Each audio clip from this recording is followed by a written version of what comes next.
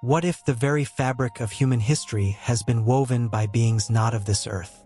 A chilling whisper echoes through ancient texts and celestial charts, suggesting that the Anunnaki, a race of enigmatic gods, once walked among us, their true purpose buried in the debris of time.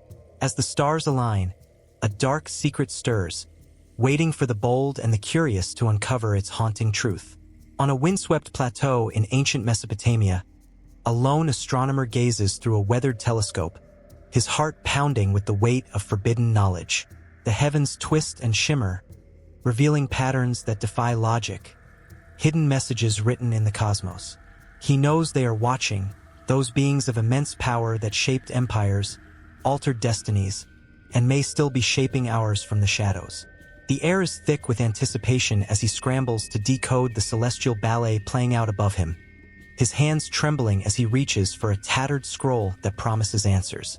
Behind closed doors and veiled intentions, scholars and secret societies have long guarded the truth.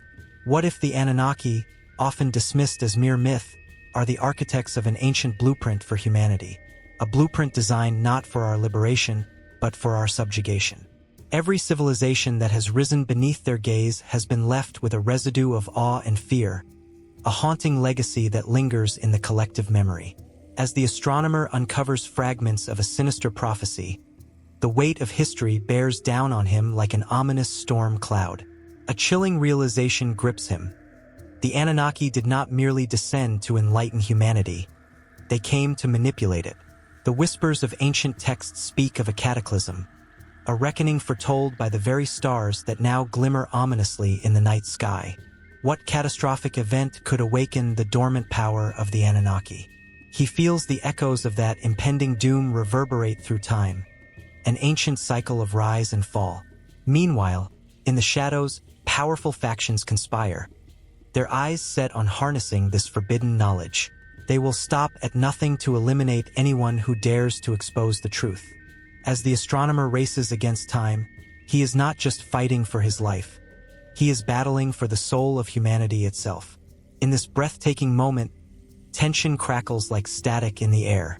The heavens loom larger, and he knows that an awakening is on the horizon, one that could shatter the very foundations of reality as we know it. The Anunnaki's darkest secret is poised to erupt, and the question remains: will humanity rise to confront the truth, or will it be consumed by the shadows of its own making? Darkness descends, but in that darkness, the spark of revelation ignites. The stage is set for an extraordinary confrontation between the past and the impending future, where every revelation could spell salvation or doom. The clock is ticking. In the dusk of ancient Mesopotamia, where the shadows of tall ziggurats cast long fingers over the land, a legend whispered through the winds, a tale of gods who walked among men, leaving traces of their divine fingers in the clay of human existence. These were the Anunnaki, celestial beings whose very name conjured both reverence and dread. Tales of their origins stirred the hearts of villagers, their eyes wide with wonder and fear, as they imagined what it meant to share the earth with such formidable entities. The Sumerians, those early architects of civilization, spoke of a time before time, when the universe was chaos, and the gods emerged from the void. From the depths of the primordial ocean, Enki, the god of wisdom and water, and Enlil, the god of air and storms, arose. They were not mere myths. They were the architects of life, the forgers of humanity. As the starlit sky watched in silence, they descended to the earth, bringing with them the knowledge that would shape the very fabric of existence.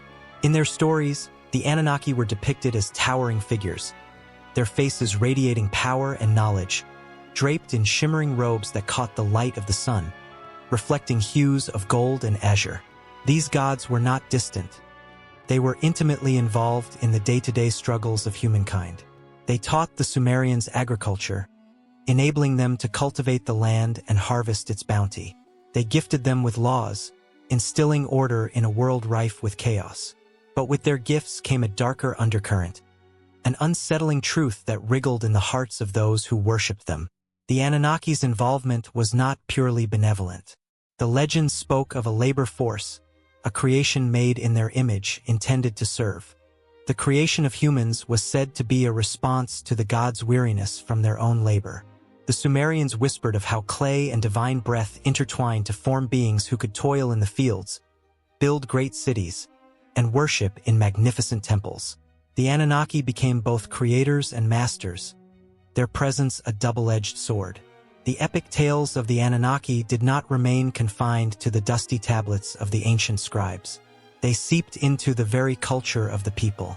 Temples rose in their honor, adorned with intricate carvings that depicted their celestial might. Priests, acting as intermediaries between the divine and mortal realms, would chant prayers, beseeching the gods for favor, binding the community through shared reverence and fear. Each festival was a vibrant tapestry of colors and sounds, where the air shimmered with the fragrance of offerings laid before the deities. Stories of the Anunnaki reached beyond Sumer, evolving and morphing as they traveled through time and space. In Babylon, their names changed yet remained imbued with the same aura of power. Ishtar, the goddess of love and war, danced through the annals of time, echoing the struggles the ancients faced between the heart and the battlefield. Marduk emerged as a champion, a savior who fought against chaos, securing the order that the Anunnaki had initially established. Yet the tales were not merely of divine benevolence and heroism.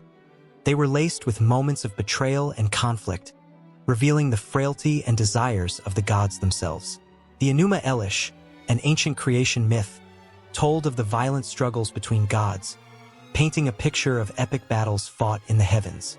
It was a time filled with blood and thunder, of factions rising and falling, mirroring the tumultuous lives of the humans who worshipped them. The heavens were a chessboard where the Anunnaki moved in grand strategies, and the players were the very souls of humanity, caught in a game far greater than themselves. As the sun set behind the mountains, casting an orange glow over the Euphrates River, the people gazed up in awe at the stars.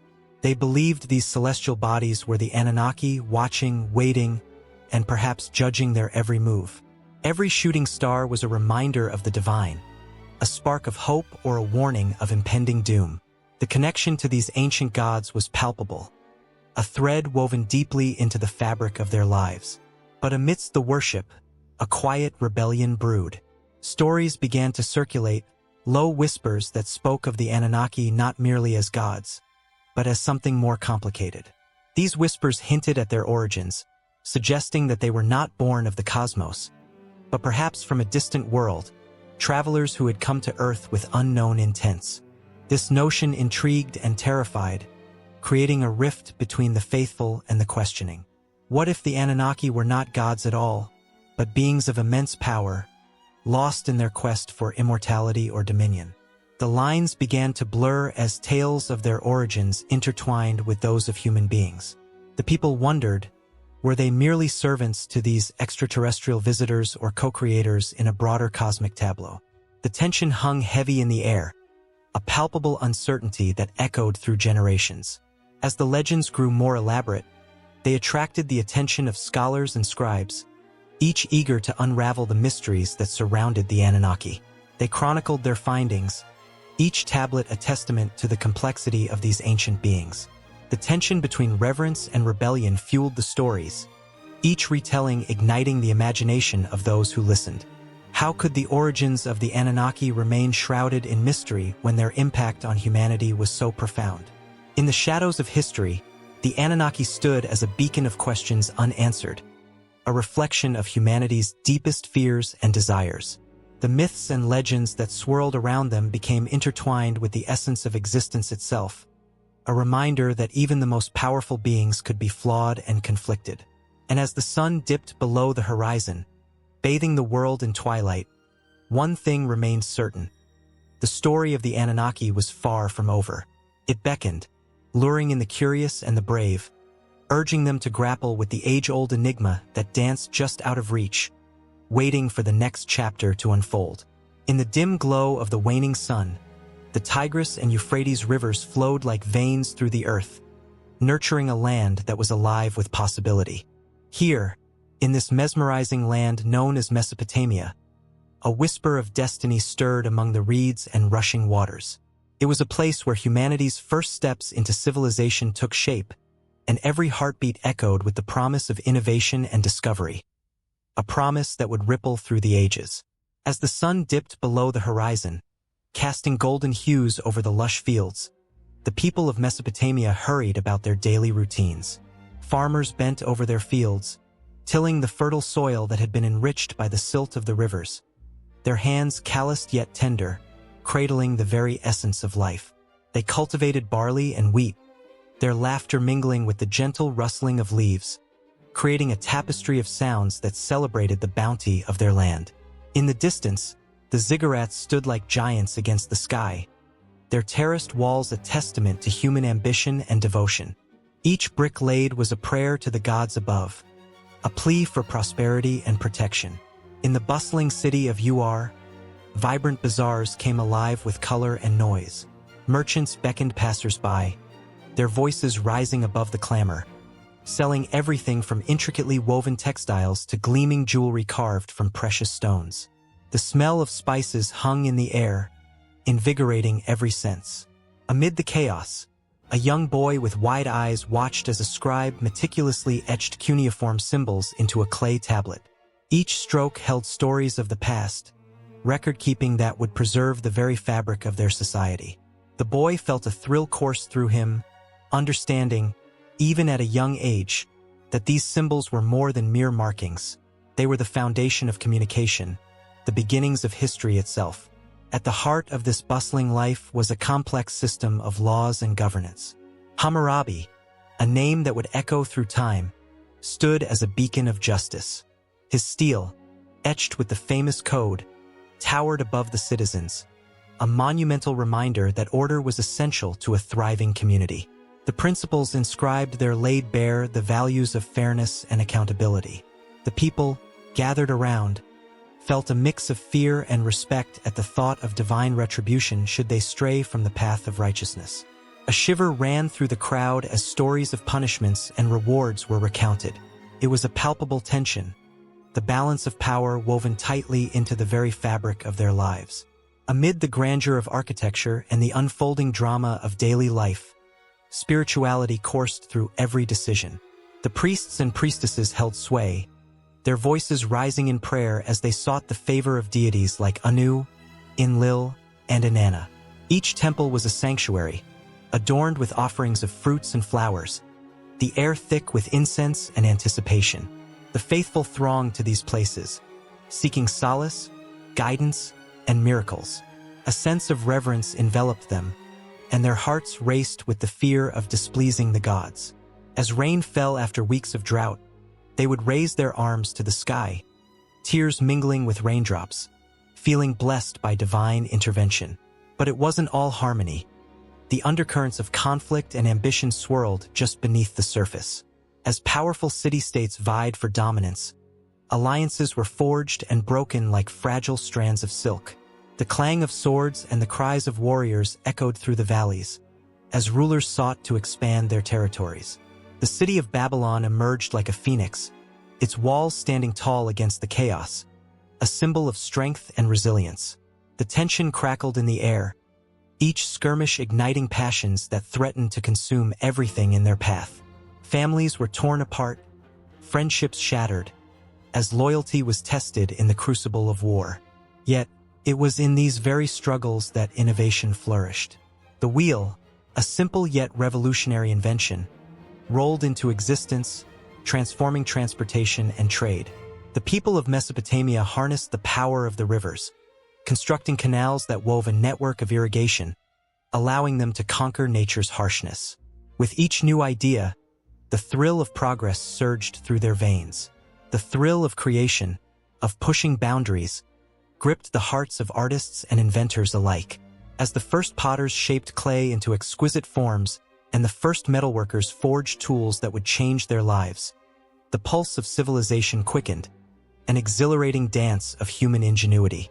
And then there were the stories, woven into the very essence of Mesopotamian culture, tales that would cross generations. The Epic of Gilgamesh, a haunting melody of friendship and loss, echoed through the ages, capturing the hearts of those who heard it. As the words spilled from the lips of storytellers under starlit skies, listeners leaned in, their imaginations ignited by the adventures of a king who sought immortality. The emotions ran deep, each tale a reminder of love, loss, and the quest for understanding in a world filled with uncertainty. As the stars blinked to life, illuminating the night sky, a sense of wonder enveloped the land. The people of Mesopotamia stood beneath that vast expanse, dreaming of what lay beyond the horizon. They looked to the heavens, feeling the weight of their aspirations and the burden of their trials. The rhythm of their lives was punctuated by the cycles of nature and the passage of time, a relentless march toward the future that both thrilled and terrified them. As the moon cast a silvery glow over the ziggurats, there was an unspoken understanding. They were part of something much greater, a legacy that would echo through the ages, influencing civilizations far beyond their borders. And so, as the night deepened, the laughter of children gave way to the soft murmurs of the past, the stories of Mesopotamia still stirring in the twilight. From the banks of the Tigris and Euphrates, the shadows of history loomed large, whispering of the achievements, failures, dreams, and fears that had shaped the very foundations of human existence. The air thick with anticipation, the stage was set for the next chapter. In the flickering light of an oil lamp, the darkened walls of an ancient temple whispered secrets of a time long past. Shadows danced across intricate carvings that told stories of gods and their divine influence on the lives of mortals. This was the world of the Sumerians, where worship and fear intertwined, where every flicker of lightning and ripple of the Euphrates River echoed the presence of their deities. At the center of this celestial drama was Anu, the great sky god, a figure both distant and intimate. His vastness was like the heavens themselves, stretching infinitely and watching over the land. He was the father of the gods, the keeper of cosmic order, and the one to whom kings looked for approval. Anu's presence inspired both awe and dread. A mere mortal could find himself trembling at the thought of invoking such power. When the rains fell and the crops flourished, it was Anu's blessing. But when drought took hold and the sun scorched the earth, it was Anu's wrath they feared. In contrast, Enlil, the god of air and storms, was not just a figure of might but also a voice of authority. He was often depicted with a fierce demeanor, holding a tablet of destiny in one hand, a symbol of his control over fate. His booming laughter could be heard in the thunder, while his anger could send winds howling across the plains. Enlil was both protector and punisher, a reminder that balance in life was a delicate thread easily disrupted. Farmers looked to him when planting their seeds, praying for gentle rains rather than raging storms. The tension between hope and fear hung palpably in the air, as every man and woman understood his dual nature. Then there was Inanna, the fierce goddess of love and war, a complex being who embodied the very essence of humanity's contradictions. Her beauty was enchanting, like the shimmering stars that lit up the night sky, but beneath that grace lay the ferocity of a warrior. Inanna was not to be trifled with. Her passions could ignite a battlefield as easily as they could spark a romance. Her tales of love affairs and fierce battles were woven into the fabric of Sumerian life. People held their breath when they spoke her name, both in reverence and fear, for her moods could shift like the winds. As the sun set, casting a golden hue over the land, the goddess's temple bustled with activity. Priests and priestesses, clothed in fine linen, prepared for the evening's rituals. They sang hymns that echoed through the air, each note a plea for her favor. Inanna's presence was felt everywhere, from the bustling marketplaces filled with vendors selling fragrant spices to the quiet homes where families prayed for her guidance. She was the heartbeat of Sumerian culture, her influence palpable and profound. But there was also Ninhursag, the mother goddess, who cradled the earth itself in her nurturing embrace. Her powers were subtle yet powerful, like the silent growth of a seed beneath the soil. She represented fertility, agriculture, and the spirit of the land. Sumerians revered her as the giver of life, yet they understood that her gifts must be honored and respected. When the crops thrived, the people sang her praises. When they failed, they knelt in humble supplication, fearful of her disappointment. The tension between gratitude and desperation ran deep, threading through the heart of every harvest festival and ritual. Each deity was not just a figure in a temple but a living presence in the daily lives of the Sumerians. They whispered in the winds, roared in the storms, and twinkled in the stars. People carved their stories into clay tablets, hoping to capture the essence of their divine interactions. These stories were not mere myths. They were the very fabric of reality for the Sumerians, grounding them in a world of uncertainty and chaos. As the nights grew darker, the goddess Ereshkigal, ruler of the underworld, waited in her shadowy realm. Her heart was a heavy weight, the keeper of lost souls and forgotten dreams. In her domain, life and death intertwined, reminding the living of their inevitable fate. She was not a figure of horror but one of understanding, embodying the cycle of life. In the Sumerian belief, death was not an end but a passage, and Ereshkigal stood as the guardian at the gates, watching over the souls of those who had journeyed beyond. The fear of death was softened by the knowledge of her presence, as the people honored the departed with reverence and respect.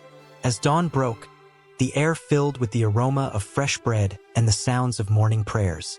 The sun god Utu ascended the sky, his golden rays illuminating the earth and bringing warmth to the cold morning.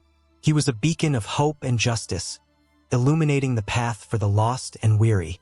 People looked to Utu not just for light but for fairness. His watchful eye ensured that the balance of justice prevailed, and the cries for vengeance were met with a swift and fair response. For the Sumerians, Utu was a promise, a reminder that, even in darkness, light would always return. Each god and goddess in the Sumerian pantheon was a thread in a complex tapestry, woven together by belief, fear, and love. As their stories intertwined, they created a world rich with emotion and tension, a world where the divine influenced every aspect of life. The people woke each day with a prayer, an offering, and a hope that their deities would cast their favor upon them.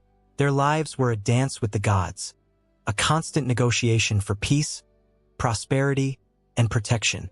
In the stillness of the evening, as the stars blinked into existence, the people of Sumer gathered to honor their pantheon, lighting fires that flickered like the souls of the lost. They poured wine and offered bread, their voices rising in unison, carrying their hopes and fears to the heavens. The gods listened, their presence palpable in the air, a reminder that they were never truly alone. The pulse of their pantheon throbbed through every heart, every home, every corner of Sumer, binding them together in a shared destiny. The sacred stories, the divine attributes, and the emotional bonds with their gods left no room for doubt. They were enmeshed in a world where the divine and human experience were inseparable, their lives a reflection of the celestial dance above. And as the fires flickered and the stars shone, the Sumerians knew that tomorrow, their prayers would rise once again, echoing through time and space, connecting them to a legacy that would last forever. Beneath the vast, starlit expanse of the ancient Mesopotamian sky, the air crackled with energy, as if the very cosmos were whispering secrets from eons past. In the cradle of civilization, where rivers cradled the city-states of Sumer, a powerful narrative unfolded, one that would resonate through millennia. It was here, amongst the clay tablets inscribed with cuneiform, that the enigmatic figures of the Anunnaki emerged, shimmering like distant constellations in the minds of those who dared to inscribe their tales. The Anunnaki were not mere characters in a story. They were giants both in stature and significance. In the Sumerian texts, these beings were described as coming down from the heavens, their presence heralded by the rumble of thunder and the flicker of lightning. The Sumerians, with their rich tapestry of mythology, portrayed them as deities who wielded power over the earth and sky, offering mankind both blessings and burdens. Imagine the awe that must have filled the hearts of ancient farmers gazing up at the storm clouds, believing they were witnessing the Anunnaki at work, shaping their fates with every flash of light. In the Epic of Gilgamesh, one of the oldest literary works known to humanity, the Anunnaki loom large. They are depicted as the ultimate judges of fate, deciding the destinies of both gods and men. The raw emotion of Gilgamesh's quest for immortality resonates through the ages, as he confronts the very essence of life and death, guided by these celestial beings. Their influence hung over every decision, every sorrow, every triumph, crafting a narrative that intertwined human experience with divine intervention. Yet, their story is not just one of grandeur. There are shadows woven into the fabric of Sumerian mythology, hints of discord and struggle. Within the Enuma Elish, the Babylonian creation epic, the Anunnaki take on roles that are as complex as they are profound. They are creators, but also warriors in cosmic battles, embodying the dual nature of existence itself. The tension in their narratives reflects a world where the divine does not shy away from conflict. The clashing of gods and the strife they incurred echo through the hearts of mortals, amplifying their own struggles for survival and meaning. As the Sumerians etched these sacred texts, they infused their beliefs with emotion, each stroke of the stylus capturing not just words, but the very essence of humanity's longing for understanding. The Anunnaki were often depicted in temples, their statues towering over worshippers, imposing yet enigmatic. The rituals performed in their honor were not mere traditions but heartfelt pleas for favor, woven with hope and fear. The thought of being heard by such powerful beings sent chills down the spines of the faithful, each prayer a lifeline thrown into the vast unknown. Amidst the clay tablets, whispers of the Anunnaki's origins began to take shape. Some texts suggest they came from a distant planet, a realm far beyond the mortal gaze, while others rooted their existence firmly in the cosmos. This ambiguity only intensified the fascination, igniting debates among scholars and dreamers alike. Were they ancient astronauts or divine beings? The allure of their story is steeped in the mystery of their identity, leaving a trail of questions that dance tantalizingly in the minds of those who seek answers. In some accounts, the Anunnaki are credited with imparting knowledge to humanity, teaching the art of agriculture, writing, and even mathematics. This gift of wisdom was a double-edged sword, ushering in both prosperity and strife. The weight of expectation that came with such gifts loomed large over the Sumerians. Were they grateful recipients of divine knowledge, or cursed by the burden of responsibility? The emotional turmoil of this dichotomy pulses through the records, hinting at a complex relationship between humans and their gods. The ancient scribes also poured their fears into their writings, expressing a deep-seated anxiety about the wrath of these mighty beings. The Anunnaki could bring blessings, but they could also unleash chaos. Floods, famines, and plagues were often interpreted as signs of divine displeasure. The stories of the Great Flood, reminiscent of the deluge in the Bible, reveal a world trembling at the thought of angering the Anunnaki. Their power was both revered and feared, a constant reminder of the thin line between salvation and destruction. In this intricate tapestry of belief, the Anunnaki stand as symbols of humanity's quest for understanding in the face of the unknown. They embody the eternal struggle to find meaning in a world that often feels chaotic and unpredictable. The ancient Sumerians, in their search for answers, created narratives that would echo through time, weaving a connection between the divine and the mortal. The emotional resonance of their stories fuels the imagination, prompting countless generations to ponder the mysteries of existence. And as the sun set over the lands of Mesopotamia, casting long shadows over the ruins of ancient cities, the legacy of the Anunnaki continued to pulse through the earth, echoing in the hearts of those who dared to remember. They were not just gods. They were a reflection of humanity itself, embodying aspirations, fears, and hopes. Their tales beckon to be told, like a whisper carried on a gentle breeze, inviting every listener to consider their own place in the grand narrative of life. The pages of history are unfinished, and the Anunnaki linger, waiting for the next chapter to unfold. High above the sun-baked plains of ancient Mesopotamia, the ziggurats stood like monumental fingers reaching desperately toward the sky, daring the heavens to respond to the prayers of the people below. Each layer of these magnificent structures, stacked like a giant birthday cake, was a testament to human ambition and devotion, whispering stories of a world that once breathed and pulsed with life and purpose. Here, the air crackled with an energy that felt almost divine, where the boundary between the earthly and the celestial blurred, creating a connection that resonated with every heartbeat. As the sun dipped low, casting golden hues across the landscape, The sight of these towering structures filled the heart with awe. Each ziggurat was not merely a building but a sacred bridge between humanity and the divine. The ancient Sumerians, Akkadians, Babylonians, and Assyrians poured their souls into these creations, layering brick upon brick with unwavering dedication. This labor was not just about stone and mortar. It was about yearning for favor from the gods and a desire to etch their existence into the annals of eternity. The great ziggurat of Ur rose most majestically among its peers. Its massive, terraced form loomed over the city, a striking silhouette against the twilight sky. Climbing its ramps, one could feel the weight of history in every step. The sacred space at the summit was home to the temple of the moon god Nana, where priests, cloaked in azure robes, would chant hymns that danced with the whispers of the cosmos. The stars overhead twinkled like distant diamonds, and for a moment, it felt as if the very fabric of the universe held its breath, waiting for the prayers of the faithful. Every ziggurat was a hub of activity, a gathering place for the community. As villagers brought offerings of grains and fruits, the air filled with the sweet scent of earth and labor. Each offering was a silent conversation, a pact between the mortal and the divine. Children watched wide-eyed as their parents approached the towering gates, their hearts full of hope and fear, the fear of displeasing the gods, and the hope of receiving blessings in return. The ziggurat, pulsating with life, was a living embodiment of their dreams.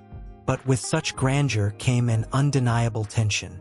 As the ziggurats reached higher into the sky, the stakes grew even higher. The weight of expectation hung heavy in the air. The sun-kissed bricks, gleaming in the light, were reminders of both human triumph and vulnerability. What if the gods grew angry? What if the rains failed and the crops withered?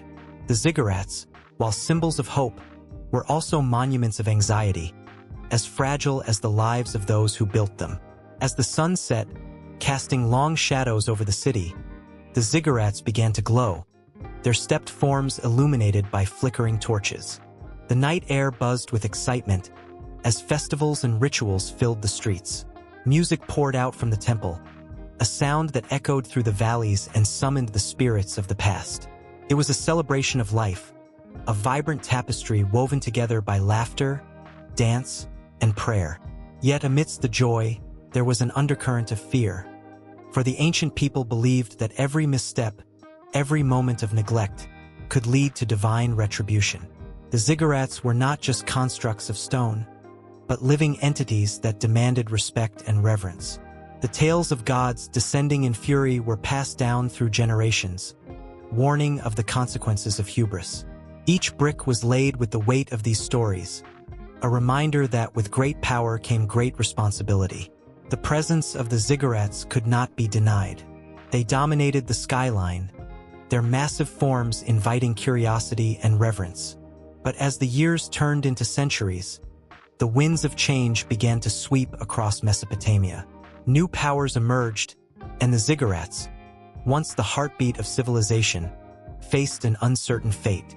Would they fade into memory, relegated to the pages of history, or would they stand the test of time? In the shadows of their great stature, whispers of conflict stirred. Armies marched under the banners of rising empires, and the once sacred spaces became battlegrounds. The ziggurats, once symbols of unity and devotion, began to witness the unraveling of the bonds that held communities together. The prayers that once echoed in harmony turned to cries of desperation. Yet even in the face of impending doom, the ziggurats stood resolute, witnesses to the ebb and flow of humanity. They remained as stoic guardians, their surfaces weathered but unbowed, embodying the resilience of the human spirit. The layers of history carved into their bricks told tales of struggle, survival, and hope. Each crack and crevice held stories of those who had come before, their dreams and fears forever etched into the very fabric of the earth. In the quiet moments, when the chaos subsided, one could almost hear the faint rustle of history whispering through the air. It was a reminder that even when the world changes, some connections remain unbroken. The threads that bind us to our past, to our aspirations, and to the infinite cosmos above. The ziggurats, standing tall against the winds of time, continue to breathe life into the stories of a bygone era, urging future generations to remember the lessons of love, loss, and the divine pursuit of meaning. As the stars began to twinkle like scattered jewels across the night sky, the ziggurats cast long shadows over the land. The ancient stones, worn and weary, still remembered the prayers of the faithful and the songs of the devout. They held the echoes of laughter and sorrow, pulsing with the heartbeat of a civilization that dared to dream. In the distance, the faint murmur of a new dawn beckoned, hinting at the unfolding of fresh stories, new connections, and untold possibilities. The skies darkened with a heavy shroud of gray, swirling like a tempest about to unleash its fury. The air crackled with tension, heavy with anticipation, as the ancient world of Sumer stood poised on the brink of annihilation. In the distance, a figure emerged, an Anunnaki, tall and imposing, with eyes that shimmered like stars against the night. His face was carved from stone, but his expression spoke of turmoil, of an impending cataclysm that would reshape everything. As the first drops of rain fell, they whispered secrets of a world long forgotten. The Anunnaki watched from their lofty perch, the great ziggurat towering above the land. They had witnessed humanity's rise, its ingenuity, but also its folly. The cries of humanity echoed in their ears, a blend of hope and desperation. They had given them knowledge, yet the people had turned away from the divine, splintering into factions, worshipping false idols. Now, the balance of the world teetered on the edge of a knife. The sky unleashed its fury, torrents of water cascading from the heavens as if the gods themselves were pouring out their wrath. Enlil, the lord of the storm, stood at the forefront, driven by a blend of anger and a perverse sense of justice. The Anunnaki had debated, arguing over the fate of mankind. Should they intervene? Should they allow this cleansing? Each voice echoed with conviction, but none could deny the mounting catastrophe. In the villages below, panic erupted as the rivers swelled, swallowing the land whole. Families clung to each other, their faces painted with fear, eyes wide with realization that their world was crumbling. The Anunnaki saw it all, their hearts heavy with sorrow. They had not come to destroy, but to nurture, to guide.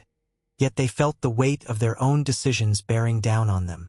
Meanwhile, Utnapishtim, a humble man with a heart full of faith, sensed the storm brewing. He had heard whispers from the gods, tales of a great flood that would cleanse the world of its sins. But could it be true? He looked towards the heavens, where the storm clouds churned ominously.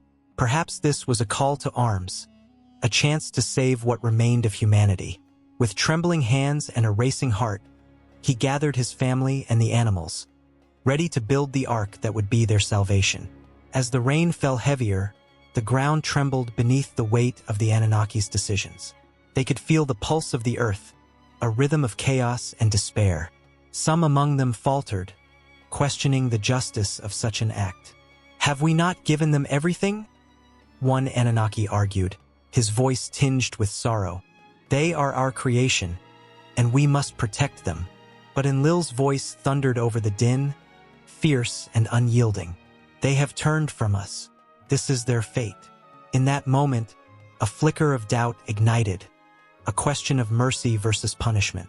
The air electrified with tension as the heavens opened wide, unleashing torrents that would drown cities and erase civilizations. Utnapishtim, now working feverishly on his ark, felt a surge of hope amidst the despair. He believed that somehow, against all odds, the Anunnaki had not abandoned him. In his heart, he felt the weight of their gaze, a silent promise that salvation was possible. The floodwaters rose higher, swallowing the hills, the trees, and the very essence of life itself. As the waters lapped at the foundations of his home, Utnapishtim climbed aboard the ark, his soul screaming for justice, for mercy, for the chance to begin anew. The animals, a cacophony of sounds, roars, chirps, and quiet whimpers, filled the vessel, their eyes reflecting sheer bewilderment. They too sensed the gravity of the moment. They were part of something larger than themselves. Above them, the Anunnaki looked on, torn between their roles as creators and judges. The rain lashed against the earth with a fury that echoed the tumult within their hearts. They had bestowed wisdom, and yet humanity had squandered it. "Is this our legacy?" one of them whispered, the weight of regret imminent. "Will we be remembered as harbingers of doom?" As the floodwaters reached their zenith, the landscape transformed into a vast ocean, swallowing all that had been built. Cities that once thrived now lay submerged, their stories washed away like sandcastles under relentless waves. Utnapishtim's ark bobbed precariously atop the chaos, a fragile hope amid the storm's wrath. The winds howled, and the heavens roared, but within the ark, a quiet resolve emerged. The Anunnaki watched as humanity's last stand unfolded. Days turned into nights, the sun hidden away behind a curtain of despair. Utnapishtim remained steadfast, his faith unwavering, even when the world around him had crumbled. He held onto the belief that there was a reason for this calamity, that perhaps the gods had a plan. The Anunnaki, high above, felt their hearts tremble. The weight of their decision bore down upon them like a mountain. Then, as if sensing the need for solace, the storm began to wane, the deluge softening to gentle rain. The sun peeked through the clouds, casting a golden glow upon the waters. For the first time, there was a flicker of hope. Utnapishtim emerged from his refuge, eyes wide with wonder, as the waters began to recede, revealing fleeting glimpses of a world that had once been. But the Anunnaki knew this was not an end. It was a new beginning. They had glimpsed the fragility of their creation, the strength in faith amidst despair. And as the last remnants of the storm faded, they realized that while they may have brought destruction, they also held the key to rebirth. The tension hung heavy in the air, a promise lingering in the silence that followed the storm. The world, though broken, was now ready for renewal, and the Anunnaki prepared to take their next steps, knowing that the cycle of creation was far from over. In the beginning, there was a tension crackling in the air, a delicate balance that hung between the heavens and the earth. Two gods, Enki and Enlil, stood at the edge of creation, their destinies intertwined like threads of a magnificent tapestry. Enki, the god of wisdom and water, emanated an aura of calm intelligence. His eyes sparkled with the depths of unfathomable knowledge, while Enlil, the god of wind and storm, radiated a fierce and tempestuous energy that could shake the very foundations of the world. Their differences were stark, yet essential, two sides of the same cosmic coin, each embodying opposing forces that governed the universe. It was as if the very breath of life depended on their volatile dance, a passionate interplay between order and chaos. As Enlil looked out over the vast plains of the earth, his heart surged with the desire for dominion. He wanted to shape the land, to carve out mountains and valleys, to harness the wild winds that could shatter mountains and create tempests.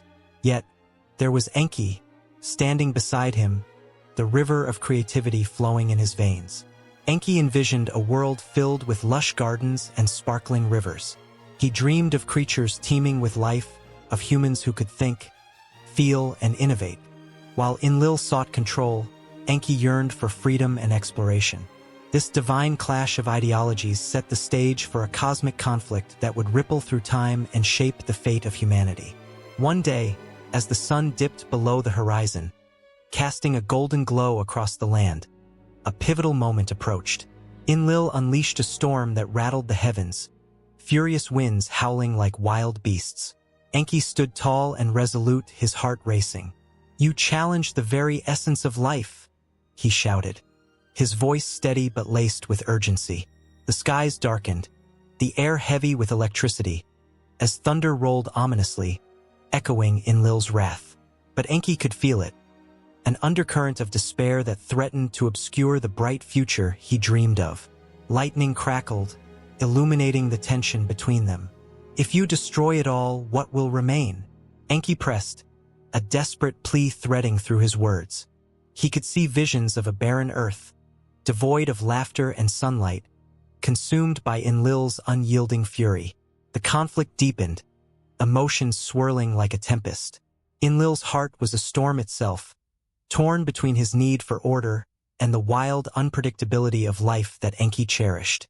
Every gust of wind he summoned echoed with his internal struggle, a cacophony of power battling against a whisper of understanding. The two gods, though separated by ideals, were bound by a shared responsibility, a duty to protect what would come to be. As the storm raged, Enki's mind raced through the possibilities. He thought of the creatures he had crafted, great beasts roaming the land and delicate humans who would walk upright, dreaming of the stars above. "Let us create together," he urged, his voice rising above the thunder, reaching out to touch Enlil's heart. "You can shape the mountains, and I will fill them with life. Together, we can weave a world that thrives." For a moment, silence fell like a blanket, the storm pausing as if caught in contemplation. And in that stillness, the air shimmered with potential, the possibility of creation, of rebirth. But Enlil was torn, caught in the tempest of his emotions. Can strength and chaos truly coexist? He pondered, his brow furrowed, the winds around him swirling uncertainly. Enki's gaze softened, a smile curling his lips. "It is in the contrast that beauty is found," he replied, his voice a gentle breeze cutting through the tumult. "The rivers flow gracefully through the mountains you forge. The storms you conjure bring the rain that nourishes the earth. Balance is not weakness. It is the very foundation of life." As Enki spoke, a flicker of understanding ignited in Enlil's stormy heart.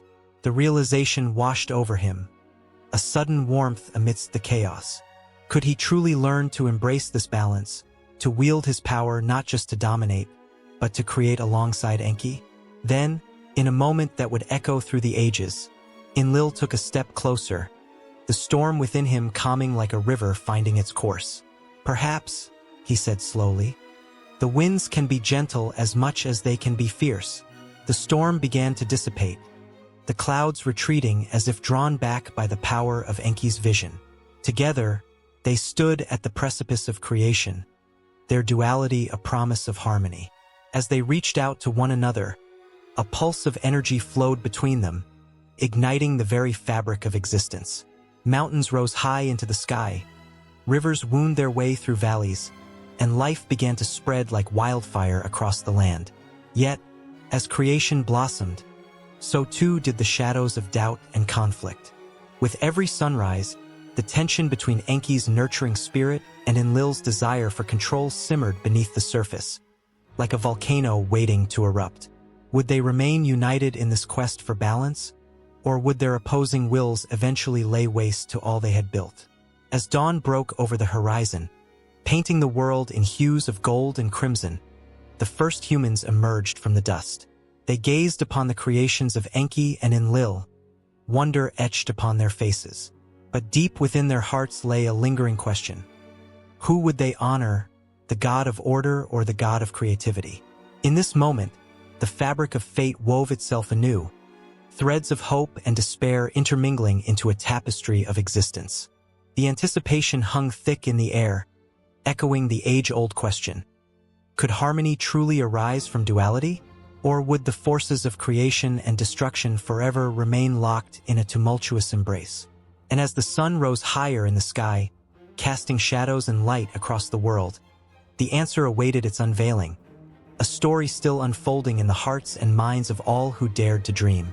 In the beginning, before time itself was measured, there was only the vast, unformed sea Apsu, the god of fresh water, and Tiamat, the goddess of salt, intertwined in their endless embrace. From the depths of this primordial chaos, a spark ignited, a flicker of thought and desire.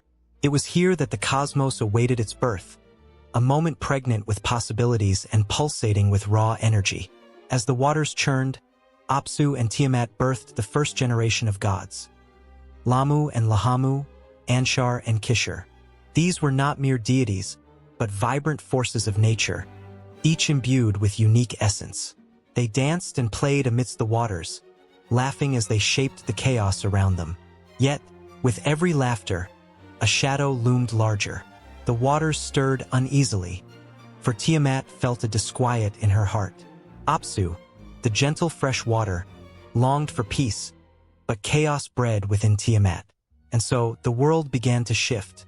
As the younger gods grew, Their laughter morphed into squabbles, their energy a tempest that awakened the sleepy Apsu.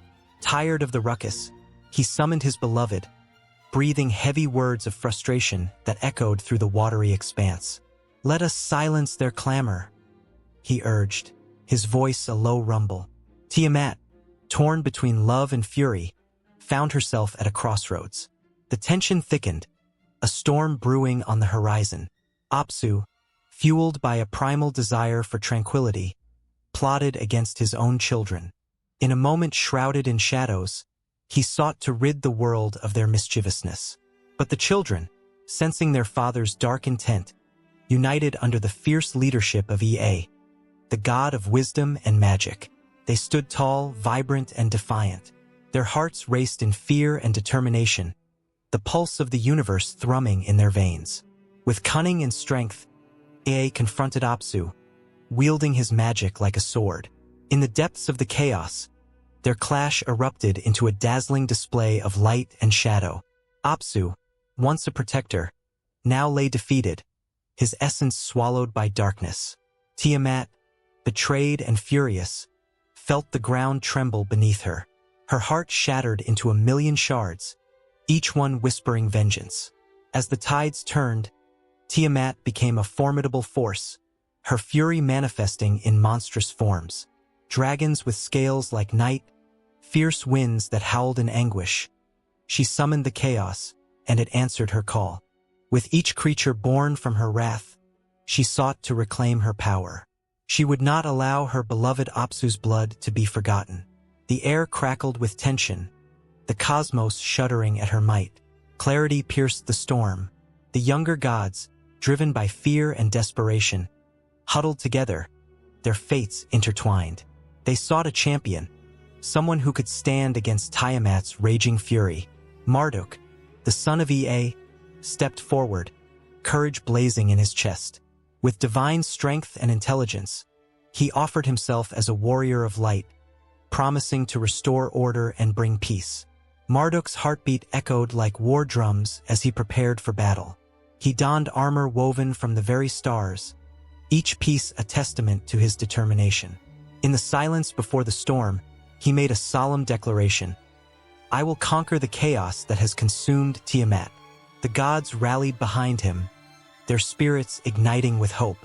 The showdown between Marduk and Tiamat was more than a clash of gods. It was a cosmic ballet of creation and destruction. The battlefield swelled with energy, charged with the emotions of countless souls. As Marduk stood firm, Tiamat unleashed her fury, her serpentine forms writhing against the sky. The world trembled at their confrontation, the stars above shimmering with fear. In the midst of chaos, Marduk wielded the winds like an artist paints with color. He summoned storms that roared and howled, wrapping around Tiamat like a fierce embrace. Their battle raged across the heavens, a dance of light and dark, creation and chaos, each clash resonating through the fabric of existence. Victory came at a price. As Marduk unleashed his final blow, the very essence of Tiamat shattered, scattering her across the cosmos. Her defeat rang out like a mournful song, echoing through the ages. Yet, in her death, she gave birth to a new world. From the remnants of her body, Marduk created the heavens and the earth, carving rivers from her veins and placing the stars in the sky as a tribute to the struggle they had endured. But the tale did not end there. Marduk, triumphant yet weary, stood amidst his creation, a mixture of joy and sorrow in his heart. The younger gods bowed before him, their savior, their king. But with power came responsibility, and he understood that the delicate balance of the universe must be maintained. He established the cosmic order, setting the stars in their courses and assigning roles to each god. Marduk became the ruler of all, yet the echoes of Tiamat's power lingered, a reminder of the chaos that once reigned. As he gazed upon the newly formed world, a bittersweet sensation washed over him. The beauty of creation was intertwined with the pain of loss. In this new cosmos, life began to flourish, but the remnants of Tiamat's fury still simmered beneath the surface, a reminder of the chaos always lurking just beyond the veil of order. The tension between creation and destruction, hope and despair, remained a delicate dance, forever etched into the story of the universe. And so, the Enuma Elish whispered its truths through the ages, carried on the winds and through the hearts of those who dared to remember. The tale of Marduk and Tiamat became a sacred memory, a myth woven into the very fabric of existence, reminding all of the fragility of peace and the strength found in unity during turmoil. As the stars twinkled in the night sky, they bore witness to the eternal cycle of creation and chaos, a testament to the cosmic order that arose from the depths of the primordial sea. Beneath the vast and starry sky of ancient Mesopotamia, a figure stood against the backdrop of a rising sun, muscles taut and heart racing. Gilgamesh, the mighty king of Uruk, had tasted glory and the sweet nectar of triumph, but he felt an emptiness that echoed deep within him. The stone walls of his city whispered tales of his great deeds, yet the shadows of his own mortality loomed larger with each passing day. He was two-thirds divine, a demigod born of the goddess Nin-sun, and one-third human, forever trapped in a relentless struggle against the tide of time. A chilling wind swept through the streets, stirring the dust and memories of fallen warriors, stirring something primal in his soul. It was not enough to conquer nations and build magnificent walls. Gilgamesh yearned for something more. His heart cried out for the companionship of a friend, someone who would understand the burdens of his dual nature. Little did he know that the gods were listening, their heavenly eyes upon him. They had woven a fate for him, tangled yet beautiful, threads of friendship, sacrifice, and the ultimate quest for immortality. In the celestial halls above, the gods held quiet discussions, their expressions a mixture of amusement and seriousness. Anu, the sky god, watched his creation with a mix of pride and concern. "Shall we not intervene, my siblings? This human believes he can conquer death itself. Perhaps we should send him someone to temper his arrogance." Enlil, the god of wind and storms, nodded, a sly smile creeping across his face. "Let him meet a wild creature, a friend who knows no fear, who will challenge him. Let him understand the value of life through a bond forged in the fires of struggle." And so it was that they created Enkidu, a wild man made of clay, untamed and raw. He lived among the beasts, drinking from the rivers and running with wolves, unshackled by the constraints of civilization. When Gilgamesh heard of this wild man, a spark ignited in his heart. The thought of a friend like Enkidu filled him with a strange anticipation, as if the universe itself was conspiring to change his fate. Their meeting was explosive. Gilgamesh, full of pride, sought to challenge Enkidu, who stood strong and defiant. They clashed like thunder and lightning, each strike resonating with the heartbeat of the earth beneath them.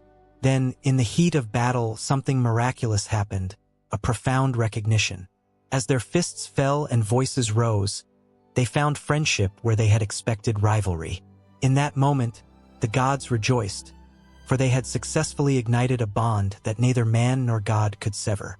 Together, Gilgamesh and Enkidu swept across the land, their exploits legendary. They fought the monstrous Humbaba, guardian of the cedar forest, in a struggle that shook the very mountains. As they faced this beast, each blow struck not just flesh but fear itself, driving it back into the shadows. They stood victorious, the weight of their triumph echoing through the trees. Gilgamesh, with eyes alight, proclaimed their names to the heavens. But amidst the celebration, the gods above watched warily.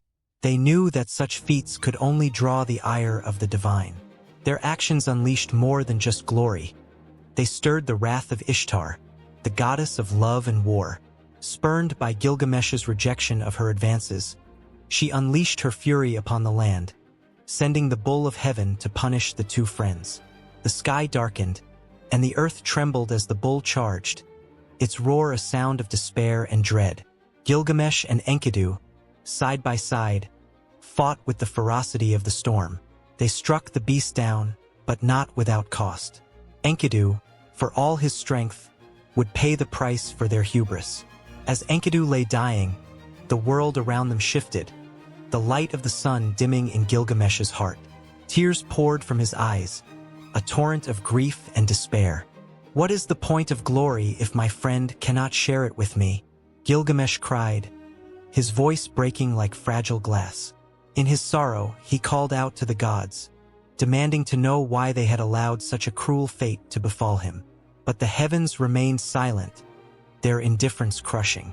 In the depths of his anguish, Gilgamesh embarked on a desperate quest to find immortality, delving into the mysteries of the world beyond life and death.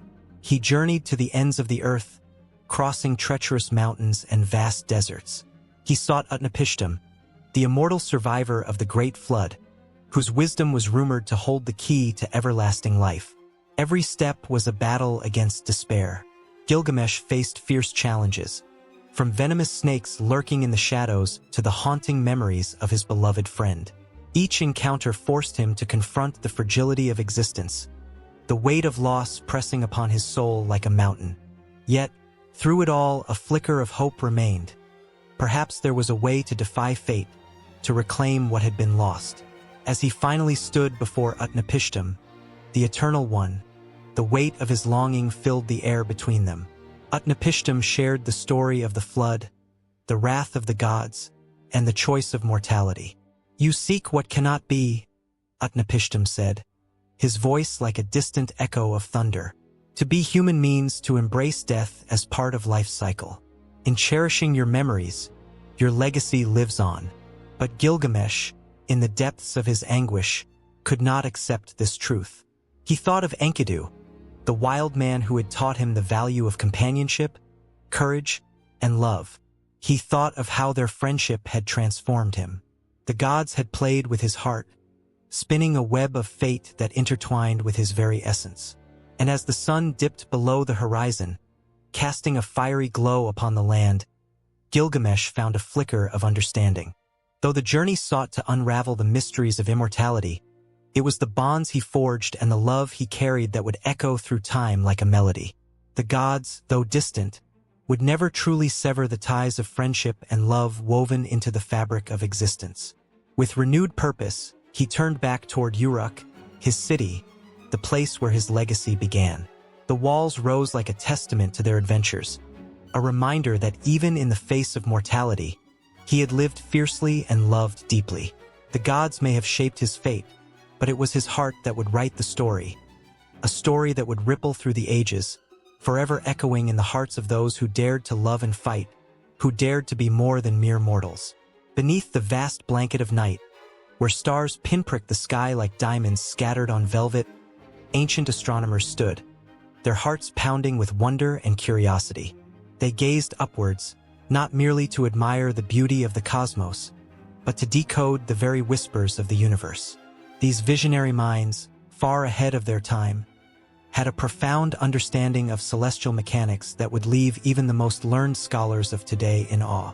In Babylon, where the Euphrates flowed like liquid history, men with ink-stained fingers meticulously recorded the movements of celestial bodies on clay tablets.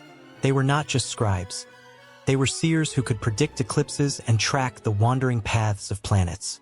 As they watched the moon wax and wane, a sense of reverence filled their hearts, for they knew that each cycle held secrets of life and death, renewal and decay. With each chisel mark, they plotted star paths, their eyes shining with the thrill of knowledge, as if they were unlocking the very code of existence. Meanwhile, in ancient Egypt, priests in white linen robes stood at the pyramid summits, their silhouettes stark against the twilight hues. They aligned their mighty structures with the stars, crafting a celestial calendar that dictated the rhythm of agricultural cycles. The Nile, vital for survival, swelled in tune with the heavens, and the priests whispered prayers to the sky for its bountiful blessings. They knew that an understanding of the stars could mean the difference between feast and famine, life and death. Each dawn, as the sun rose over the horizon, they offered thanks, their spirits soaring with the knowledge that they were part of something far greater than themselves. On the shores of the Aegean Sea, Greek philosophers like Ptolemy and Hipparchus gazed up at the firmament, their minds racing with ideas that would shape the future of astronomy. They devised models to explain the celestial dance of the planets, grappling with concepts so profound that they would echo through the ages. Ptolemy's geocentric theory, placing the Earth at the center of the universe, painted a picture that was both beautiful and tragically flawed. Yet, it was a step, a leap, into a world where reason and observation would eventually guide humanity to unravel the celestial tapestry. In the bustling streets of ancient China, scholars observed the heavens with equal fervor. They recorded comets and supernovae, the fiery trails like messages from the gods. While peasants looked to the sky for omens, these astronomers analyzed patterns, their hearts racing with excitement at each new discovery. They whispered of harmony, balancing cosmic forces with earthly life, revealing a connection that resonated deeply within their culture. The moon, the sun, and the stars were not merely celestial bodies. They were symbols of fate, guiding lives in ways both subtle and profound. Meanwhile, in the Americas, the Maya civilization flourished. Their astronomers perched atop pyramids in the jungles of Central America. They mapped the stars with such precision that their calendar was more accurate than many modern systems.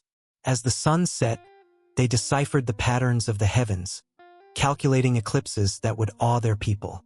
The night sky became a canvas where history was painted, where celestial events were woven into the very fabric of their society.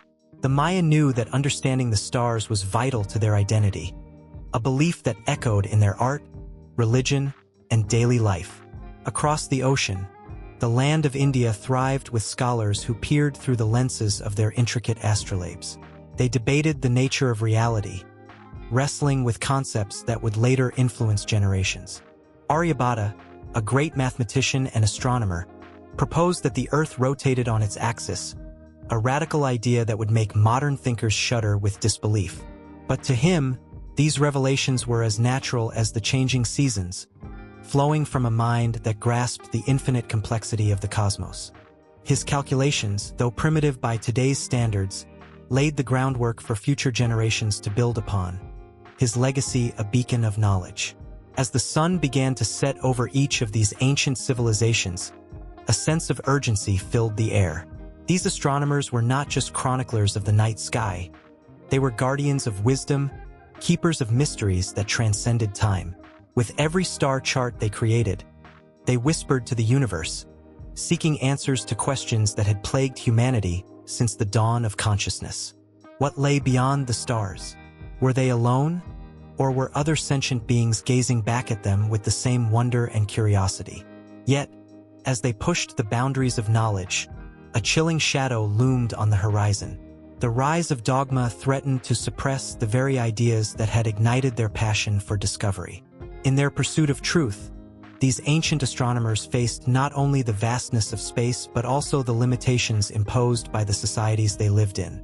The tension hung heavy, like storm clouds gathering before a tempest, as they risked their lives for the sake of enlightenment. In the quiet corners of this rich tapestry, the silent cries of those who dared to challenge the norm could be heard. When truths clashed with tradition, the stakes grew impossibly high. The ancient astronomers were often cast as rebels in a world that feared their light, their knowledge shining like the stars they revered. Some met tragic ends, their voices lost to the wind, yet their ideas endured, echoing through the ages, refusing to fade into obscurity. As they stood beneath the canopy of stars, a collective heartbeat resonated through time and space, binding them together in an unbreakable connection. Each astronomer, whether watching from Babylon, Egypt, Greece, China, the Americas, or India, contributed to a legacy that would inspire countless generations. They were all part of an odyssey, a quest for understanding that would transcend borders and cultures, forever changing the way humanity viewed its place in the universe. But just as the ancient astronomers reached the zenith of their knowledge, new discoveries awaited, promising to turn their world upside down.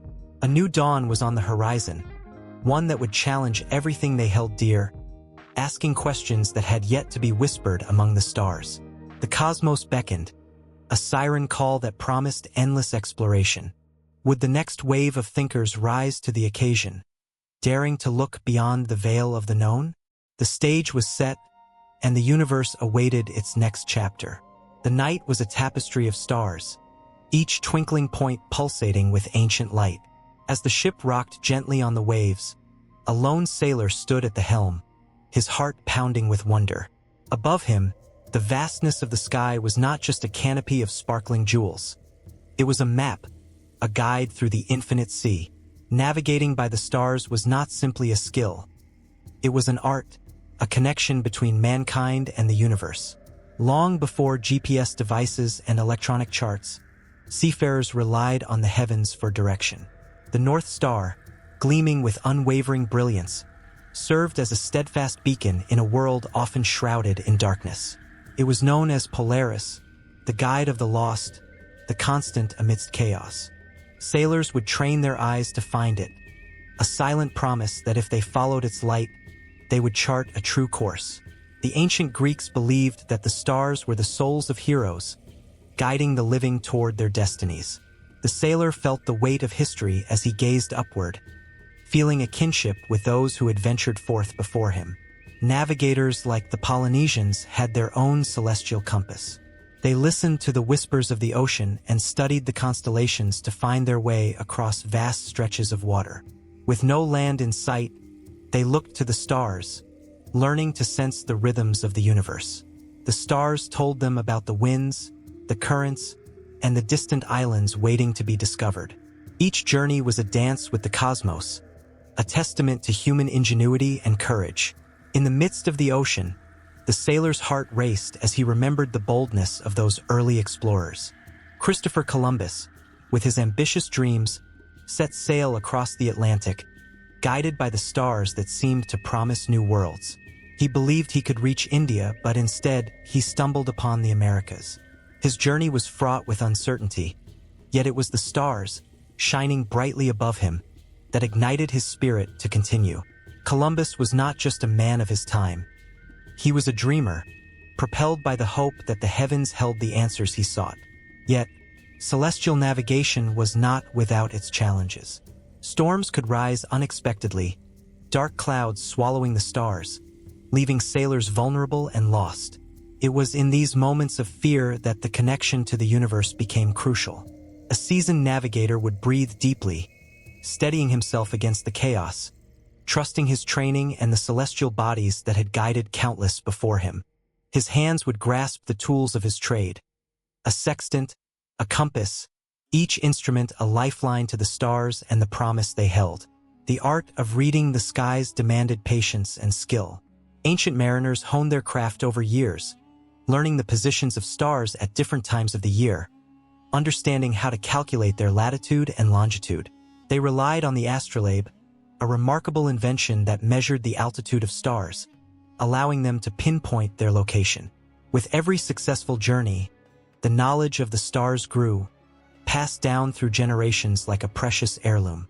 As the sailor stood on the deck, he thought of the great minds who contributed to this legacy. Ptolemy, the Greek astronomer, who charted the stars with meticulous precision. Ibn Majid, the Arabian navigator, who wrote the first comprehensive manual on navigation, and the intrepid explorers of the Age of Enlightenment, whose thirst for knowledge led them to uncover the mysteries of the ocean and sky. Each of these figures cast a long shadow over the sailor's humble path, yet their spirits surged within him, igniting his desire to navigate the same stars they had once traced. The stillness of the night was suddenly shattered. A storm brewed on the horizon, dark clouds swirling menacingly, drowning the stars in shadows. The ship creaked and groaned, tossed about by the rising waves. Panic tugged at the sailor's heart. But then he remembered the teachings of those who came before him. With a steady hand, he grabbed the sextant, searching for the faintest glimmer of light through the storm. In the chaos, he felt a surge of defiance. He was not merely a man adrift. He was a part of something larger, a cosmic dance that spanned centuries. The stars were his allies, and he would not be defeated. He navigated by instinct and memory, trusting the stories of those ancient mariners who had weathered similar tempests. As the storm raged, he caught fleeting glimpses of the constellations, Ursa Major, Cassiopeia, reminders that even in darkness, there was a path to follow. His breath quickened, fueled by a mix of fear and exhilaration. The stars blinked down at him, urging him on, whispering tales of bravery and resilience. When the storm finally passed, the sky opened up again, revealing the familiar constellations. The sailor exhaled deeply, feeling an immense weight lift from his chest. In that moment of tranquility, he understood that celestial navigation was not just about charts and instruments. It was about belief, intuition, and the profound connection between humanity and the cosmos. And just as he felt the world settle around him, an unexpected light flickered on the horizon. A new star, perhaps, or a distant land waiting to be explored. The sailor's heart raced anew, the thrill of discovery igniting a fire within him. There was no turning back now.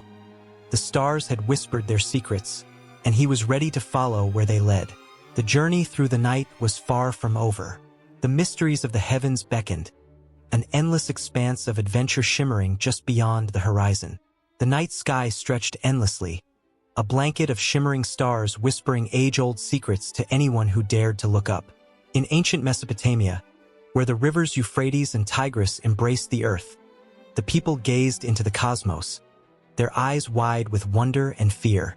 They believed those twinkling lights were not just distant suns or celestial bodies, but the very footprints of gods walking across the heavens. Among these divine beings, the Anunnaki held a powerful presence, shaping not only the lives of the people, but also the very fabric of astronomy itself. As the sun dipped below the horizon, a distinct chill settled over the land, and the villagers gathered, their faces illuminated by flickering torches. They listened intently to the priests, who spoke of the Anunnaki, the celestial beings that had descended from the skies. With every story, the spark in their eyes grew brighter, believing that these gods had brought knowledge, wisdom, and an understanding of the stars that guided their lives. This was not mere folklore. This was the essence of their existence. The Anunnaki were said to have come from Nibiru, a planet that danced around the sun in a grand celestial ballet, appearing only once every 3,600 years. The people marveled at the intricate calculations the priests made, predicting its return with astonishing precision. They observed the sky as it changed, recognizing that the movements of celestial bodies were not random but rather part of a grand design, orchestrated by the Anunnaki themselves. The alignment of the stars became a sacred language, one that only the most enlightened could decipher. The priests often climbed the ziggurats, tall step-like structures that reached toward the heavens, seeking communion with these otherworldly beings. With tablets in hand, they recorded the celestial events, the rising of the Pleiades, the cycles of the moon, and the path of the sun. Each observation was not just a duty but a divine mission, a connection to the Anunnaki. They meticulously charted the stars, creating the first maps of the night sky, their hands trembling with the weight of such knowledge. Throughout this sacred practice, the Anunnaki taught them not just to observe but to understand. They introduced concepts of time, dividing the day into hours and the year into seasons, guiding the agricultural practices that sustained life. The rhythms of the heavens mirrored the rhythms of the earth. Farmers planted their crops in accordance with the moon's phases, and festivals were scheduled around the equinoxes, all echoing the teachings of these celestial beings. But the influence of the Anunnaki was not just about agriculture. Their wisdom seeped into the very foundations of mathematics and science. The Sumerians, inspired by their divine mentors, developed advanced numerical systems, paving the way for future generations. They harnessed the power of geometry, using it to create structures that still stand today, their angles and proportions reflecting the harmony of the universe as understood by the Anunnaki. As time passed, the whispers of the Anunnaki transformed into legends. Stories recounted their interventions during times of crisis, when the stars seemed to align against humanity. It was said that during those dark nights, the Anunnaki would send signs, comets streaking across the sky, or planets shimmering with unusual brightness, warning the people to take heed. This celestial ballet was a reminder of their presence, a promise that they were always watching over them. Yet, with such power came fear. The elders warned of the consequences if the people strayed from the teachings of the Anunnaki. The heavens were alive, they said, and to anger the gods was to invite chaos. Eclipses were seen as omens, and the sudden disappearance of a star could send the entire civilization into a frenzy. The cosmic dance was not just a spectacle. It was a contract between the divine and the mortal. In the midst of this, A young boy named Enki climbed the ziggurat one fateful night, filled with questions that burned in his heart. He stared at the stars, feeling small yet significant, and wondered if the Anunnaki were really up there, watching him. As he gazed into the abyss, he felt a stirring, a pulling sensation, as if the universe was calling out to him. Did he carry within him a spark of their wisdom? Was it possible that he could one day share their knowledge with others? It was in that moment of wonder that a shooting star blazed across the sky, leaving a trail of light in its wake, igniting Enki's imagination and solidifying his beliefs. The Anunnaki's influence lingered in every star, every planet, a reminder of the interconnectedness of all things. His heart raced with the thought that one day he might decipher the language of the heavens himself, perhaps even speak to the stars. The fire in his heart was not just his own. It was the flame of an entire civilization. As the night deepened, the villagers erupted in cheers, their voices blending into a chorus that echoed through the valleys. Their eyes sparkled with the reflection of the night sky, each star a testament to the stories that bound them together. The Anunnaki had left their mark, not just in the constellations above, but in the very essence of their being. As the eons unfolded, the influence of the Anunnaki on astronomy echoed through the ages, shaping cultures far and wide. Their legacy lived on in the teachings of ancient civilizations, from the Babylonians to the Egyptians, who also looked to the heavens for guidance. They too saw their destinies intertwined with the celestial dance, believing that the Anunnaki had bestowed upon them the keys to understanding the universe. And so, under the watchful gaze of the stars, the world began to awaken to mysteries that echoed across time.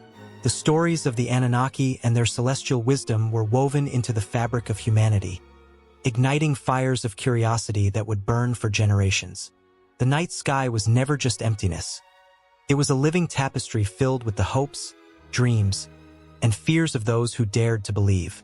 The stars twinkled knowingly, as whispers of the Anunnaki's influence lingered in the air, setting the stage for encounters yet to come, for dark truths yet to be revealed. Each heartbeat pulsed with energy, and as the night deepened, the cosmos continued to sing, a haunting melody that called forth the brave, the curious, and the seekers of knowledge. With every glance upward, the people felt the weight of history and the promise of the future, entwined in the ever-turning wheel of the cosmos. In ancient Mesopotamia, as the sun dipped below the horizon, casting golden hues across the ziggurats, numbers danced through the air like whispers of forgotten tales. Among the people who roamed the banks of the Euphrates and Tigris, the Anunnaki watched from above, their divine presence woven into the fabric of everyday life. To them, numbers were not mere symbols but sacred entities, imbued with meaning and power. The number 13, in particular, pulsed with a vibrant energy, drawing attention from those who understood its significance. It was associated with transformation, a bridge between the earthly realm and celestial heights. The Anunnaki, said to be the children of the heavens, recognized 13 as a symbol of rebirth and new beginnings. For them, it was a reminder of the cycles of life, death, and resurrection that govern the universe. In the dimly lit chambers of temples, priests would gather, their hands tracing intricate patterns on clay tablets. They inscribed divine messages, equations that unveiled the cosmos' secrets. Each number held a story, and with 13, they felt an extraordinary connection. 13 was not just an addition but a culmination, a constellation of experiences, emotions, and destinies entwined. It whispered of the divine plan, where every soul had a purpose and every action reverberated through time. Mother Earth and Father Sky married in the sacred union of creation, and it was within this divine embrace that 13 flourished. The Anunnaki believed that the number was a portal to other worlds, a key to unlocking the mysteries of existence. Each sacred digit carried the weight of ancestral wisdom, echoing the footsteps of the gods who once walked among them. In moments of profound contemplation, the priests would draw upon the number's power to gain insights that reached beyond their mortal understanding. The rituals performed at the base of the towering ziggurats vibrated with anticipation. Candles flickered as fervent prayers ascended like smoke, intertwining with the stars. In these moments, 13 transformed into a heartbeat, a rhythm that united the community. The people believed that when they honored the number, they were aligning themselves with celestial forces that govern the universe, inviting blessings into their lives.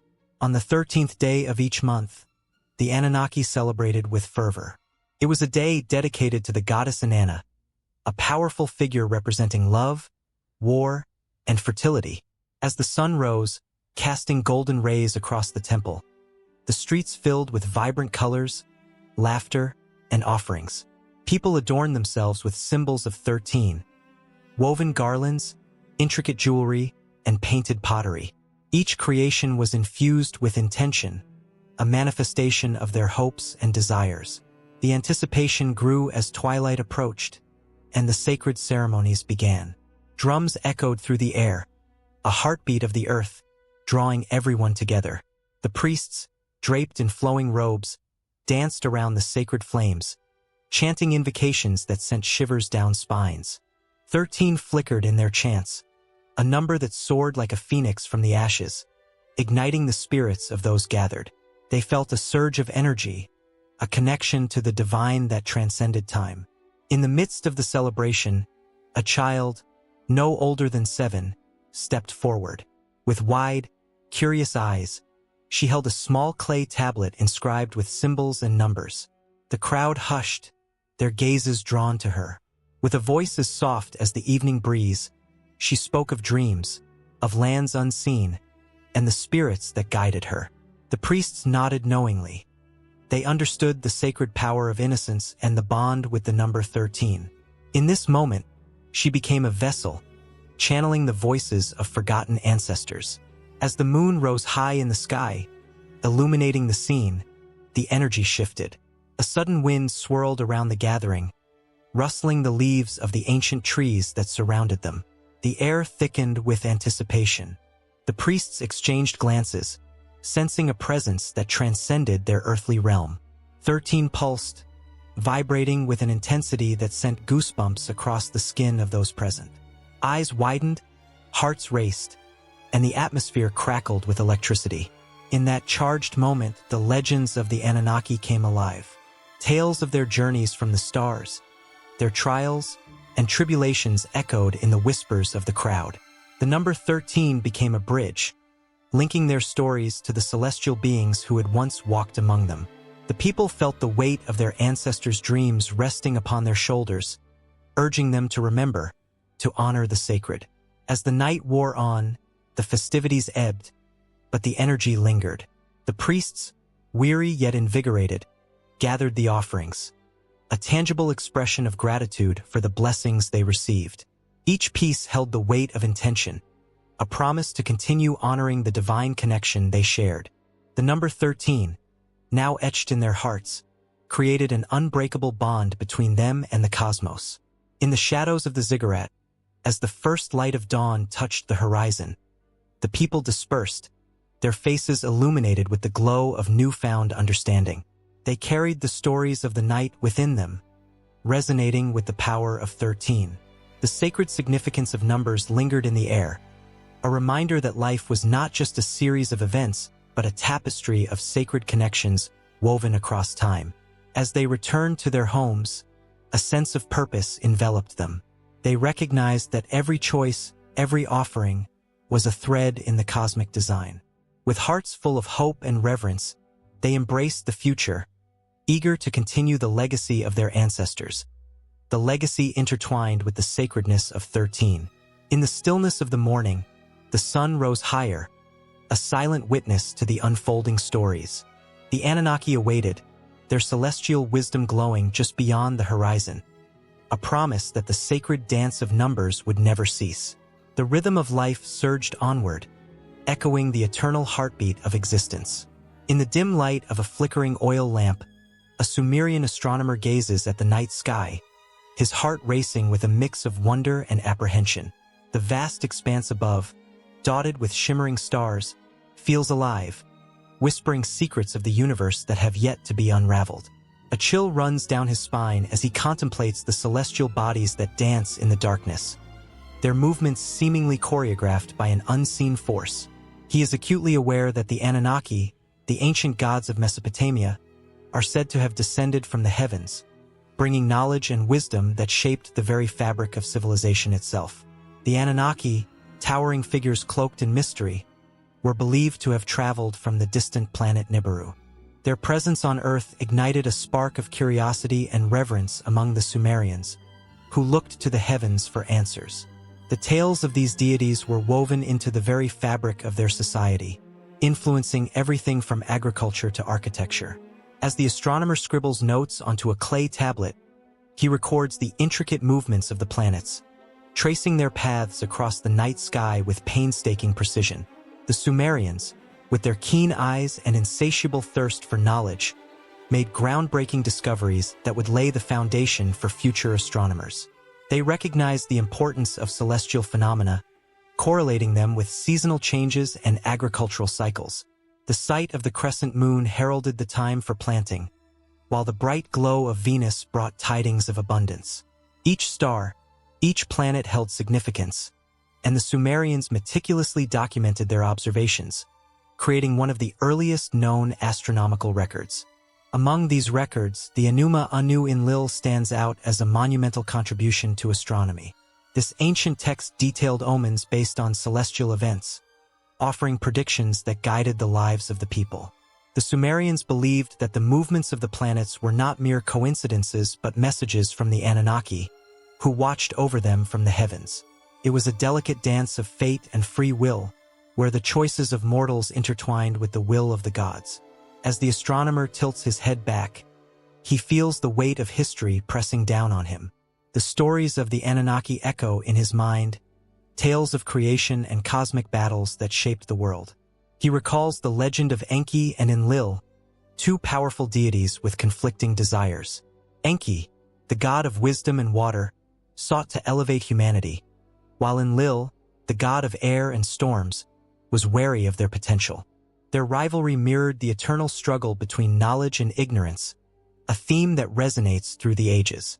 With each passing day, the astronomer's fascination deepens.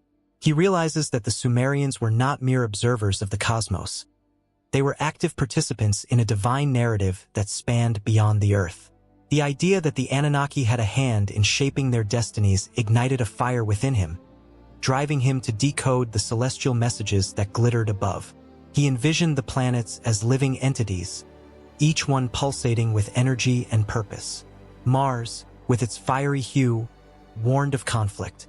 Jupiter, the giant guardian, promised protection and prosperity. The shadows of the night grow longer as the astronomer contemplates the cycles of time. The Sumerians constructed a sophisticated calendar based on lunar phases, a testament to their understanding of cosmic rhythms. They recognized that time was not linear but cyclical, echoing the eternal patterns of the universe. As he reflects on this interconnectedness, he feels a surge of gratitude for the knowledge bestowed upon him by the Anunnaki. Yet, amidst the awe and wonder, a flicker of doubt gnaws at his thoughts. What if the gods were not benevolent? What if their gifts came with a cost? The tales of cataclysmic floods and divine punishment loom large in his mind, casting a shadow over his reverence. The story of the Great Flood, where Enlil unleashed devastation upon humanity, serves as a chilling reminder of the gods' capricious nature. The tension between worship and fear is palpable, a delicate balance that the Sumerians navigated with caution. The astronomer's heart races as he recognizes the weight of his own responsibility. He is not merely a passive observer but a keeper of knowledge, a bridge between the divine and the mortal. With each observation, he can either honor the Anunnaki or challenge their authority. The choices he makes resonate far beyond his lifetime, echoing through the annals of history. The stakes have never felt higher, and the burden of knowledge presses heavily upon him. As he meticulously charts the movement of the stars, a sudden flash of light distracts him. A brilliant comet streaks across the sky, illuminating the darkness with an otherworldly glow. His breath catches in his throat as he watches the celestial phenomenon, a sign that the Anunnaki may be sending a message. The comet's tail glimmers like the threads of fate, intertwining with the lives of the Sumerians. Its arrival feels both ominous and exhilarating, a reminder that the cosmos is ever-changing, filled with possibilities and uncertainties. The astronomer's pulse quickens with the promise of revelation, each heartbeat echoing with anticipation. Could this be a harbinger of change? He feels the energy of the universe swirling around him, a powerful current that draws him in. The Anunnaki's influence is palpable, their presence felt in the very fabric of the cosmos. With trembling hands, he reaches for his tablet, eager to record this celestial event, to etch his place in the continuum of time. As the comet fades into the horizon, the night sky returns to its tranquil state. But the astronomer knows that the story is far from over. The Anunnaki watch from above, their intentions elusive as the stars themselves, and the Sumerians remain caught in a web of cosmic intrigue. With the knowledge of the planets etched in his mind, he prepares to face the dawn, knowing that every day brings new mysteries to unravel and new connections to forge with the divine. In this vibrant tapestry of stars and gods, the Sumerians danced on the edge of knowledge and belief, forever straddling the line between terrestrial and celestial. The night is still young, and the universe continues to breathe, its secrets waiting to be unveiled, and the tale of the Anunnaki is just beginning to unfold, echoing through time and space, entwined with the destinies of all who look up and wonder. In the dim glow of 1,000 flickering stars, two forces unfurled their wings, soaring through the vastness of the cosmos. One was the enchanting allure of astrology, whispering promises of destiny written in the heavens. The other was the rigid, precise discipline of astronomy, charting the universe with unwavering resolve. Between them lay a tension as palpable as the air before a thunderstorm, a churning conflict rooted in ancient tales that stretched back millennia. The Anunnaki, celestial beings revered in ancient Sumerian culture, stood at the crossroads of this dual legacy. They were believed to descend from the sky, weaving the fabric of life and fate with their divine hands. These deities were more than mere characters in mythology. They symbolized the intricate dance between human existence and the cosmic ballet above. The Sumerians, with their clay tablets inscribed with cuneiform script, recorded the movements of the stars, mapping constellations and seeking guidance from the heavens. Through their eyes, the world was alive with meaning, and every celestial event resonated with the pulse of life on Earth. Astrology, with its roots in this ancient wisdom, offered a tapestry woven from the threads of the cosmos, promised insight and understanding, allowing people to glimpse their place in the grand design. The stars were not just distant lights. They were guides, illuminating paths forward. Each zodiac sign held stories of triumph and tribulation, love and loss, echoing the experiences of those who looked up and sought answers. The Anunnaki, believed to govern the fates of humankind, were the unseen architects of this celestial discourse. Yet, as the sun dipped below the horizon, casting long shadows over the ancient ruins of Mesopotamia, the allure of astrology began to clash with the cold, hard truths of astronomy. Astronomers, driven by the desire to uncover the universe's mysteries, stood firm in their quest for knowledge. They built observatories, peering through lenses that revealed a cosmos governed by laws and mathematics. The stars were no longer mere symbols of fate. They became bodies of gas and dust, exploding in supernovae and swirling in cosmic dance. This clash created a chasm between two worlds. On one side, the astrologers spoke of love and fortune, of how the alignment of planets could dictate the course of one's life. On the other, astronomers sought to measure and quantify, using telescopes to count the stars and calculate their distances. The Anunnaki's influence faded from the charts, replaced by the cold, unyielding nature of science. The bitter taste of conflict in this celestial tug-of-war left many hearts heavy, torn between faith and reason, wonder and logic. In the quiet of an ancient temple, priests would cast horoscopes, their hearts beating in sync with the rhythm of the universe. They believed that the Anunnaki whispered secrets through the alignment of planets, guiding them to make decisions that would shape the lives of their people. This sacred practice was more than superstition. It was woven into the very fabric of society, a belief that tied individuals to their destinies. Yet, as the stars turned and the ages shifted, the once dominant influence of astrology began to wane. With the rise of astronomy, the Anunnaki's legacy morphed. The same stars that had once inspired reverence and fear now flickered with indifference. The scientific revolution swept across the world, shattering the ancient belief systems that had cradled humanity for centuries. The heavens that had been a source of guidance now appeared as an intricate puzzle, waiting to be solved. Scholars and astronomers flocked to the skies, eager to uncover the truths hidden within the darkness.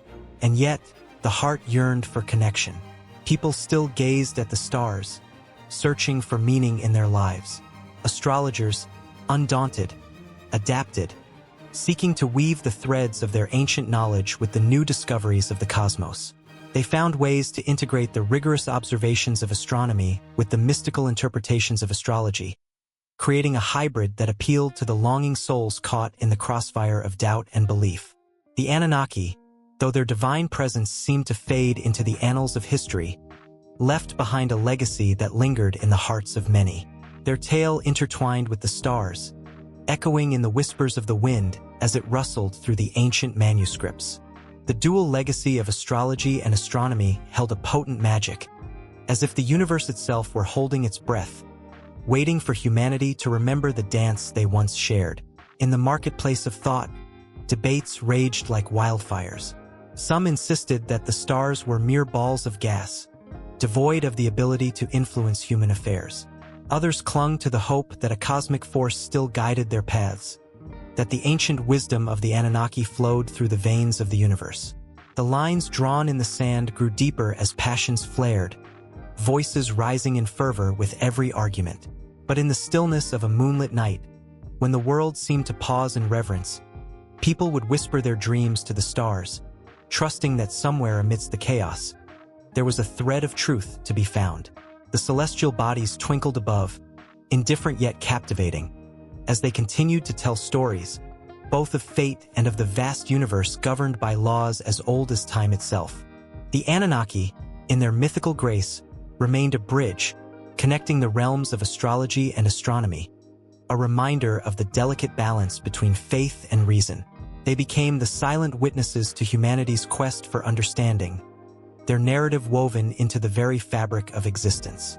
As the stars blinked in the dark canvas of the night, the echoes of their legacy reverberated, urging humankind to seek a deeper connection to the cosmos, to reconcile the magic of astrology with the precision of astronomy, to embrace the duality that defined their very essence.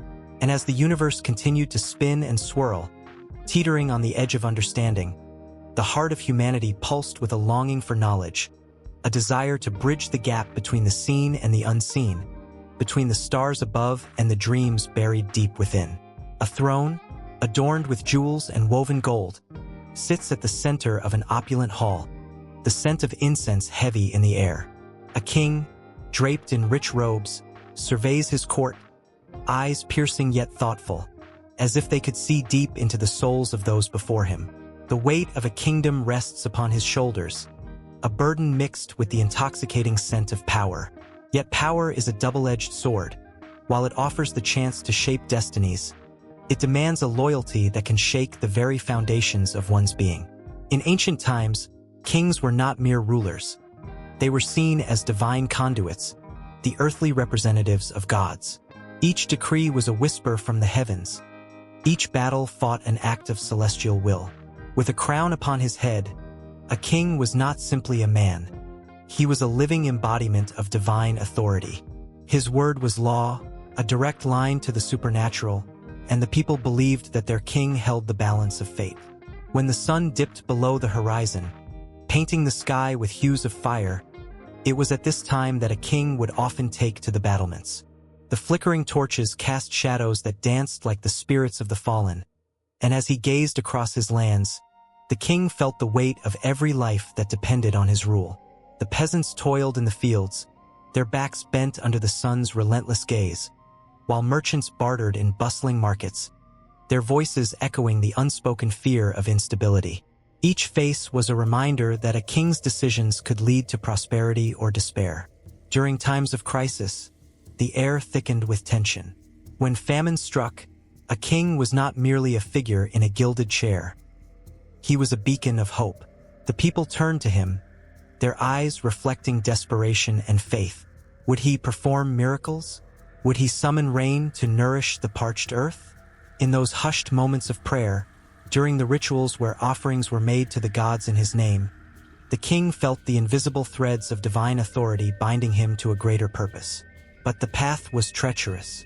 History is rich with tales of kings who fell from grace, their once gleaming crowns tarnished by hubris. In the ancient city of Babylon, King Nebuchadnezzar II once stood tall, conquering lands and building wonders that would echo through time. Yet, when he allowed pride to swell in his heart, the heavens turned against him. Stripped of reason, he wandered the fields, living among beasts, a poignant reminder that divine authority was a gift easily lost. As the years turned, the role of kings shifted, reflecting the changing tides of belief and governance. In Egypt, pharaohs were not just rulers, they were considered gods themselves. The pyramids rose like monumental fingers pointing toward eternity, a testament to their divine mandate. The people believed that through their pharaoh, they could gain favor in the afterlife, their souls tethered to the pharaoh's strength. The Nile's waters became a symbol of his power, and each flood was seen as a blessing bestowed upon the land by divine decree. Yet, even the mightiest of kings could not escape the grasp of time. The tragic fate of Louis XVI of France resonates through history like the tolling of a bell. A king who sought to govern with compassion yet found himself entangled in the web of revolution. Once divine in the eyes of his subjects, he became a symbol of excess, his authority crumbling as the people demanded justice. The guillotine, once a tool of the state, transformed into a harbinger of democratic ideals, severing the very threads of divine rule that once bound the monarch to the heavens. The whispers of the past echo in the present. The divine right of kings, once a sacred belief, began to fracture under the weight of enlightenment and reason. As new ideas sprouted like wildflowers through the cracks of stone, the notion that a monarch was chosen by God began to wane. The people, awakened and emboldened, sought not just a ruler but a leader who walked among them and understood their struggles. In the shadows of palaces, the tension brewed. The growing demands of the populace clashed with the age-old traditions of monarchy. Every proclamation made by a king became a gamble, a wager against his own legacy. The stakes were higher than ever, and the consequences of misplaced faith or misjudged authority could spell disaster. As the clock ticked, moments of quiet reflection were juxtaposed with storms of fervor. In the candlelit chambers of royal courts, it was not uncommon for kings to ponder the true nature of their power. Could they still claim divine authority when the hearts of the people trembled with doubt? The crown, once a symbol of ultimate control, now seemed a heavy weight, an iron ball chained to the feet of rulers who questioned if they truly had the blessing of the heavens or merely the illusion of it. And so, the air crackled with anticipation, each breath held, waiting for the next turn of fate. In every kingdom, from the opulent halls of Versailles to the rugged castles of Scotland, the role of kings was in flux. The fires of revolution smoldered just beneath the surface, threatening to engulf the very concept of divine governance. As the stories of kings and their struggles interwove with the cries of the people, a new narrative was born. One that would forever change the landscape of authority. The king, seated upon his throne, was not just ruling a territory. He was overseeing a transformation. The echoes of history reverberated around him, voices from the past blending with the cries for change. Would he heed the murmurs of his people or let pride blind him to the shifting winds? The future hung in the balance, a delicate dance between divine authority and the undeniable spirit of the governed, each moment teetering on the precipice of what was and what could be. The night sky shimmered with an intensity that felt almost alive. Stars twinkled like distant whispers, echoing ancient secrets that hung in the air like mist. In a secluded chamber, illuminated only by flickering torches, the tablets of destiny rested upon a stone altar, their surfaces carved with cryptic symbols. Each mark told a story that transcended time, a promise of power and a warning steeped in shadows. As the moon bathed the room in silver light, an air of anticipation pulsated through the floor. Histories of empires rose and fell beneath those engraved surfaces. Kings and queens, driven by greed, had once sought to wield the power contained within the tablets. They believed that with this knowledge, they could command the heavens themselves, bend the stars at their will, and enact their desires upon the world. But the tablets held more than mere power. They were a tapestry of truths interwoven with fate. Each symbol represented a thread of destiny that could unravel or bind the very fabric of existence. Even in their stillness, they whispered of unfulfilled promises and the weight of choices made long before. The stories of those who had gazed upon the tablets echoed through time, filling the air with a haunting resonance. High above, the constellations began to shift, aligning in a manner that hadn't been seen for centuries. It was as if the universe itself conspired to awaken the dormant energies locked within the tablets. As the clock in the distant tower struck midnight, a low rumble reverberated through the chamber, shaking the dust off ancient scrolls that lined the walls. The sound was both foreboding and exhilarating, a reminder that some secrets were meant to be uncovered, while others yearned to remain buried. In that moment, Lila stepped forward, her heart pounding like a drum in her chest. She had spent countless years piecing together fragments of knowledge passed down through generations. Each revelation brought her closer to the truth, yet the weight of the unknown loomed heavily above her. The stories of her ancestors whispered in her ear, urging her to take a leap of faith. With trembling hands, she reached towards the tablets, her fingers grazing the cool stone surface. Suddenly, the air crackled with energy. The symbols began to glow with an ethereal light, pulsing like a heartbeat, a rhythm that resonated deep within her soul. Lila gasped, feeling the ancient power surge through her. It spoke to her, not in words, but in a cascade of emotions that washed over her like waves of fire and ice. Fear and courage intertwined, igniting a spark that had long been dormant. Visions flooded her mind, of battles fought beneath starlit skies, of lovers separated by the cruel hand of fate, of wisdom lost in the sands of time. The tablets were alive, revealing pieces of a grand masterpiece that connected everyone and everything. Each vision was more intense than the last, pulling her deeper into a world where destinies intertwined like vines around a tree. But with revelation came danger. Shadows lurked just beyond the flicker of the torches, remnants of those who had sought the tablets before. They had come in search of glory, and what they found was ruin. Their greed had tainted the very air that surrounded Lila, the remnants of their ambition echoing through time. Would she become another lost soul, consumed by the power she sought? As the tablets radiated their light, the shadows began to quiver, taking form. A figure cloaked in darkness, eyes glinting with malice. It was a guardian of the secrets, a specter bound by ancient oaths. "You tread a perilous path," it whispered, a voice both chilling and mesmerizing. "The knowledge you seek is not meant for the faint of heart." Lila stiffened, her resolve wavering. "I do not seek power," she replied, her voice steady despite the tremor in her heart. "I seek truth. I seek understanding." The guardian's laughter echoed through the chamber, a sound that chilled her to the bone. Truth? Understanding?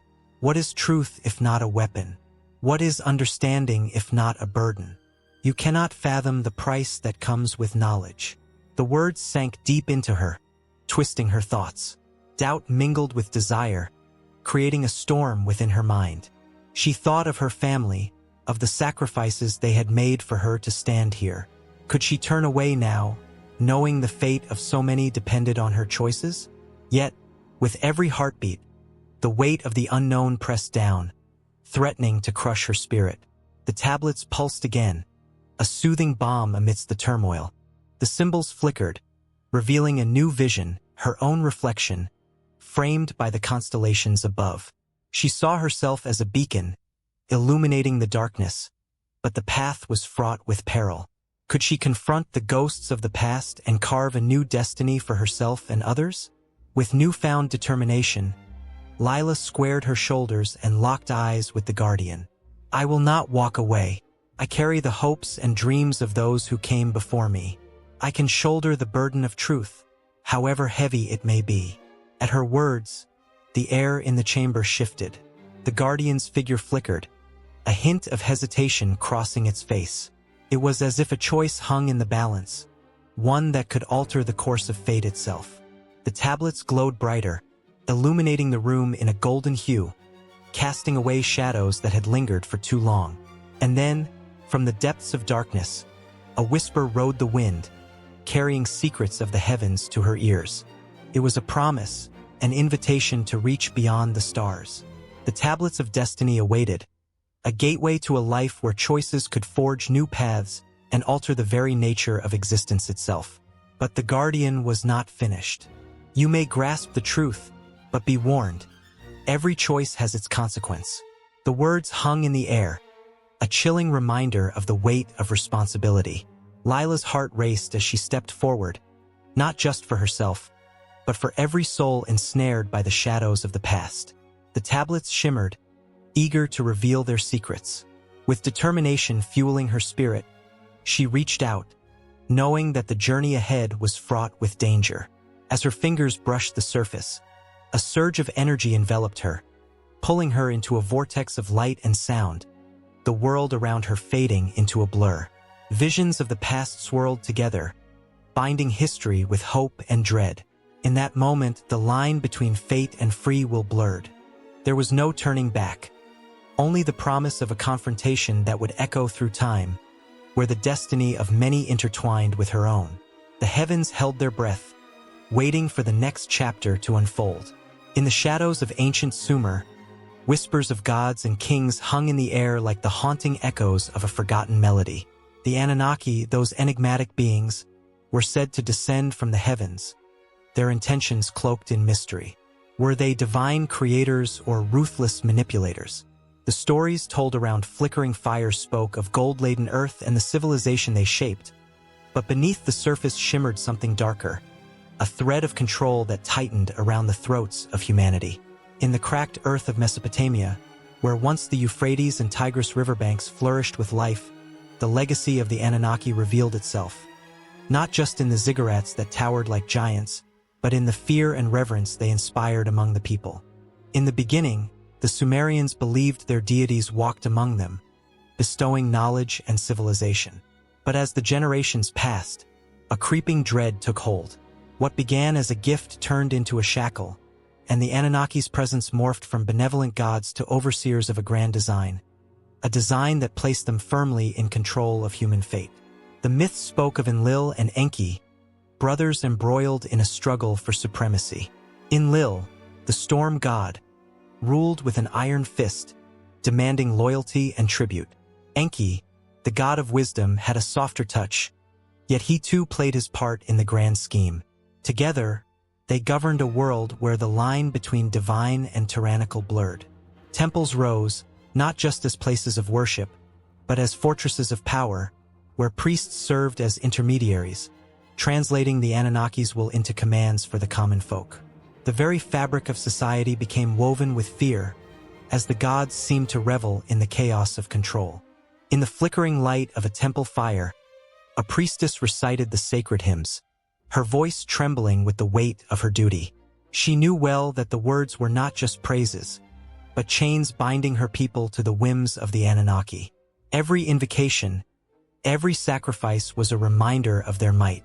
"The gods will not forget," she whispered, her heart racing, for she understood the price of defiance.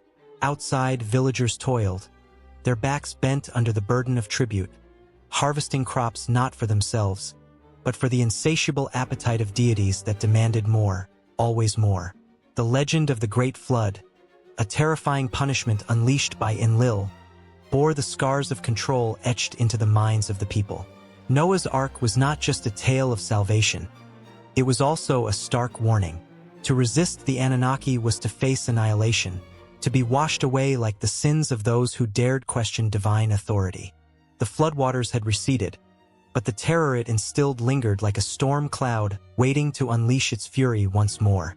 As generations passed, the Anunnaki's grip did not loosen. Instead, it morphed and adapted, becoming a chilling specter that haunted the ambitions of kings and priests alike. The walls of Babylon rose, adorned with bricks stamped with the names of their rulers. Yet the true architects of power remained hidden, their influence pulsing beneath the surface. Kings were but puppets, their strings pulled by unseen hands, as they donned crowns that felt heavier with the weight of an ancient pact. The Anunnaki had crafted a world where loyalty was demanded, and dissent was crushed underfoot, a place where the flicker of rebellion was snuffed out before it could even spark.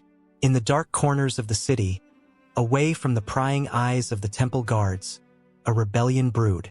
A group of disillusioned scholars gathered, their hearts beating with the fervor of those who sought truth.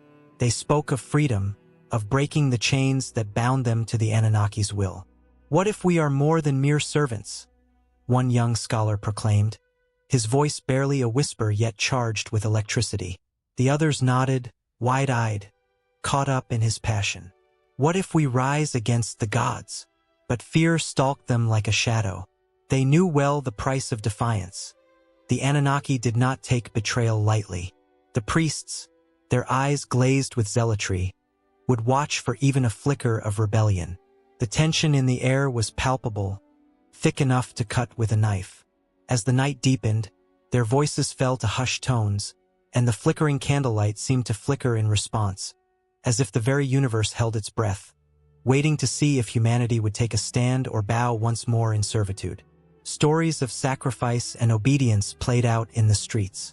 Children were taught from an early age that the Anunnaki's gifts came with an unyielding price, and that their very existence depended on appeasing these ancient beings. The weight of obedience pressed upon their shoulders, and dreams of freedom seemed nothing more than a distant mirage, shimmering tauntingly on the horizon.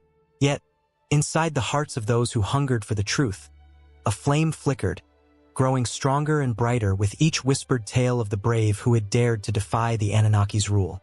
As the sun set on Sumer, casting long shadows across the land of the two rivers, the stories of the Anunnaki entwined with the hopes and fears of the people. Would they remain forever under the watchful gaze of gods who controlled every aspect of their lives?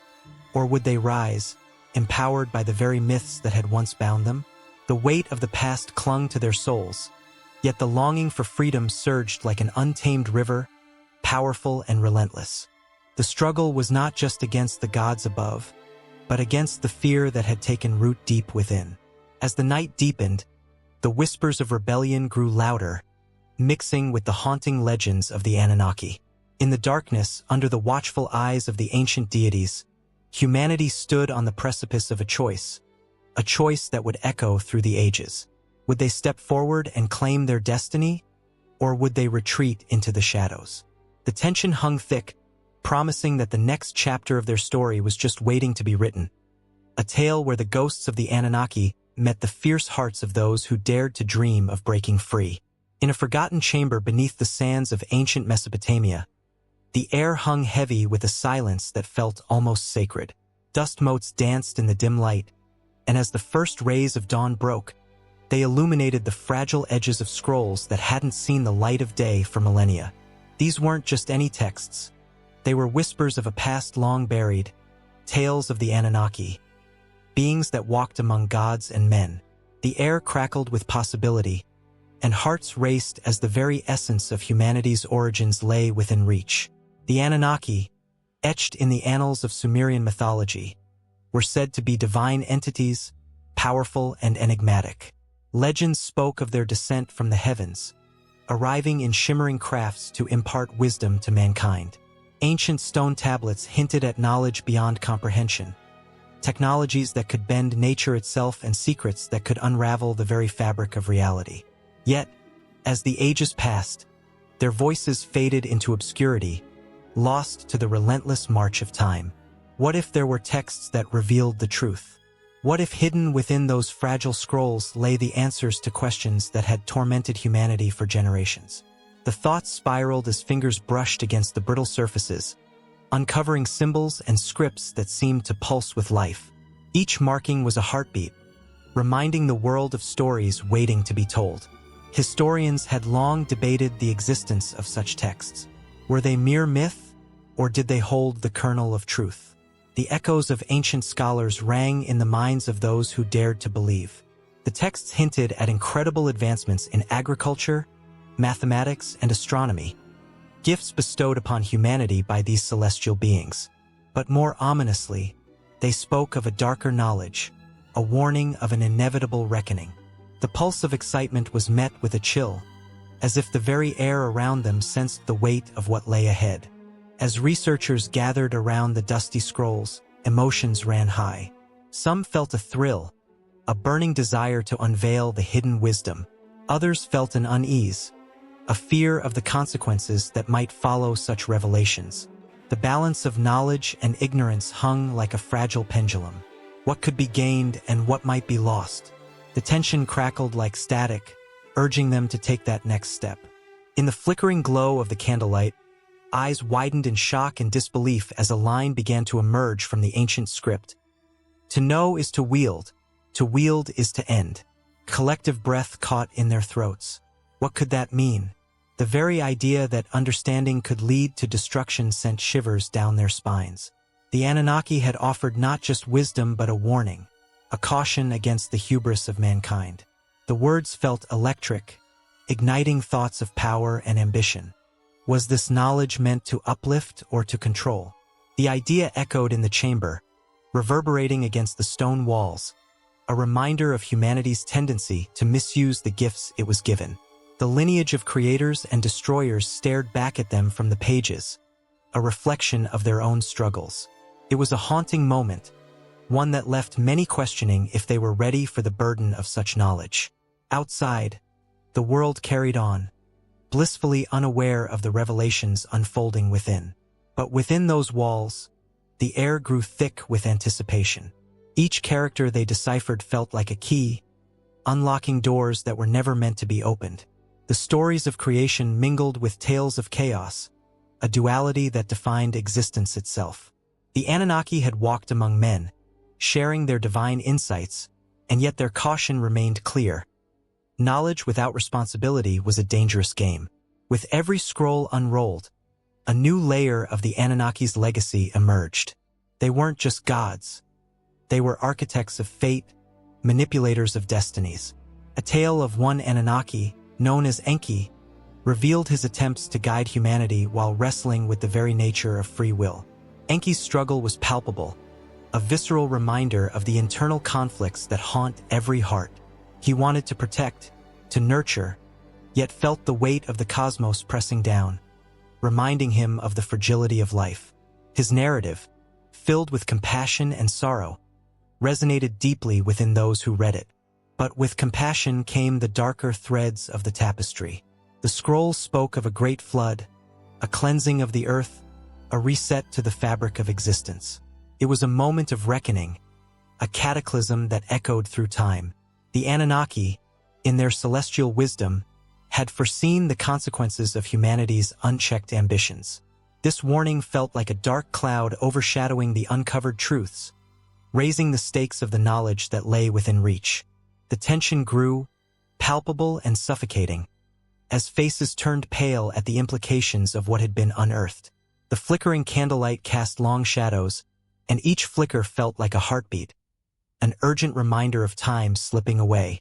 Outside, the winds howled, and the world was oblivious to the tempest of emotions stirring within those ancient walls. As the last scroll unfurled, revealing the final cryptic lines, the atmosphere thickened with unspoken words and heavy hearts. Each reader felt the weight of their own choices, the moral dilemmas becoming almost tangible. The discovery of the Anunnaki's lost texts was not merely an academic pursuit. It was a challenge to humanity itself. The path ahead was fraught with uncertainty and danger, yet tinged with the glimmer of hope. What would they do with the knowledge bestowed upon them? The question hung in the air, vibrating with urgency, as the very fabric of destiny seemed to shift. As the last remnants of sunlight faded, leaving only the dim light of the candles, the chamber felt alive with possibilities. It was a moment where everything could change, a crossroads of history, where the past and future collided in a breathtaking dance of fate. The allure of forbidden knowledge beckoned, promising answers yet warning of the burdens that came with them. And just as they prepared to take the next breath, the air crackled again, hinting that the story was far from over. The whispers of the Anunnaki echoed louder, and the world outside continued to spin, unaware of the cataclysmic revelations waiting to unfold. As the sun began its slow descent behind the horizon, casting a golden hue over the vast expanse of the Giza Plateau, the Great Pyramid stood tall and unwavering, a colossal monument to human ingenuity and ambition. Each stone, meticulously placed, whispered tales of an ancient time, while the remnants of the pharaoh's dreams shimmered beneath the encroaching twilight. The air thickened with the weight of history, and a shiver ran through the spine of anyone standing in its shadow, an undeniable connection to the past that felt almost tangible. The Great Pyramid, built around 2580 to 2560 BC, was not just a tomb for Pharaoh Khufu, but a sophisticated masterpiece that aligned with the cosmos in ways that still baffle scholars today. Its structure was a resounding echo of celestial harmony, a testament to an understanding of the universe that surpassed much of what was known at the time. The very design of the pyramid was intentional, its base aligned with incredible precision to the four cardinal points: north, south, east, and west. The builders had knowledge of the stars and the sun, weaving their understanding into the very fabric of stone. As night enveloped the landscape, the constellations twinkled overhead, a dazzling display that might have inspired wonder in the hearts of those who toiled to create this tremendous edifice. The pyramids were oriented toward the stars, especially the constellation of Orion, which was associated with Osiris, the god of the afterlife. In ancient Egyptian belief, the pharaohs were believed to ascend to the heavens after death, merging with the divine. With each brick laid, they were not merely building a structure but crafting a celestial ladder for their rulers, a pathway leading to the stars. The layout of the Giza complex was not random.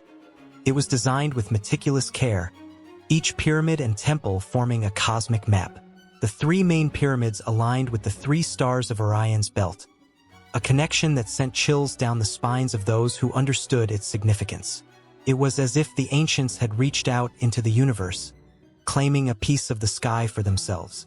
The air was electric with mystery, and the ground seemed to resonate with the echoes of the past, the whispers of time wrapped around every stone. Beneath the pyramid, hidden passageways and chambers held untold secrets, a labyrinth of dark corridors waiting to be explored. Some believed that the very design of the Great Pyramid was intended to harness energy from the earth and sky, energies thought to be capable of propelling the human spirit beyond its earthly confines.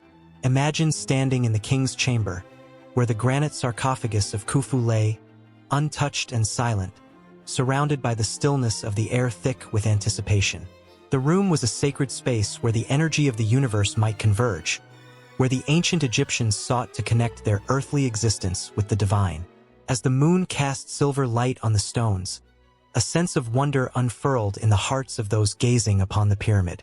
They questioned how such a feat could have been accomplished with the tools of the time.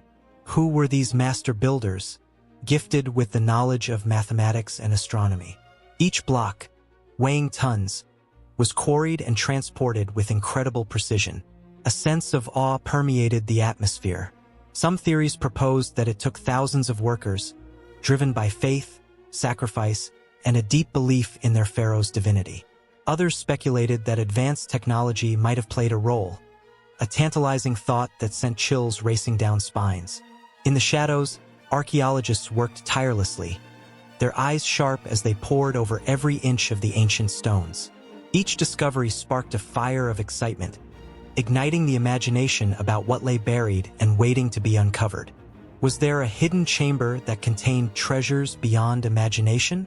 Or perhaps inscriptions that would unlock the mysteries of the afterlife?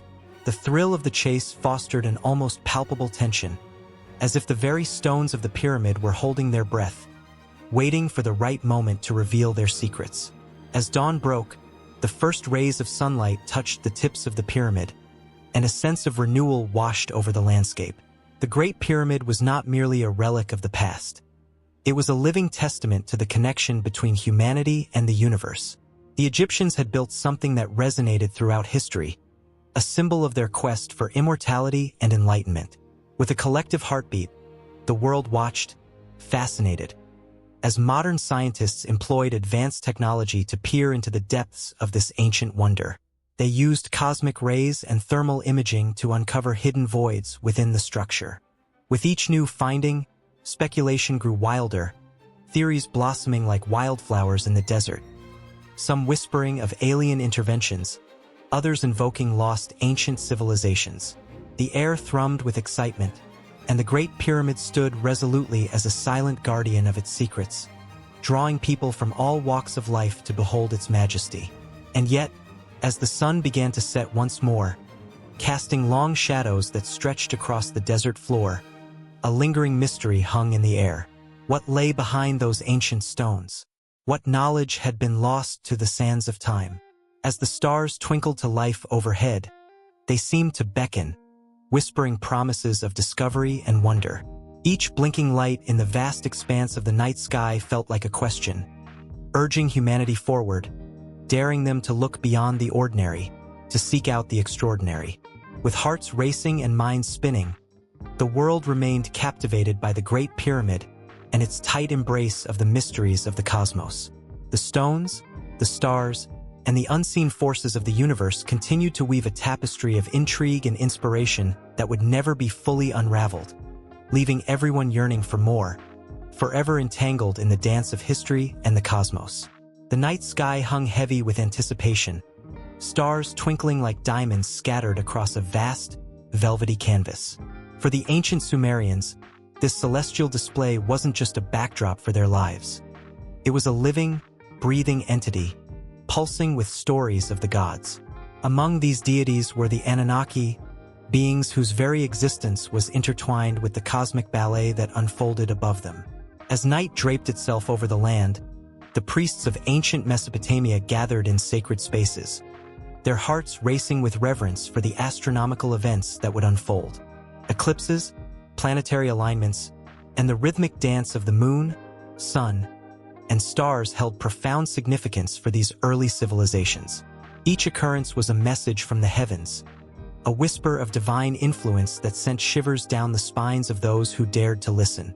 The Anunnaki, often depicted in intricate carvings and cuneiform texts, were seen as intermediaries between the heavens and earth.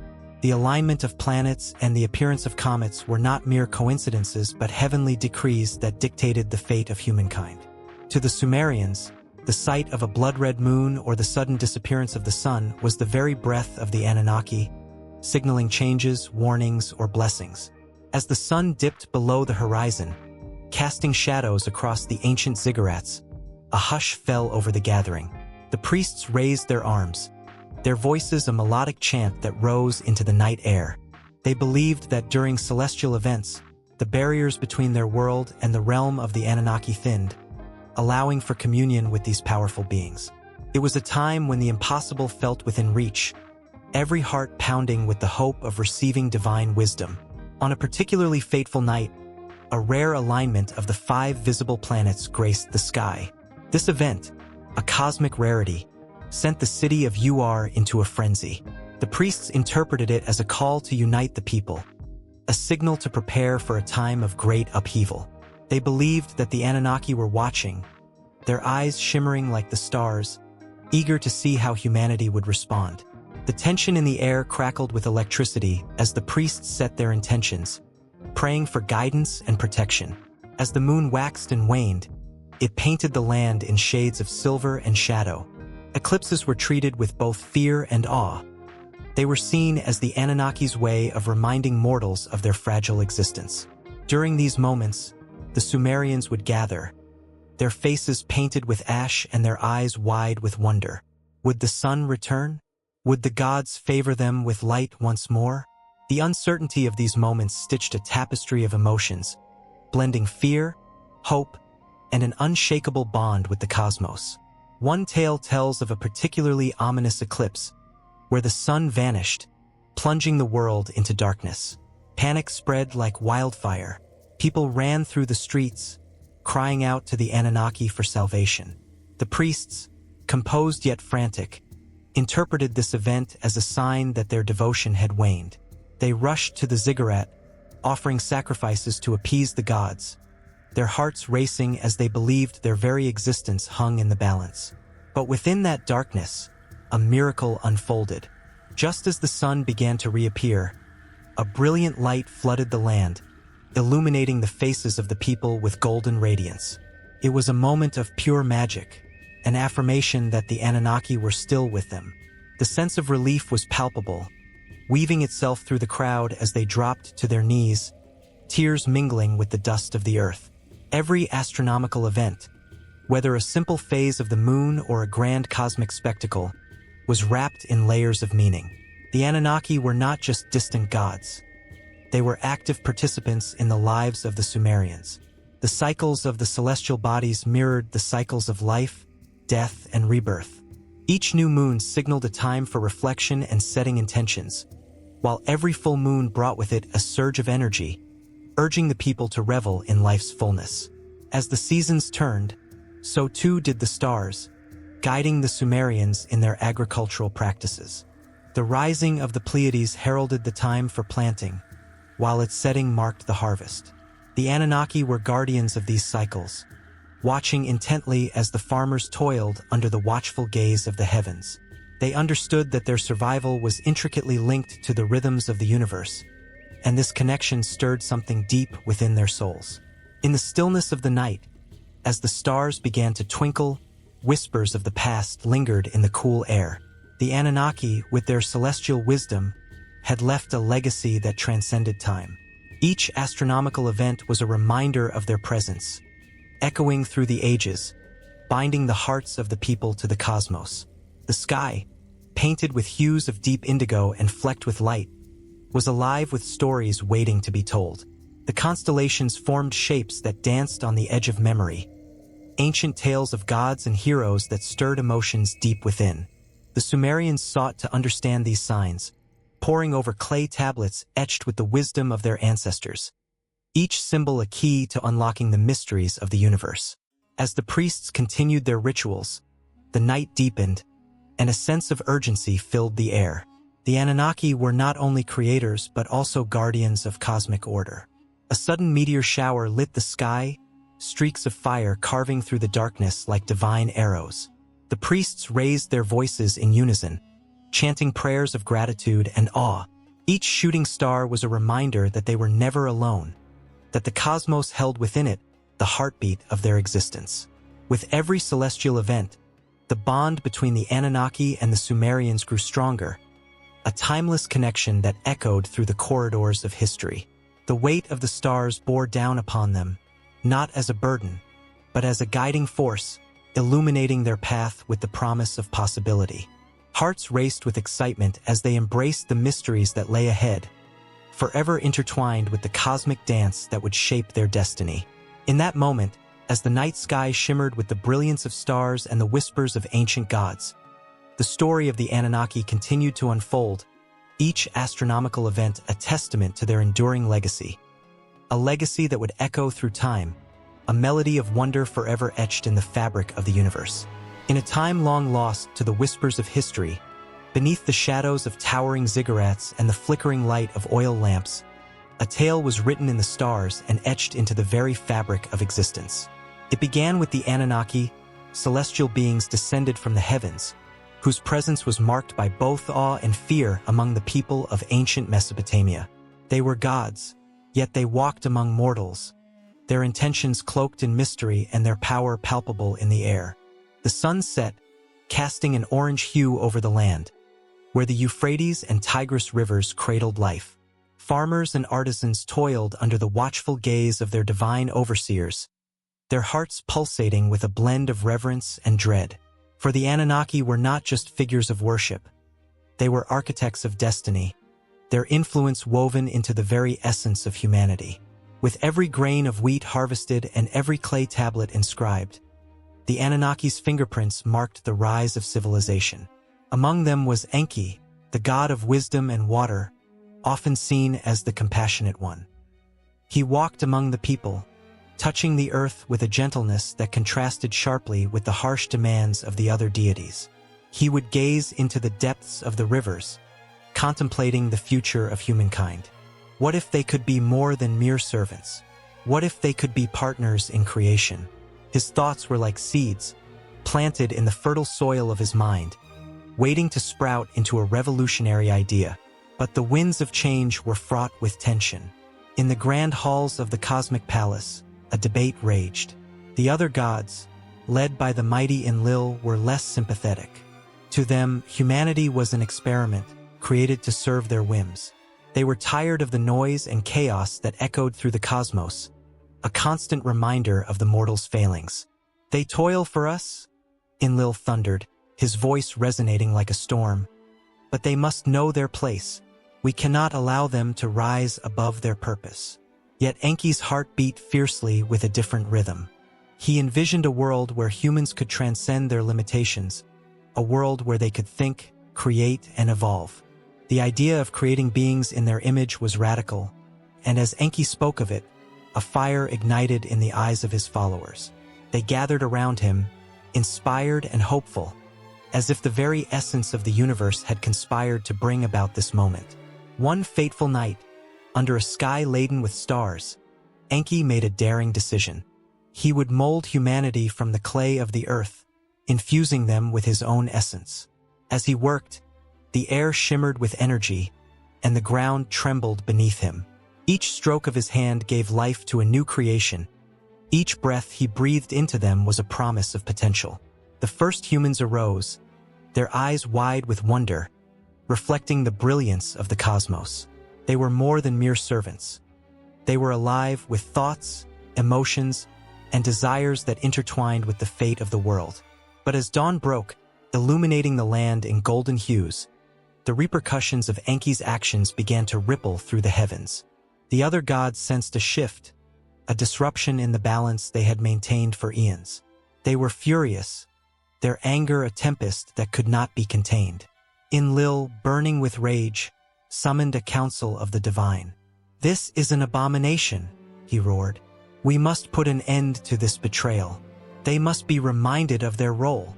The heavens trembled as the gods conspired, their voices echoing like thunder. Enki, realizing the peril that loomed over his beloved creations, felt a weight upon his chest. His heart ached for the humans he had given life to, beings filled with potential but now caught in a web of divine conflict. He had ignited a spark within them, a yearning for knowledge and understanding, but would it be extinguished before it could even flourish? In a moment of desperation, Enki sought the guidance of his mother, Ninhursag, the goddess of the earth. Her wisdom was ancient, and her love for humanity was unwavering. Together they hatched a plan. To protect the creations from the wrath of the gods, they would grant humanity the gift of knowledge, a light that would guide them through darkness. This knowledge would be their shield, their sword, and their path to freedom from the chains of servitude. With each revelation, the humans began to awaken. They learned to cultivate the land, to build cities that reached for the heavens, and to create art that echoed the beauty of their creators. The Anunnaki watched, their hearts heavy with the realization that the very beings they sought to control were now rising to challenge their authority. Enlil simmered with fury, a tempest of emotions churning within him. "This cannot stand," he declared, drawing the line between gods and men. But the humans, now armed with Enki's gifts, pushed the boundaries of what it meant to be alive. They began to ask questions, to challenge the status quo. Their thoughts soared through the heavens, reaching the ears of the gods. "Who are you to dictate our fate?" they cried, their voices a chorus of defiance. No longer mere pawns in a divine game, they sought to carve their own destiny. And so, the stage was set for an epic confrontation. The Anunnaki, standing atop their celestial thrones, could see the tide turning. The humans, emboldened by knowledge, sought not just survival but sovereignty. The dance between creator and creation had shifted, and the consequences of that shift would echo through eternity. As the sun dipped below the horizon, painting the sky with hues of orange and purple, the world held its breath, waiting for the next chapter to unfold. As the ancient battle for humanity's soul loomed on the horizon, a timeless struggle between the divine and the mortal, each side refusing to back down, each heartbeat echoing the promise of change. In a small, dimly lit laboratory, a single fluorescent bulb flickered overhead, casting eerie shadows across the walls.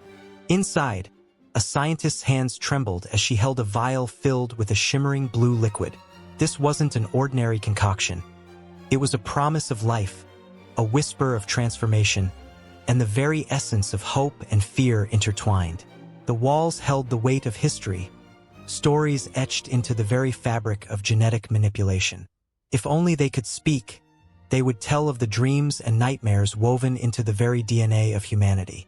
Generations ago, at the dawn of genetics, a young man named Gregor Mendel tended to his garden of pea plants, unaware that his simple experiments would lay the foundation for a revolution. The hushed whispers of the scientific community grew louder as his findings revealed the laws of inheritance, illuminating how traits passed from one generation to the next. Yet, little did he know, his humble work would ignite a firestorm of ambition that would someday alter the course of life itself. As decades passed, the whispers turned to shouts. The discovery of DNA's double helix by Watson and Crick in the 1950s sent shockwaves around the world. Suddenly, the blueprint of life was laid bare, and with it, the tantalizing prospect of rewriting that code. Hope mingled with trepidation as scientists dreamed of curing genetic diseases, enhancing human abilities, and even creating entirely new forms of life. But lurking beneath the surface, a darker narrative was unfolding, one where ethical lines blurred, and the promise of progress became a double-edged sword. In the 1970s, the first successful genetic engineering took place, where scientists inserted a gene from one organism into another. The world watched in awe as bacteria began producing human insulin, an achievement that saved countless lives. But as the applause echoed, so too did the warnings. What were the consequences of tampering with the very essence of nature? Was humanity ready to play God? This question hung in the air like a storm cloud, heavy and charged. As the 1990s rolled around, excitement mingled with fear as the Human Genome Project kicked into high gear. The race to map every single gene in the human body was on, a monumental task that promised to unlock the mysteries of life. But with each revelation came a creeping dread. What if knowledge became a tool for discrimination? What if genetic information was used to judge worth or potential? The nightmares of eugenics from the early 20th century loomed large. History has a way of repeating itself, and the shadows of the past threatened to swallow the light of progress. In the years that followed, the allure of genetic manipulation grew stronger, fueled by the discovery of CRISPR technology, a tool that allowed scientists to snip and edit genes with unprecedented precision. The excitement was palpable. A new era of genetic possibility lay before them. Yet, as researchers celebrated, a chilling debate erupted. Was it ethical to manipulate embryos? To create designer babies with chosen traits? The answers were as divided as the world itself. Some cheered the potential to eradicate diseases, while others warned of the moral and social catastrophes that could unfold. In a university lecture hall, students listened with bated breath as a renowned ethicist spoke about the implications of genetic manipulation. "What does it mean to be human?" she asked, her voice steady but laced with urgency. Her words echoed through the minds of the young men and women seated before her. Could they, as the next generation of scientists, wield such power responsibly? The air was electric with uncertainty, each student feeling the weight of their future choices. Meanwhile, in a distant lab, a team of researchers celebrated a breakthrough. They had successfully edited the genes of mice, rendering them resistant to a devastating disease. The jubilation in the lab was palpable, but outside, the world was watching closely.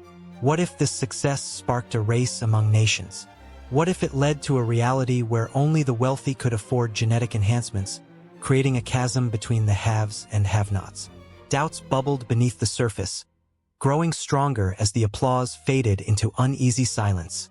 As 21st century innovations flourished, the ethical dilemmas surrounding genetic manipulation deepened. The headlines were filled with stories of scientists pushing boundaries. Each breakthrough met with both awe and horror. A couple in California, desperate to have a child free of genetic disorders, turned to a controversial procedure that involved editing embryos. The world watched as they navigated this uncharted territory, every decision weighed down by the burden of responsibility. They envisioned a child full of promise, yet the ghosts of what could go wrong haunted their dreams. Every leap forward came with unforeseen consequences. In an obscure corner of the world, a scientist had gone rogue, creating genetically modified organisms that thrived in ways nature never intended.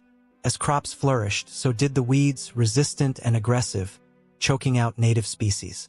The delicate balance of ecosystems began to falter, and soon, the effects rippled through food chains, reminding everyone that tampering with nature's design could have dire repercussions. With each passing year, the discourse around genetic manipulation intensified. A public debate unfolded, warriors on either side of the argument wielding facts, fears, and philosophies like swords. Proponents saw a future where diseases could be eradicated, where humanity could finally conquer the ailments that have plagued them for centuries. Opponents warned of hubris, of overstepping boundaries that should remain sacred. The world stood at a precipice, teetering between hope and despair, progress and peril. In the midst of this swirling maelstrom of emotions and ideas, a little girl named Lily sat in a hospital bed, her tiny body frail from a genetic disorder. Her parents clung to a fragile thread of hope, praying for a miracle. They had read about the experiments promising cures, the groundbreaking research that could change Lily's life forever. But with each article, a knot of fear tightened in their chests. What if the promises turned to smoke? What if hope became a cruel illusion? As the sun dipped below the horizon, casting a warm golden light through the hospital window, questions hung thick in the air. Would they grasp at the chance to alter Lily's fate, or would they cherish her as she was, imperfections and all? The choice felt monumental, echoing the age-old question of what it means to be human. The world outside continued to spin, a whirlwind of innovation and ethics, but inside that room, time stood still, charged with emotion and uncertainty. And as the night deepened, the shadows of genetic manipulation loomed larger, twisting and turning into an intricate tapestry of myths and realities, each thread pulling humanity closer to a future yet unwritten. The tension hung, thick as fog, as the next chapter awaited, brimming with possibilities and perilous choices. In the stillness of a moonlit night, a figure stands alone on the banks of the Tigris River, eyes keenly trained on the skies above. Each shimmering star tells an ancient story, a whisper of the cosmos. This was the world of the Mesopotamians, where the ebb and flow of life was intertwined with the celestial dance of the heavens. Time was not just a measurement. It was a sacred rhythm, a heartbeat echoing through the ages. As the figure gazes upward, the constellations form patterns, hints of destiny woven into the fabric of the universe. In this land, where the sun rose over golden fields and set behind majestic ziggurats, the calendar was more than a simple tool. It was a lifeline. Farmers looked to the skies for guidance, aligning their sowing and harvesting with the stars. The Mesopotamian calendar, a delicate balance of lunar and solar cycles, held the key to survival, prosperity, and harmony with the earth. Each month, the moon waxed and waned, a luminous orb guiding the rhythms of life. The Sumerians, one of the earliest peoples to shape this calendar, devised a system that began with the first sighting of the crescent moon. They named each month after the bounty it promised, like the month of the barley harvest, filled with joyous celebrations and feasting. It was a time when the air crackled with anticipation, laughter spilling through the streets as families gathered to give thanks to the gods. But as the seasons shifted, so did the challenges. The summer heat bore down, scorching the earth, and the rivers would swell with the fury of spring rains. The priests and astronomers, watched over by the divine, would meticulously track the celestial events. They recorded the movements of the sun and moon with reverence, their eyes tracing the paths of planets as they danced through the night. Each star was not merely a point of light. It was a guide, a harbinger of what was to come. Timekeeping was a sacred duty. The scribes, their fingers stained with ink, inscribed the calendar on clay tablets. They etched the days with precision, marking festivals and important rituals that brought the community together. These tablets were more than records. They were the heartbeat of Mesopotamian society, echoing with the laughter of children, the prayers of elders, and the dreams of future generations. As the full moon illuminated the land, the people would gather for the New Year festival, an explosive celebration that echoed through the ages. It marked the rebirth of the world, a time when they believed the gods renewed their favor. The air was thick with excitement, drumming resonating like the pulse of the earth, vibrant colors swirling around, faces painted with joy. The entire city transformed into a kaleidoscope of life, every person playing their part in honoring the divine. But not all celestial events were joyous. Eclipses cast shadows of fear and uncertainty. When the sun disappeared behind the moon, chaos reigned in the hearts of the people. They looked to their leaders, their priests, for explanations and solace. It was within these moments of darkness that the true power of the calendar revealed itself. The wise men, who studied the skies, would calm the masses, reminding them that the cycles of the heavens were predictable, even in their most terrifying forms. The calendar, with its intricate dance between moon and sun, told a story of connection, between the earth and the sky, between the people and the cosmos. The Mesopotamians understood that their lives were part of a grander narrative, one that transcended their mortal existence. Every harvest, every festival, every moment of despair or joy was wrapped up in the celestial events that shaped their world. As the seasons changed, so did the calendar. Adjustments were made when the lunar months strayed too far from the solar year, a delicate balance that required the wisdom of those who understood the heavens. Intercalary months were added with careful consideration, ensuring that the festivals remained in tune with the cycles of nature. The meticulous nature of this process reflected the deep respect the Mesopotamians held for the cosmos. They understood that to be out of sync with the stars was to invite chaos into their lives. The observatories of ancient Mesopotamia stood as silent sentinels, their towering structures reaching for the heavens. The priests, clad in their ceremonial robes, would spend nights charting the skies, taking note of every celestial event. It was a sacred practice, a communion with the divine. They were not merely stargazers. They were the guardians of knowledge, keepers of the calendar that tied the people to their past and their future. As twilight fell, the air would grow thick with anticipation. The rising of the Pleiades heralded the approach of winter, a time of reflection and preparation. Families would gather around fires, sharing stories of the past year, their hopes for the season to come. The calendar was a tapestry woven with their dreams, a reminder that life is cyclical, a dance of loss and renewal, of endings and beginnings. The Mesopotamian calendar was more than a measurement of time. It was a powerful force that shaped the very essence of their civilization. It was the rhythm of their lives, a heartbeat that echoed from the banks of the Euphrates to the peaks of the Zagros Mountains. The stars above were not simply distant suns. They were the arms of fate, cradling the hopes and fears of a people entwined in the eternal dance of time. As the first light of dawn crept over the horizon, illuminating the land, another cycle waited to begin. The sun, a blazing chariot, would rise once again, marking another day in the Mesopotamian calendar. And with it, the people would awaken to a world filled with possibility, their hearts beating in sync with the celestial events that guided their lives. With every sunrise, every moonlit night, they were reminded of their connection to the universe, a bond as ancient as time itself.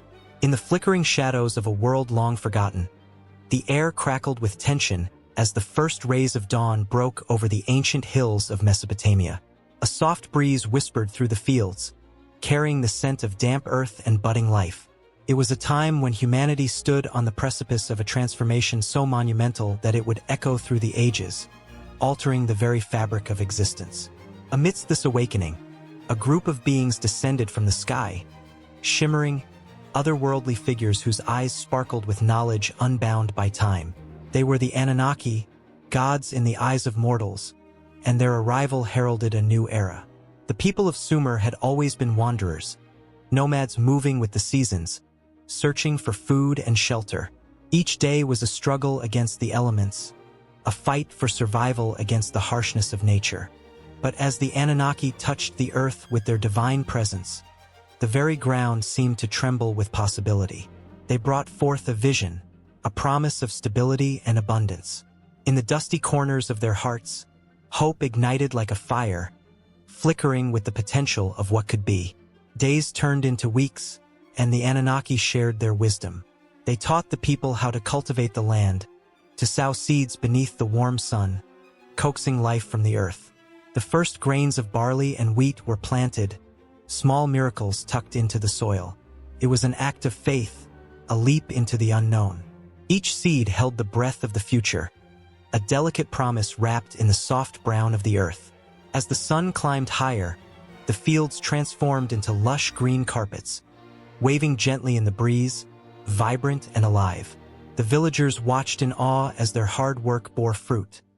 Literally, the miracle of agriculture unfolded before their eyes, and with it came a tapestry of emotions: joy, fear, uncertainty, and exhilaration. Children danced in the fields, laughter ringing out like bells, while elders whispered tales of the gods who had gifted them with this knowledge.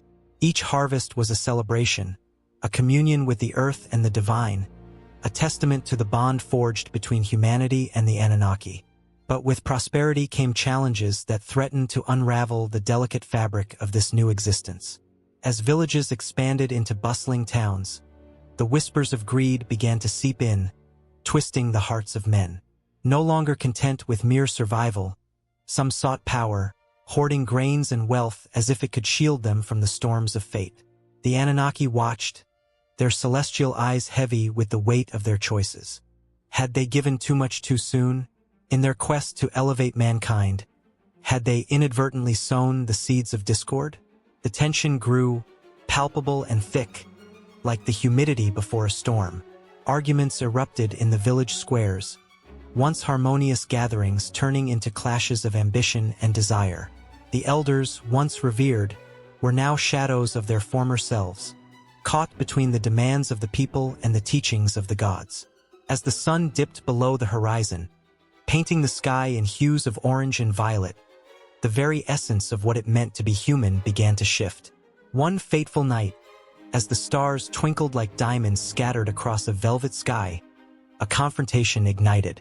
A group of rival farmers, fueled by jealousy and resentment, stood face to face, their hearts pounding as hot words flew like arrows. The Anunnaki, witnessing this chaos, sensed the fragile balance teetering on the brink. They convened, their voices a harmonious blend of authority and compassion, echoing through the fields. They spoke not just to the individuals, but to the very soul of humanity, urging them to remember the unity that had birthed their new way of life. Yet, their words, laden with wisdom, fell like rain on parched ground, desperately needed, yet met with resistance. The promise of agriculture was no longer just about sustenance. It had become a battleground where pride and ambition clashed with the simplicity of a shared existence. As the moon rose high, casting silvery light over the discord, the Anunnaki realized they had to intervene, not merely as guides, but as a force to reshape the path ahead. The ground beneath their feet began to tremble once more, a gentle reminder of their power. They summoned the elements, calling forth a cool wind that swirled around the villagers, calming heated tempers and breathing life into weary hearts. In that moment, the shadows of anger were washed away, replaced by a shared understanding. The people looked at one another, the fire of competition cooling into the warm glow of community. With a renewed sense of purpose, the villagers returned to their fields, hands working together in harmony. They remembered the teachings of the Anunnaki, the importance of sharing, of sowing not just seeds of grain, but seeds of friendship and cooperation. As they harvested the crops under the watchful gaze of the stars, laughter echoed once more across the fields, a balm for all that had been lost. But even as harmony blossomed, the Anunnaki understood the fragility of this peace. They stood as guardians at the threshold of a new age, aware that the transition to agriculture was not merely about the land they tilled, but about the human spirit itself, its potential for both greatness and destruction. Shadows lingered at the edges of their vision, hints of challenges yet to come. The balance of power was delicate, and the lessons learned in the fields would be tested time and again. As the sun rose on a new day, illuminating the vibrant fields of wheat and barley. The Anunnaki pondered their next steps. The future loomed ahead, bright with promise yet shadowed by uncertainty. With each heartbeat, the pulse of humanity quickened, a rhythm of hope and fear, love and greed. The journey had only just begun, and the Anunnaki were prepared to guide humanity through the storms that lay ahead, their presence a beacon amidst the chaos. In the amber glow of the ancient city of Nippur, the air hummed with both power and reverence. A large temple stood majestically, its towering ziggurat crafted from sun-baked bricks, each one a testament to the ingenuity of its builders. Among the bustling streets and vibrant marketplaces, whispers of the divine feminine echoed, resonating with a richness that transcended time and space. Here, women were not mere shadows beneath their male counterparts. They shone as luminaries, embodying the strength and grace that the Anunnaki revered. As twilight descended, the temple's entrance revealed the silhouette of a priestess draped in flowing robes of indigo and gold. Her presence radiated tranquility and authority. This was not just any woman. She was a vehicle of the sacred, a bridge between the earth and the heavens. Each step she took on the worn stones felt charged with purpose. Her heart beat in rhythm with the universe, and her spirit soared on the wings of the divine. The Anunnaki had entrusted her with matters of great significance, rituals that could bring favor or fury from the gods above. In this society, women were cherished not for their beauty alone, but for their wisdom, their intuition, and their connection to the cosmic forces that shaped their world. They were healers, scholars, and leaders, their roles multifaceted and vital. A collective of priestesses would gather under the watchful eyes of Anu, the chief deity of the Anunnaki, performing sacred rites to ensure the harmony of the cosmos. The flickering torches cast dancing shadows, illuminating their faces as they chanted incantations, every word a thread woven into the fabric of existence. Amidst the whispers of the night, a young priestess named Nin-sun sensed a disturbance. Her dreams had been troubled, filled with visions of darkness encroaching upon their beloved land. The elders listened intently as she spoke, her voice steady yet charged with urgency. "The balance is threatened," she urged, her eyes sparkling with a mix of fear and determination. Ninsun's connection to the divine was strong, and the wisdom of generations pulsed through her veins. She understood that her position was not just a privilege. It was a responsibility bearing the weight of her ancestors' hopes. In the days that followed, Nin-sun rallied the women of her community, who were all eager to protect what they held dear. They came from all walks of life, mothers, daughters, and grandmothers, united by a fierce desire to safeguard their heritage. With each gathered woman, the air thickened with a palpable energy, a tangible bond that transcended their individual stories. They shared knowledge of ancient herbs, healing rituals, and the sacred texts that spoke of the Anunnaki's trials and triumphs. Each evening, as the sun dipped below the horizon, they would illuminate the temple with candles and offer prayers, their voices rising like incense toward the stars. The Anunnaki watched over them, with figures like Inanna, the goddess of love and war, embodying the duality of femininity. Inanna's spirit flowed through the women, instilling them with the courage to fight for their communities and the wisdom to nurture them. But the tension was thickening. Rumors spread of a growing conflict, an impending war that would shake the foundations of their civilization. Nin-sun stood at the forefront, a rallying point for many. She didn't shy away from her fear. Instead, she embraced it, allowing it to transform into action.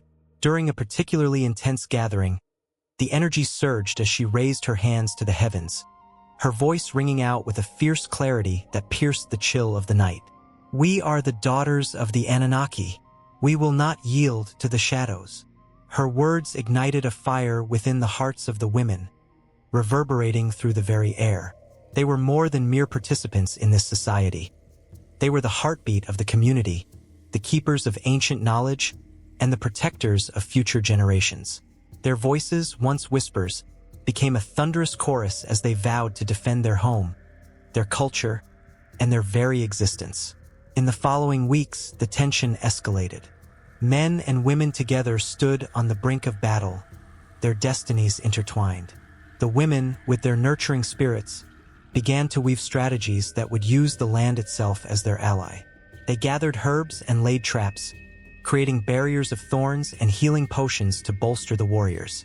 Ninsun coordinated with the male leaders, her steadfast presence becoming a symbol of unity amidst growing chaos. As the day of confrontation approached, the women gathered under a sky lit with stars, each flickering point a reminder of the Anunnaki's watchful gaze.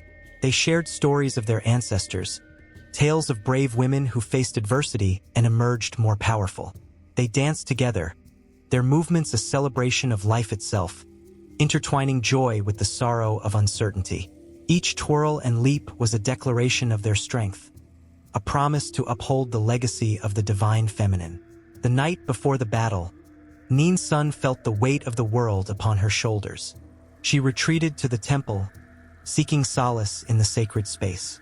Kneeling before the altar, she poured her heart out to the deities, tears streaming down her cheeks.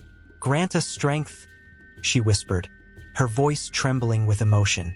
"Guide us to protect our loved ones and uphold the balance." In that moment, she felt a surge of warmth envelop her, an embrace from the divine. The flickering flames of the altar seemed to dance in response, and a sense of calm washed over her.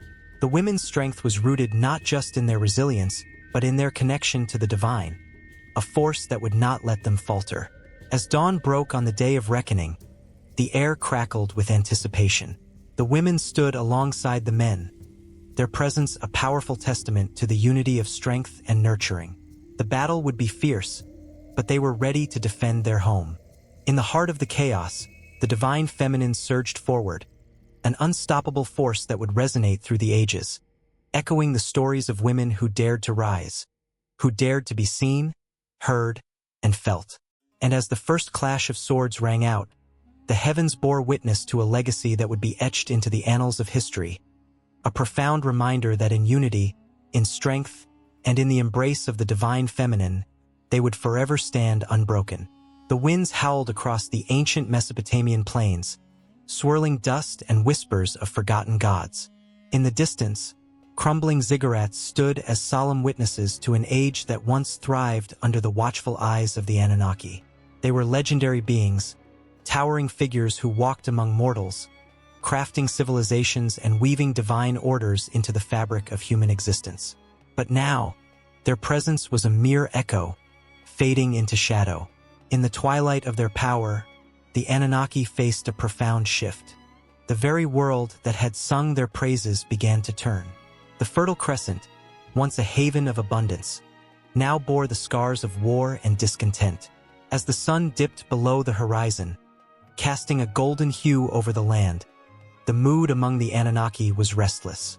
A council gathered in the grand hall of Nippur, the air thick with tension. Their voices reverberated, a blend of anxiety and defiance. "We have nurtured these humans," one deity said, his voice booming with authority. "Yet they grow unruly, questioning our dominance, our very purpose. We have given them everything, and now they seek to rise against us." Another, her face clouded with worry, replied, "They have become too wise for their own good. With every invention, every piece of knowledge, they inch closer to our power. We must remind them of their place." The Anunnaki, once gods among men, now found themselves grappling with the very beings they had uplifted. The rise of city-states like Babylon and Uruk showcased humanity's ingenuity, yet it also revealed a troubling truth. The Anunnaki were losing their grip. Temples that once echoed with hymns of praise now stood adorned with symbols of rebellion. The great Ishtar, once revered, felt the weight of discontent as people turned their gaze away. As storms brewed in the heavens, so too did chaos on the earth. A young scribe named Zaid, filled with ambition and courage, began to document the tales of the Anunnaki, but not as gods, as flawed beings. His writings spread like wildfire among the people, igniting sparks of revolution. "Why should the Anunnaki rule over us?" he wrote. "We are not their pawns. We have our destinies to fulfill." In the shadows of these words, a movement grew. Farmers and artisans began to congregate, their voices merging into a chorus of defiance. They demanded a share of the bounty that the gods had hoarded, a voice in the decisions that shaped their lives. The once pliant subjects transformed into bold rebels, their chants rising like smoke into the night sky. We are the children of the earth, not mere servants of the heavens. Meanwhile, the Anunnaki convened, their anxiety palpable. They could no longer ignore the tremors beneath their feet. The stars that once seemed so distant now felt like unfathomable witnesses to their fading glory. The council debated fiercely, their divine connection to the cosmos flickering like a dying candle. "We must show them our power," thundered one, his eyes blazing with fury. "They must remember who we are." But deep inside, others felt a flicker of doubt. "What if we are the architects of our own demise?" whispered a voice from the fringes. The silence that followed was heavy with the weight of realization. The fate of the Anunnaki rested not in their might alone but in the hearts of those they had once deemed beneath them. As the revolt gained momentum, the skies darkened, and storms unleashed their fury upon the land. Lightning illuminated the faces of warriors ready to fight for their freedom. The earth trembled as the forces of the Anunnaki clashed with the rising rebellion. The very ground that had, for centuries, been blessed by their touch now screamed for justice. The battles that ensued were fierce and unrelenting. The air was thick with the clang of weapons and the cries of the fallen. Each victory for the rebels felt like the promise of a new dawn, while each setback for the Anunnaki echoed with the realization that their time was slipping away. The once mighty beings who had commanded fear and respect now found themselves facing an army fueled by desperation and righteousness. In the chaos, Zaid emerged as a leader of the uprising, rallying the people with passionate speeches that cut through the din of battle. "We are not just dust of the earth. We are its heartbeat. No longer will we bow to those who see us as lesser. The Anunnaki will fall, and we will rise." His words ignited a fire within the hearts of thousands. They fought not just for survival but for a place in the world, for recognition of their worth. The Anunnaki, once invincible, felt the tides turning against them, the realization dawning that they were no longer the masters of fate, but mere players in a game they had underestimated. As the war raged on, the Anunnaki began to withdraw, retreating to their celestial abodes. The very heavens they had once ruled bore witness to their decline. Creatures of myth and legend, they were now reduced to myth, their stories slipping from the lips of men, fading like stars at dawn. In the final battle at the gates of Babylon, the sky split open, a tumultuous storm raging above. The Anunnaki, cornered and desperate, unleashed their last remnants of power. Thunderbolts rained down, striking the earth with a fury born of desperation. The ground shook as warriors clashed, determination etched on their faces. They fought not just against divine beings but against the very notion of subjugation. Amidst the chaos, Zaid stood tall, a beacon of hope in a sea of despair. As the final clash echoed through the valley, a profound silence fell. The storm subsided, the dust settled, and both sides stood still, breathless. In that fleeting moment, a profound realization gripped the hearts of all who remained. The once eternal Anunnaki were dwindling, their reign unraveling like threads from a frayed tapestry. But what lay ahead was shrouded in uncertainty. As the dust cleared, both the Anunnaki and humanity stood on the precipice of a new era, one where the balance of power had shifted irrevocably. The echoes of the past still haunted the air, whispering tales of a time when gods walked among men. Yet, as the sun began to rise, casting light upon the battered battlefield, a question lingered in the air. What would become of the Anunnaki, now trapped between the stars and the ashes of their own making? In a quiet corner of the ancient world, the sun dipped below the horizon, casting long shadows over the ruins of a once great civilization. The wind whispered through crumbling stone walls, carrying echoes of a time when the Anunnaki, those enigmatic beings from the heavens, walked among humanity. Their legacy, a tapestry woven with threads of power, wisdom, and mystery, would ripple through the ages, leaving an indelible mark on every civilization that followed. As the candlelight flickered in the dim chambers of Sumerian temples, priests chanted sacred hymns, their voices merging with the rhythmic pounding of drums. They spoke of the Anunnaki, celebrating their divine gifts, agriculture that fed the hungry, laws that brought order to chaos, and knowledge that illuminated the darkest corners of the mind. These beings were not mere myth. They were the architects of civilization, the guiding stars in the night sky of human existence. With every incantation, the priests summoned the presence of the Anunnaki, their hearts pounding with reverence and fear. In the bustling markets of Babylon, traders exchanged goods and stories, their eyes sparkling with excitement. They spoke of the gods who descended from the heavens, their tales filled with wonder and awe. The Anunnaki had gifted them not just food and drink, but also the very foundation of their society: writing. The cuneiform script, with its sharp edges and flowing curves, allowed them to capture moments in time, preserving their history for generations to come. With every stroke of the stylus on clay tablets, the essence of the Anunnaki lingered, threading through the fabric of Babylonian life. The influence of these celestial beings reached far beyond the borders of Mesopotamia. In Egypt, the pyramids rose majestically against the backdrop of the Nile, their stones whispering secrets of the cosmos. Pharaohs revered the Anunnaki as their divine ancestors, believing their lineage linked them to the stars. The gods of the Nile, with their falcon heads and human bodies, echoed the physicality of the Anunnaki, a reminder of the power that coursed through their blood. Rituals were performed, sacrifices made, all to court the favor of these celestial beings, ensuring the continuation of life and prosperity. As empires rose and fell, the Anunnaki's influence remained a constant thread woven through the hearts of the people. The Greeks, in their pursuit of knowledge, looked to the heavens, drawing inspiration from the tales of the Anunnaki. They crafted gods and heroes, infusing their mythology with the very essence of divine beings who once roamed the earth.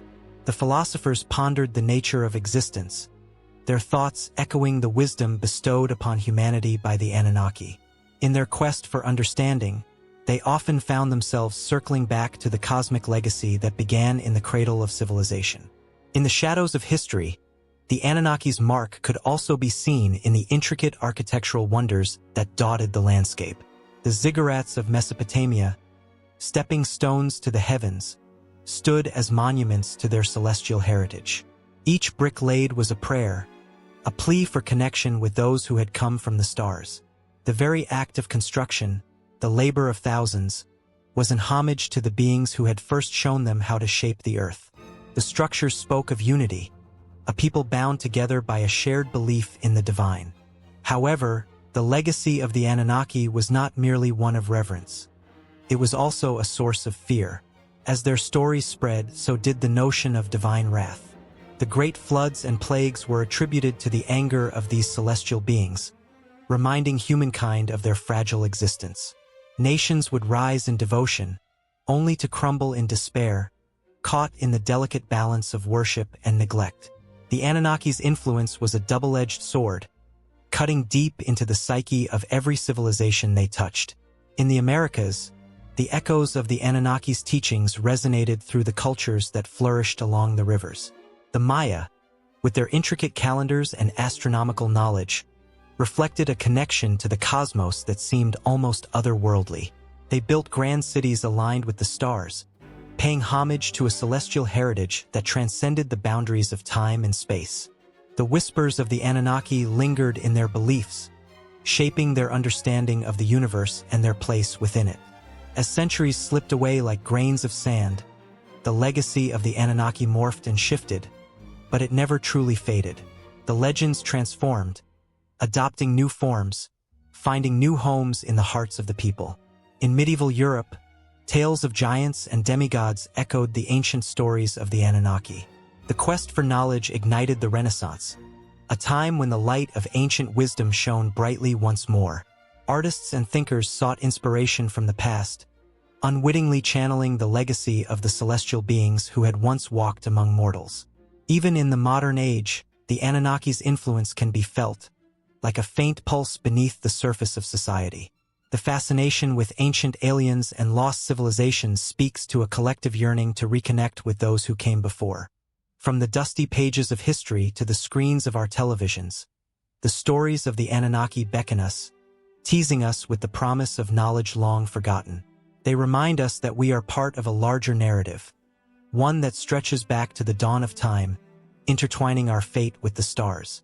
And as the sun sets on the remnants of ancient civilizations, it casts a warm glow over the ruins, whispering secrets waiting to be uncovered. The legacy of the Anunnaki continues to pulse through the veins of humanity, shaping our beliefs, our cultures, and our very essence.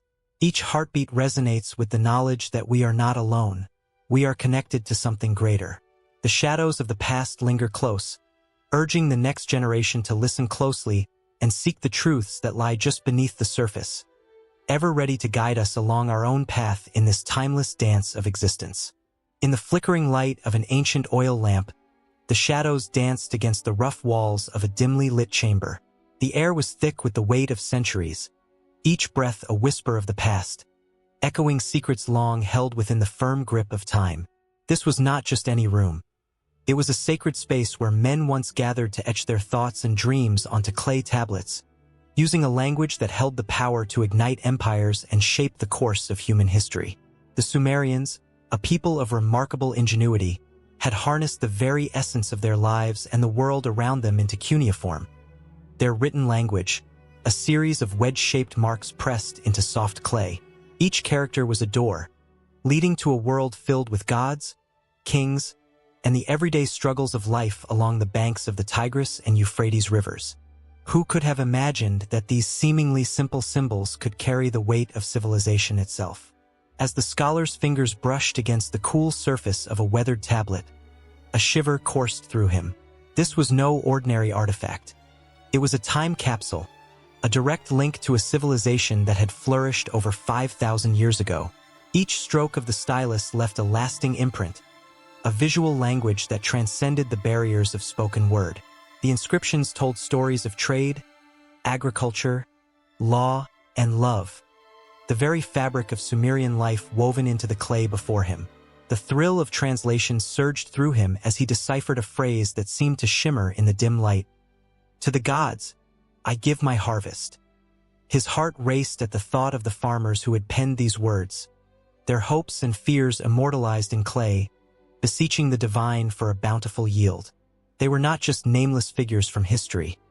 They were fathers, mothers, and children, all tied together by a common thread of existence that echoed through time.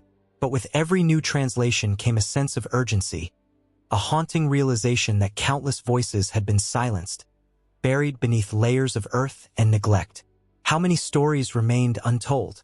How many lives had been lived, their experiences etched into the fabric of Sumerian culture, only to fade into obscurity? The weight of this knowledge pressed heavily on his heart, igniting a fire within him to bring these lost tales back to the light. He turned to another tablet, its surface adorned with intricate symbols, the meticulous handiwork of a scribe whose very identity was lost to time. The script hinted at laws, perhaps a code that governed the lives of the Sumerians. The phrase "an eye for an eye" leapt forth, a chilling reminder of the consequences that bound their society, a stark contrast to the warmth of their communal gatherings and celebrations. The tension of justice, so palpable even in those ancient days, echoed through the ages, as relevant then as it was now. As he delved deeper into the texts, joy and sorrow wove together in a rich tapestry of emotion. There were accounts of great floods, of temples rising toward the heavens, of kings whose reigns were marked by prosperity and tragedy alike. The narrative of Gilgamesh, the mighty king, emerged from the clay, his quest for immortality a captivating reflection of humanity's deepest fears and desires. Here, he found not just a story, but a mirror held up to the soul of mankind, revealing the unchanging essence of what it means to yearn and to dream. Yet, amid this vibrant history, the scholar sensed a darker shadow lurking. The gradual decline of the Sumerian language, the fading of cuneiform as empires rose and fell, weighed heavily upon him. It was a bittersweet reminder that even the greatest of civilizations could crumble, leaving behind only fragments of their language scattered like dust across the ages.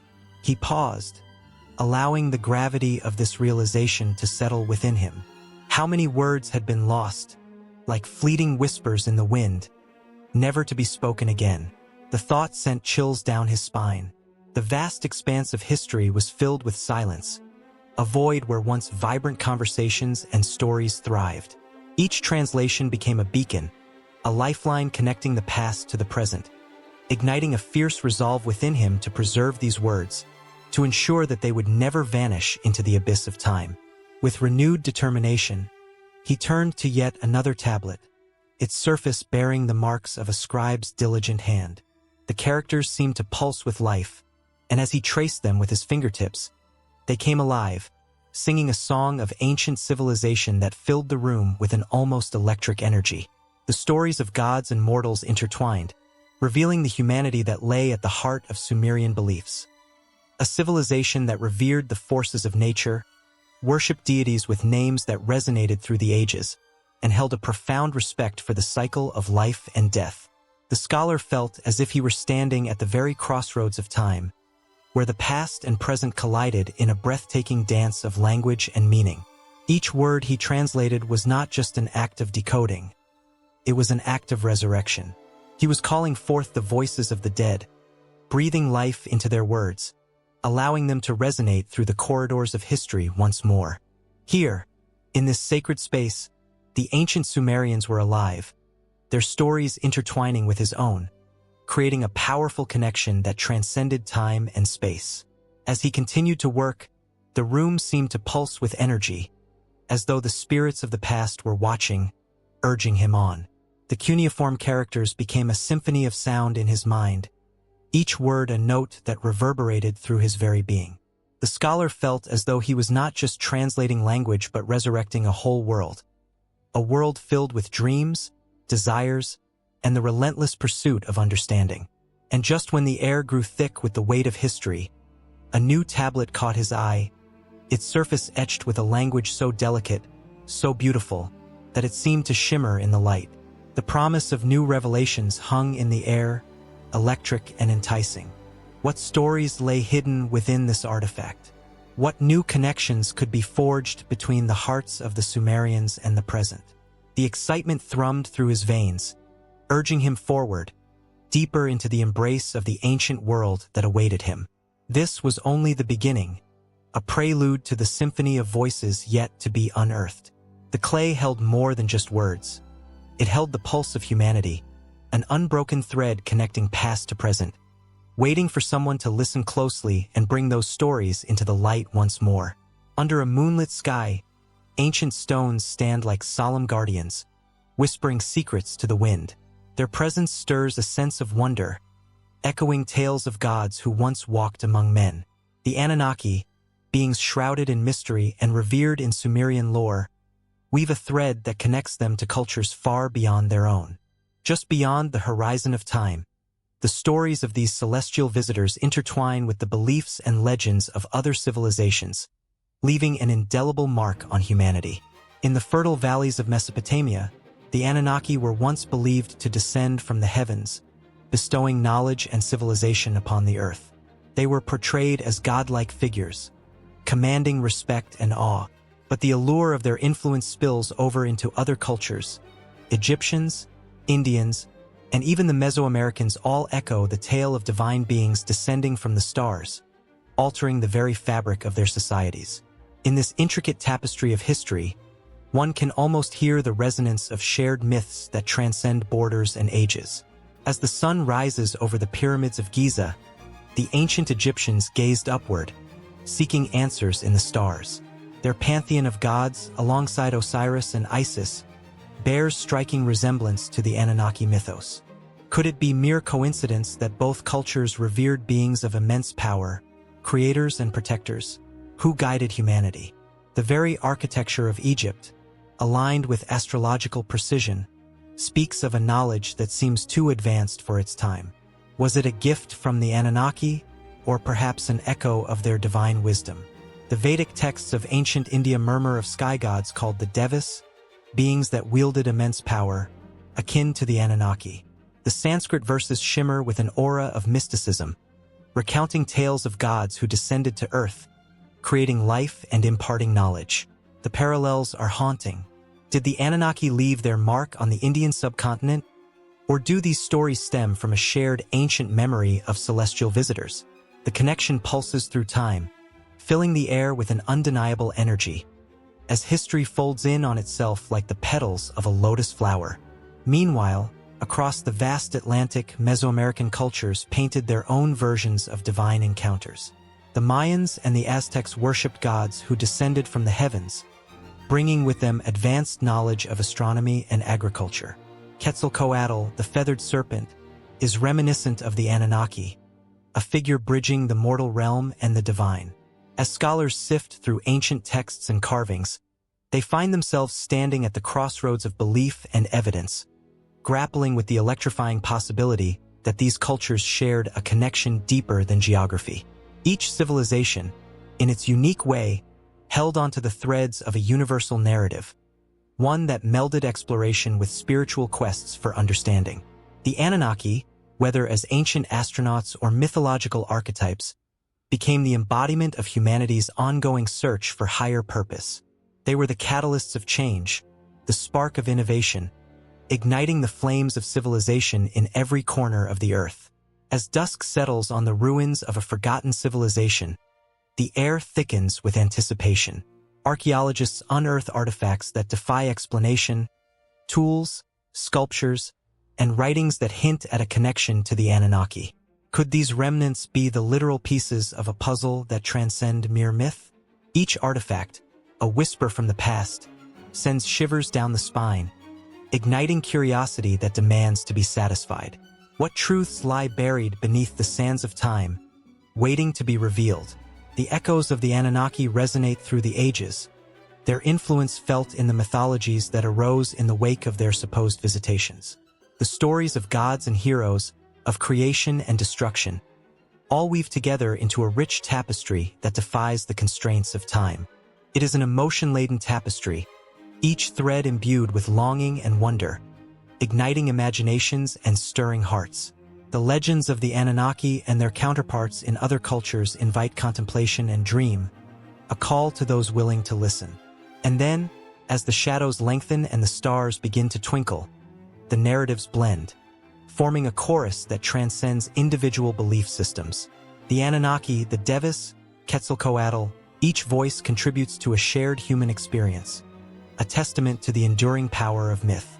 The feelings of awe, reverence, and fear intertwine as the stories of the divine and the mortal mingle, creating an atmosphere thick with anticipation. In the dim light of a flickering fire, a storyteller spins tales of creation and cosmic beings, captivating their audience with the power of their words. The connection between the Anunnaki and other ancient cultures becomes a living thread, pulsating with energy and life. It beckons the curious, inviting them to ponder the mysteries that lie just beyond their grasp. The air crackles with the electricity of possibility, and the past feels hauntingly close, as though the whispers of the Anunnaki still echo in the chambers of human consciousness. As night blankets the landscape, the stars shine brighter than ever, glimmering like the eyes of forgotten gods. Each twinkling light is a reminder that the past is never truly gone. It lingers, waiting to be discovered. The connection between the Anunnaki and other ancient cultures pulses with a life of its own, drawing in those who seek to understand the greater scheme of existence. The emotions swell, a tide of curiosity and wonder that crashes against the shores of knowledge, urging the seeker onward to uncover what lies beyond the veil of history. The night sky stretched endlessly above the ancient city, a vault of shimmering stars that seemed to pulse with life. For the people of old, each twinkle was a message from the gods, a whisper of destiny carried on the winds of the cosmos. They gazed upward with eyes wide in wonder, their hearts racing at the thought of the celestial forces governing their lives. In that profound darkness, a flicker of lightning danced in the distance, illuminating the silhouettes of towering stone monuments, hallowed instruments that connected the earth to the heavens. In the shadow of these monuments, priests and astronomers scurried about, their minds ablaze with the weight of their tasks. They were the keepers of knowledge, guardians of secrets hidden amongst the stars. Equipped with remarkable tools crafted from stone and wood, They sought to decode the celestial language written in the sky. Each instrument was a testament to human ingenuity, a bridge to the divine. The astrolabe, an intricate disc adorned with engravings that seemed to shimmer in the moonlight, lay at the center of their sacred rituals. It was not merely a tool, but a sacred object. As they traced the paths of the stars with deft fingers, they felt the pulse of the universe thrum through them. One could almost hear the heartbeat of the cosmos within that ancient metal, an echo of the gods themselves. The priests would raise the astrolabe to their eyes, its brass edges catching the light, and for a moment, the boundary between mortal and divine dissolved. With every measurement taken, they whispered prayers, beseeching favor from the celestial beings who cast their gaze upon the earth. But the astrolabe was not alone in its celestial companionship. The armillary sphere stood proud beside it. This grand instrument, a series of rings and circles marked with the signs of the zodiac, was a magnificent representation of the cosmos.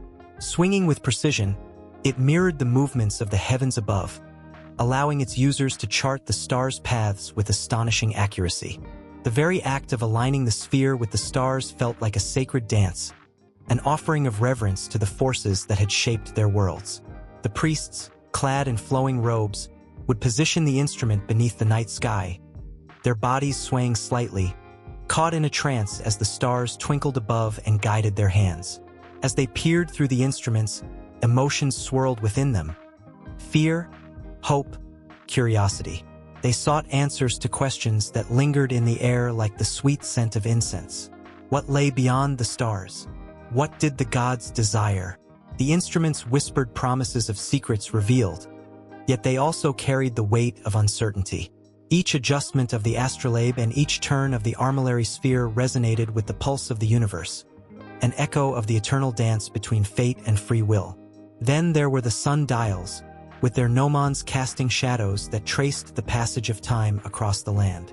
The ancient sun dials stood like sentinel guardians, watching over the people as they toiled in the fields and celebrated in their temples. In the first light of dawn, the gnomon would cast a shadow, and the priests would gather around it in reverence. They narrated the story of day and night, of life and death, of the cyclical nature of existence itself. With every tick of the sun's journey across the sky, the connection to the divine deepened, and the ancient wisdom of their forebears flowed through them. In another corner of the city, the orrery, a mechanical marvel, turned gracefully, displaying the intricate ballet of planets and moons. Each gear and wheel was a reflection of the universe's breathtaking complexity, and the priests who operated it became more than mere observers. They became part of the cosmic symphony. As they turned the cranks, the planets moved in harmonious rotations, and gasps filled the air, mingled with trepidation. If they could manipulate the heavens, could they compel the gods to change the fates of men? The weight of that question hung heavy, almost palpable. With every passing season, the relationship between the ancients and their astronomical tools transformed. The stars became a mirror of their own struggles and triumphs, and the instruments, once cold and unyielding, began to pulse with life. There were moments of elation when the harvest was bountiful, and the stars aligned just right, as if the heavens themselves smiled upon them. Then came the despair when dark omens appeared, when the moon turned blood red, and the priests trembled, fearing punishment from above. They etched their findings into clay tablets, recording the movements of celestial bodies, and interpreting the divine messages they believed were written in the stars. Each tablet became a testament to their experiences, their successes, and their failures. The weight of these records pressed heavily against their souls, a perpetual reminder of their duty to both the living and the gods. In ceremonies held under the vast expanse of the starry sky, the ancient astronomers would gather. Their voices rose in a chorus, invoking the gods with chants that echoed through the night. They offered the fruits of their labor, crops, crafted tools, and even their own blood, upon altars dedicated to the deities. The instruments stood as silent witnesses, their surfaces absorbing the fervor of every prayer, every hope, every heartbeat. As the night wore on, a storm brewed on the horizon, dark clouds sweeping across the moonlit sky. The priests felt a shiver run down their spines, a chill that spoke of change. Their instruments, once humble tools of observation, now pulsed with a sense of impending revelation. What would the storm bring? Would it be a cleansing rain or a catastrophic tempest? The stars above flickered ominously, as if sharing in the anxiety of their earthly counterparts. Amidst the chaos, the priests clutched their astrolabes closer, as storm winds whipped around them.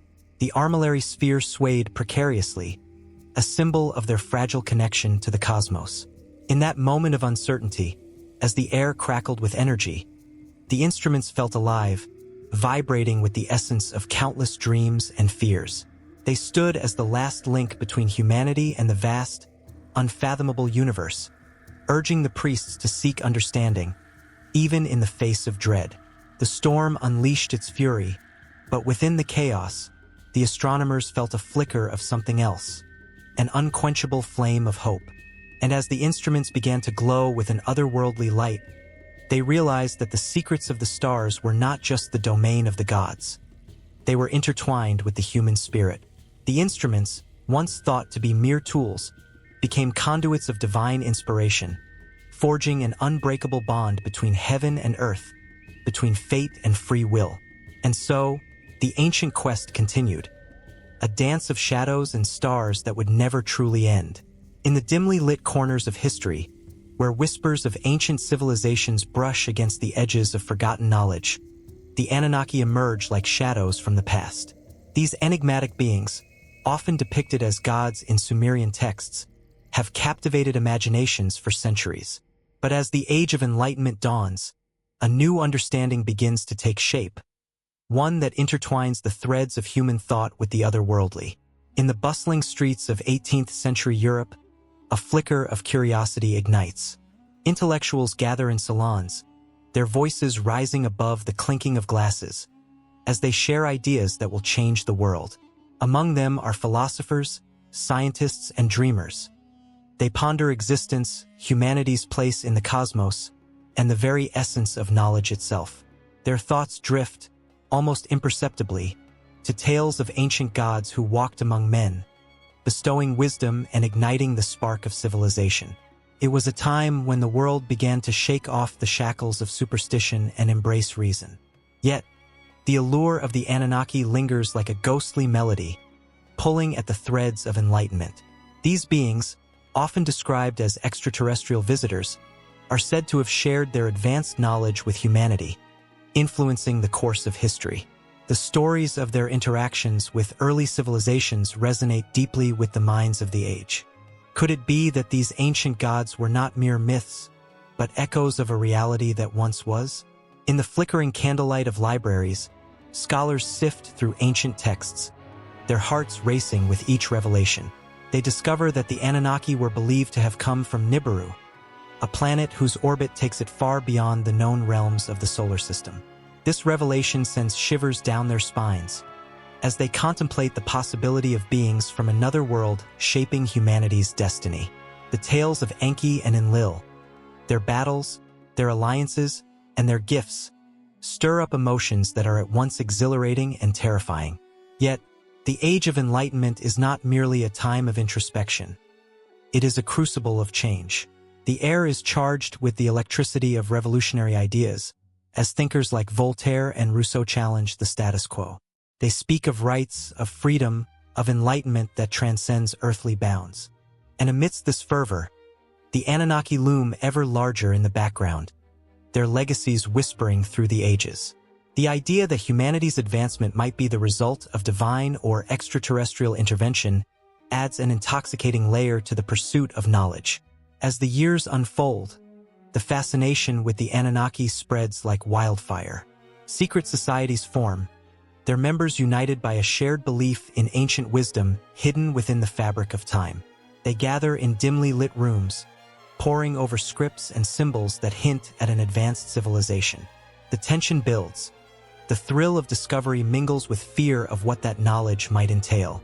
With every passing day, the line between myth and reality blurs, leaving countless souls yearning for answers. Across the ocean, the American Revolution ignites a fire of independence and self-governance. The founding fathers, influenced by Enlightenment ideals, sketch out a new nation grounded in the belief of human potential. Yet, in the shadows, the Anunnaki loom, figures of fascination and trepidation. Did they, too, play a part in the birth of this bold new world? The question lingers, sparking debates that ignite passions and provoke thoughts that were once considered taboo. In the taverns and salons, the stories multiply, each telling more elaborate than the last. Tales of humans receiving divine guidance from the Anunnaki swirl among the drinkers and thinkers. Some dismiss them as fanciful tales, while others embrace them as a lens through which to view humanity's greatest achievements. The tension hangs thick in the air. The weight of these ancient stories seems to whisper secrets only the boldest minds are willing to approach. And then comes the moment that shatters the silence like a thunderclap. A group of explorers, driven by insatiable curiosity, sets out on an expedition to the remnants of ancient Mesopotamian lands. Their journey is fraught with danger, each step echoing the burdens of history. Armed with ancient texts, they search for artifacts that may hold the key to unlocking the mysteries of the Anunnaki. Their heartbeat quickens as they uncover inscriptions that hint at a truth that could reshape the understanding of humanity's past. Tension pulses through the air as they decipher the symbols, each stroke of the chisel sending shockwaves through their hearts. Could these be the words of the Anunnaki themselves, echoing across millennia? The weight of the moment presses down, reverberating through the ages. In that instant, they are not just explorers. They are vessels of history, grappling with the enormity of the knowledge that could change everything. As the Age of Enlightenment presses on, the stories of the Anunnaki take on a life of their own. Fueled by fascination and fear, a new generation emerges, hungry for knowledge and truth. They draw connections between the ancient tales and modern science, each breakthrough igniting a fiery passion for understanding that transcends the ordinary. The boundaries of knowledge expand, embracing the very essence of what it means to be human. In the stillness of the night, beneath a tapestry of stars, a sense of wonder envelopes the world. Humanity stands at the crossroads of destiny, grappling with the weight of ancient stories and the promise of the future. The Anunnaki, those celestial architects of civilization, linger in the shadows, whispering to those who dare to listen. The tension remains, a taut string ready to snap, leading into the next chapter where knowledge, power, and the divine collide in ways unimaginable. In a dimly lit room, flickering candles cast shadows on the walls, illuminating a gathering of curious minds, each grappling with the mysteries of the universe. The air crackled with tension as a speaker stood at the front, her voice weaving tales that danced on the edge of reality and myth. "What if?" she whispered, leaning in closer. The Anunnaki are not just ancient gods from Mesopotamian lore, but keys to understanding our own existence. Gasps filled the room, hearts raced, and the spark of intrigue ignited a fire that would not be easily extinguished. The Anunnaki, beings of both reverence and fear, have long haunted the corridors of history. They emerged from the sands of time, their stories etched in cuneiform tablets that have survived millennia. Ancient Sumerians spoke of these deities as creators and rulers, powerful figures descending from the heavens to shape humanity's destiny. But in the modern world, the narrative takes on a new dimension, a tapestry of thought woven from threads of science, spirituality, and speculation. A scholar, clad in a tweed jacket, leaned forward, eyes glinting with fervor. He recounted the theories that have surged in recent decades, the idea that the Anunnaki were extraterrestrial beings manipulating early humans, spurring on civilization's rapid evolution. The notion sent shivers down spines, a blend of excitement and disbelief rippling through the audience. Was it possible that ancient texts held truths that modern science struggled to grasp? The thought left an electric charge hanging in the air. In a world rife with uncertainty, the Anunnaki became a beacon for those searching for answers. From conspiracy theorists to spiritual seekers, their stories resonated on different frequencies. A vibrant artist in the back of the room sketched furiously, translating her thoughts into vivid colors. She believed the Anunnaki represented a higher consciousness, an awakening that humanity must embrace to transcend its limitations. Each stroke of her pencil was a prayer for understanding, a plea for connection to something greater. Meanwhile, a scientist hunched over her notes, grappling with the pull of ancient wisdom against the backdrop of modern skepticism. She saw parallels in genetic engineering, echoing the Sumerian myths of beings who altered human DNA. Was there a link between the stories of gods who shaped mankind and today's breakthroughs in bioengineering? Her heart raced at the thought, caught between skepticism and wonder, a dance of intellect and intuition that mirrored the complexities of the Anunnaki themselves. As the night wore on, whispers of ancient prophecies filled the air. Some believed that the Anunnaki would return, a harbinger of an era where humanity would finally comprehend its origins. Chills ran down spines as tales were spun of mysterious sightings in the skies, of strange phenomena that echoed the descriptions of gods who came from the stars. What if the Anunnaki were guardians waiting for humanity to evolve, to reach a level of understanding before revealing themselves once more? The collective breath of the audience hitched, a moment suspended in time, pregnant with possibility. In this swirling maelstrom of ideas and emotions, a voice broke through, the voice of a skeptic who questioned the very foundations upon which these theories stood. He challenged the myth-making process, urging everyone to consider the historical context, the intricate web of human imagination and fear that had shaped the Anunnaki narrative over centuries. The room fell silent, tension thick as treacle. It was a reminder that while the allure of the Anunnaki was intoxicating, the truth often lay in the shadows, obscured by layers of time and interpretation. Yet one could not ignore the power of belief. Enthusiasts were drawn to the Anunnaki like moths to a flame, captivated by the promise of ancient knowledge. In online forums, their discussions erupted like wildfire, weaving together strands of mythology, history, and personal experience. They envisioned a world where the Anunnaki would not only unlock the mysteries of the past, but guide humanity toward a brighter future. What if our survival depended on understanding them? They mused, eyes sparkling with fervor. As the clock ticked towards midnight, the atmosphere thickened with anticipation. Stories morphed, became something greater than their parts, each narrative adding weight to the concept of the Anunnaki as both creators and destroyers. The audience felt the weight of ages pressing down upon them, the echoes of ancient chants reverberating through time. Were they the saviors or the harbingers of doom? The duality of their existence thrummed with tension, a reminder that history is seldom black and white. In that charged environment, the lines between myth and reality blurred, merging into a swirling vortex of emotion. Some felt a pull towards ancient rituals, an urge to connect with the energies they believed the Anunnaki represented. Others recoiled, caught in a web of fear and skepticism, wrestling with the implications of what such a connection might mean for humanity. The discourse swayed like a pendulum, each side grappling for dominance, yet both equally valid in their quest for understanding. In the midst of this whirlwind, a deep-seated question lingered. What if the Anunnaki were less about extraterrestrial origins and more about understanding humanity's own nature?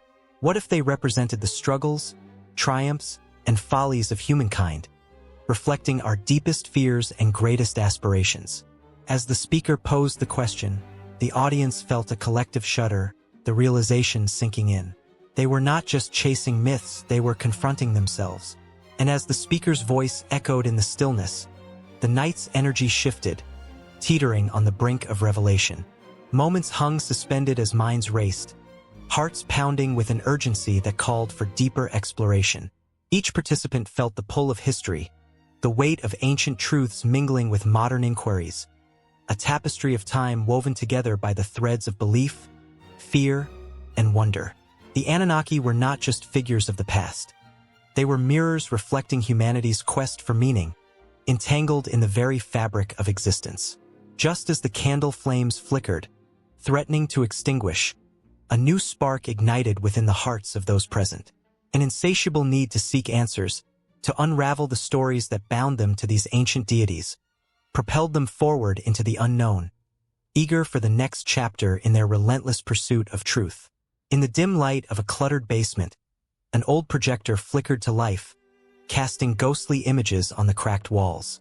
Dust motes danced in the beam, creating an otherworldly ambience. A group of friends huddled together, their eyes reflecting the screen's eerie glow, captivated by a documentary about beings from the stars.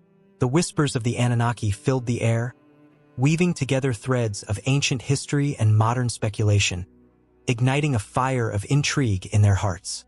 The Anunnaki, an enigmatic group of deities from ancient Mesopotamian mythology, had long captured the imagination of scholars and conspiracy theorists alike. The Sumerians spoke of them as powerful beings who came from the heavens, descending to Earth thousands of years ago.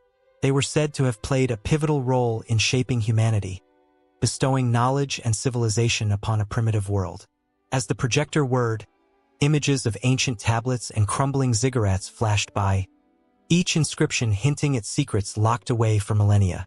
But what if these stories of gods and extraterrestrials were not just the fanciful tales of ancient priests? What if the Anunnaki were real, and their influence stretched into the very fabric of the 21st century?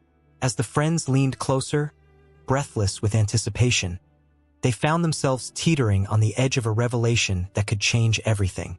In the shadows of modern cities, whispers of the Anunnaki had resurfaced, fueled by the rise of the internet and a society hungry for answers. Conspiracy theorists connected dots between ancient myths and contemporary events, suggesting that the Anunnaki had never truly vanished but instead continued to manipulate humanity from behind a veil of secrecy. They pointed to the rapid advancements in technology, the inexplicable leaps in human knowledge, and the dark undercurrents of global politics as evidence of a hidden hand guiding the course of history. One particularly striking claim suggested that the Anunnaki were involved in the creation of advanced artificial intelligence. As machines grew smarter and began to make decisions previously left to humans, the question arose, were these innovations a gift from the stars or a sinister plan to control humanity? The very idea sent chills down the spines of those gathered in the basement, leaving them to ponder the implications of such power. The friends learned of the mysterious Nibiru, a planet said to be the home of the Anunnaki, which was rumored to be on a collision course with Earth. This celestial body had become a focal point for apocalyptic prophecies and conspiracy theories, with believers claiming that a return of the Anunnaki would herald a new era, or the end of humanity as they knew it. The thought of a cosmic reckoning, conjuring images of fiery skies and cataclysmic events, electrified the air in the cramped room. As the night wore on, the stories grew darker, intertwining with the very fabric of society. The friends listened, wide-eyed, as tales of shadowy organizations emerged, groups claiming to possess ancient knowledge and technologies, supposedly inherited from the Anunnaki. Whispers of secret societies working to establish a new world order sent shivers of fear and excitement racing through them. Was humanity merely a pawn in a cosmic chess game, with the Anunnaki pulling the strings? Fingers tightened around drinks as they shared stories about elite gatherings, where the powerful mingled with the influential, their discussions shrouded in secrecy. The idea that these gatherings could be part of a larger plan, orchestrated by beings who had observed humanity for eons, made their hearts race. The thought that they were living in a time where ancient gods might still be influencing world events was both thrilling and terrifying. An unsettling image surfaced in their minds. What if the Anunnaki viewed humanity as a resource, akin to livestock? The history books described ancient civilizations thriving under their guidance, but the friends pondered the darker side of this relationship. Were the great pyramids and temples built as monuments to the gods, or as tools for control?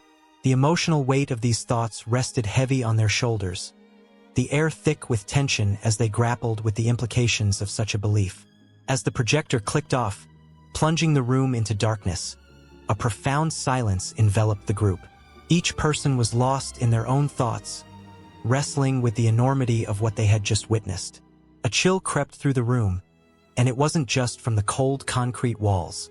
The fear of the unknown loomed large, wrapping around them like a spectral shroud.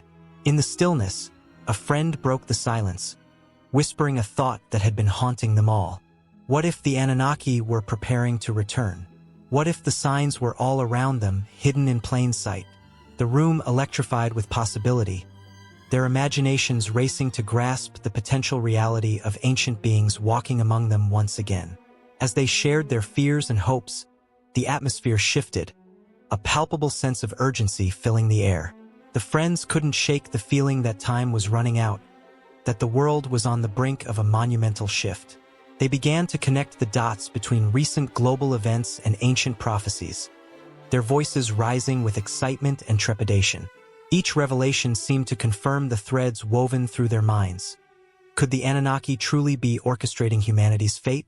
The projector that had illuminated their imaginations now felt like a gateway to something far greater. It wasn't just a film. It was a mirror reflecting their deepest anxieties and wonderings about existence. The thought that they were mere players in a grand, cosmic narrative, penned eons ago, sent shivers through their spines.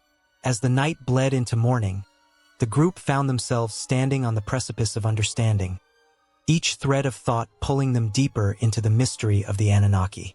The air crackled with the weight of revelation, and just like that, the basement transformed into a temple of inquiry, echoing with the voices of the past and present. Suddenly, a loud crash echoed from above, breaking the trance. They looked at each other, hearts pounding in unison. What had they awakened? The tension was electric, and their minds raced with the possibilities. Had they stirred something long dormant? The fear and excitement mingled as they prepared to face whatever lay ahead. The night was far from over, and the world outside was waiting. The sun hung low in the sky, casting long shadows over a landscape that whispered of ancient stories waiting to be told. Each gust of wind seemed to carry with it the echoes of a time long past, a time when the very ground beneath was teeming with life, emotions, and untold narratives. As the first shovels struck the earth, a shiver ran through the air. A tangible sense of anticipation mingled with the dust. This was no ordinary dig. It was a quest for the remnants of humanity's past, and the thrill of what lay buried beneath the surface was almost palpable. The archaeologists, a diverse crew filled with passion and curiosity, gathered around the site, their hearts racing. They had come here not just to unearth artifacts, but to connect with the lives of those who walked this land centuries ago. Each member of the team brought their own unique story, but they were united by a singular purpose: finding evidence that could breathe life into the forgotten tales of yore. As the dig began, the air was thick with the scent of damp earth and history. With careful precision, the archaeologists worked together, brushing away layers of soil, revealing fragments of pottery, worn and cracked with time. Each shard held a secret, a glimpse into the daily lives of a civilization that had once flourished. Laughter and banter filled the air, but beneath it lay a current of tension, the kind that comes with knowing that every find might just be the key to unlocking a bigger story. Suddenly, a shout pierced the rhythm of the day. One of the younger team members, Elena, had stumbled upon something unexpected. The group rushed to her side, hearts pounding. There, wedged between two stones, lay a small, intricately carved figurine. Its surface was smoothed by the hands of countless generations, and an enigmatic smile seemed to dance across its face. The team collectively held their breath, the moment stretching like an eternity. What had they unearthed? Was it a representation of a deity or perhaps a beloved totem? The questions hung heavy in the air, crackling with possibility. As they carefully lifted the figurine from its resting place, a weighty silence fell over the group. Each member felt a visceral connection to the object, as if it were a bridge between their lives and the lives that had once thrived in this very spot. Elena cradled it in her hands, a mixture of awe and reverence washing over her. She could feel the warmth of its history emanating from the cool stone, and for a fleeting moment, she imagined the hands that had once held it, the prayers whispered in the shadows of its meaning. But the excitement would not last long. As the sun dipped lower, the shadows lengthened, and the atmosphere shifted. A heavy cloud loomed overhead, and with it came the haunting sense that they were not alone. A chilling breeze swept through the excavation site, stirring unease among the team members. Whispers of past civilizations echoed in their minds, as if the spirits of those who had walked this land were urging them to tread carefully. The digging continued, but the atmosphere was thick with foreboding. More artifacts emerged: rusted tools, fragments of clothing, and even remnants of long-forgotten meals. With each discovery, the team felt a growing sense of responsibility. They were not merely excavating. They were caretakers of history, guardians of stories that needed to be told. Yet, the deeper they went, the more the ground seemed to resist their efforts, as if it held tightly to its secrets. As night fell, the team gathered around a small fire, their faces illuminated by the flickering flames. They exchanged theories and stories, a tapestry of human experience weaving itself into the fabric of their shared mission. But even as laughter echoed across the darkening landscape, an unsettling question lingered in the air. What else lay beneath their feet? Were their stories better left buried? With renewed energy, they returned to the site the next day, only to find that the earth had shifted overnight. What had once been a straightforward patch of soil now bore the marks of something unnatural. The digging tools, once neatly arranged, lay scattered, as if an unseen force had played a game with them. The unease deepened. Elena felt a chill run down her spine, a prickling sensation that something watched from the shadows. The earth seemed alive, breathing with the weight of the past, and she couldn't shake the feeling that they were encroaching on sacred ground. As they resumed their work, the excitement of the previous discoveries faded into the background, overshadowed by an almost palpable dread. The figurine, now cleaned and examined, felt like a dark omen rather than a token of joy. Objectively, they were making progress, but emotionally, a barrier had formed. Every time a shovel struck the ground, it echoed like a warning. Then the breakthrough came, but not in the way anyone expected. A sudden crack resonated through the site, followed by a rumble that sent tremors through the earth. The team staggered, gripping their tools to steady themselves as the ground shifted violently. From the earth emerged a large stone slab, engraved with symbols that twisted and turned like a language long forgotten. There was no mistaking it. This was a burial site, sacred and powerful. The realization hit like a tidal wave. They had crossed a line, perhaps one that should never have been crossed. The air thickened with a mixture of fear and reverence as they gathered around the slab, apprehension making their hearts race. What had they uncovered? What stories were locked away in the stone? The urgency to document and understand surged within them, but so did the instinct to retreat, to leave this place undisturbed. With trembling hands, they began to clean the slab, revealing its intricate carvings, a dance of life and death, of celebration and mourning. Each line seemed to pulse with energy, drawing them in even as it pushed them away. The symbols, both haunting and beautiful, spoke of a civilization that had known both love and loss, prosperity and despair. They were standing on the precipice of history, and yet the weight of their discovery was heavy with consequence. As the sun set once more, painting the sky in hues of crimson and gold, the team found themselves at a crossroads. The night was alive with tension, and the air crackled like the first moments of a storm. Each member felt the undeniable pull of the past, the urge to unearth more, to understand the true story of those who had come before. But what other ghosts would they awaken in their search for truth? Would they be prepared to face the darkness that lingered just beneath the surface? With hearts racing and eyes wide with wonder and fear, they knew there was no turning back now. The allure of the past was too strong, and the search for evidence was only just beginning. The ground, rich with stories, had opened its arms wide, inviting them to delve deeper into the mystery. What awaited them was beyond their imagination, a tapestry woven with the threads of human experience, and they had no choice but to follow where it led.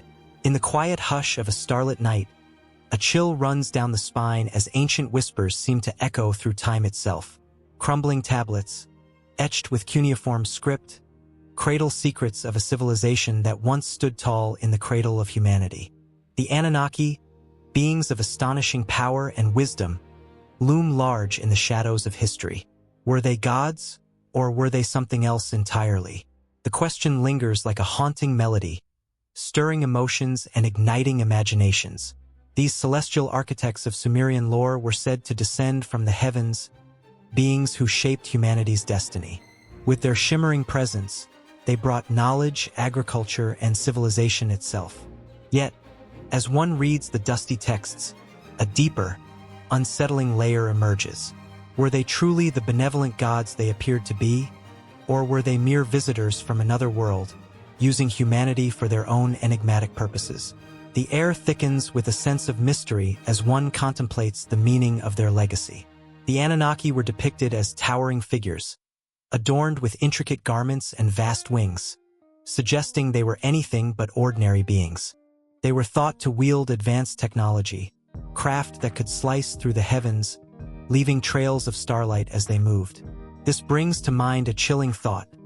Could the UFO sightings of the modern era be echoes of their ancient presence? Reports of strange lights in the sky and bizarre craft maneuvering in ways that defy earthly logic send tingles down the spine, awakening a primal fear. What if the beings who once roamed the earth have returned? In the annals of history, tales of strange encounters and otherworldly craft weave in and out. The Sumerians themselves spoke of the Anunnaki's celestial chariots that danced among the stars. Artifacts, once believed to be mere myths, are now scrutinized anew.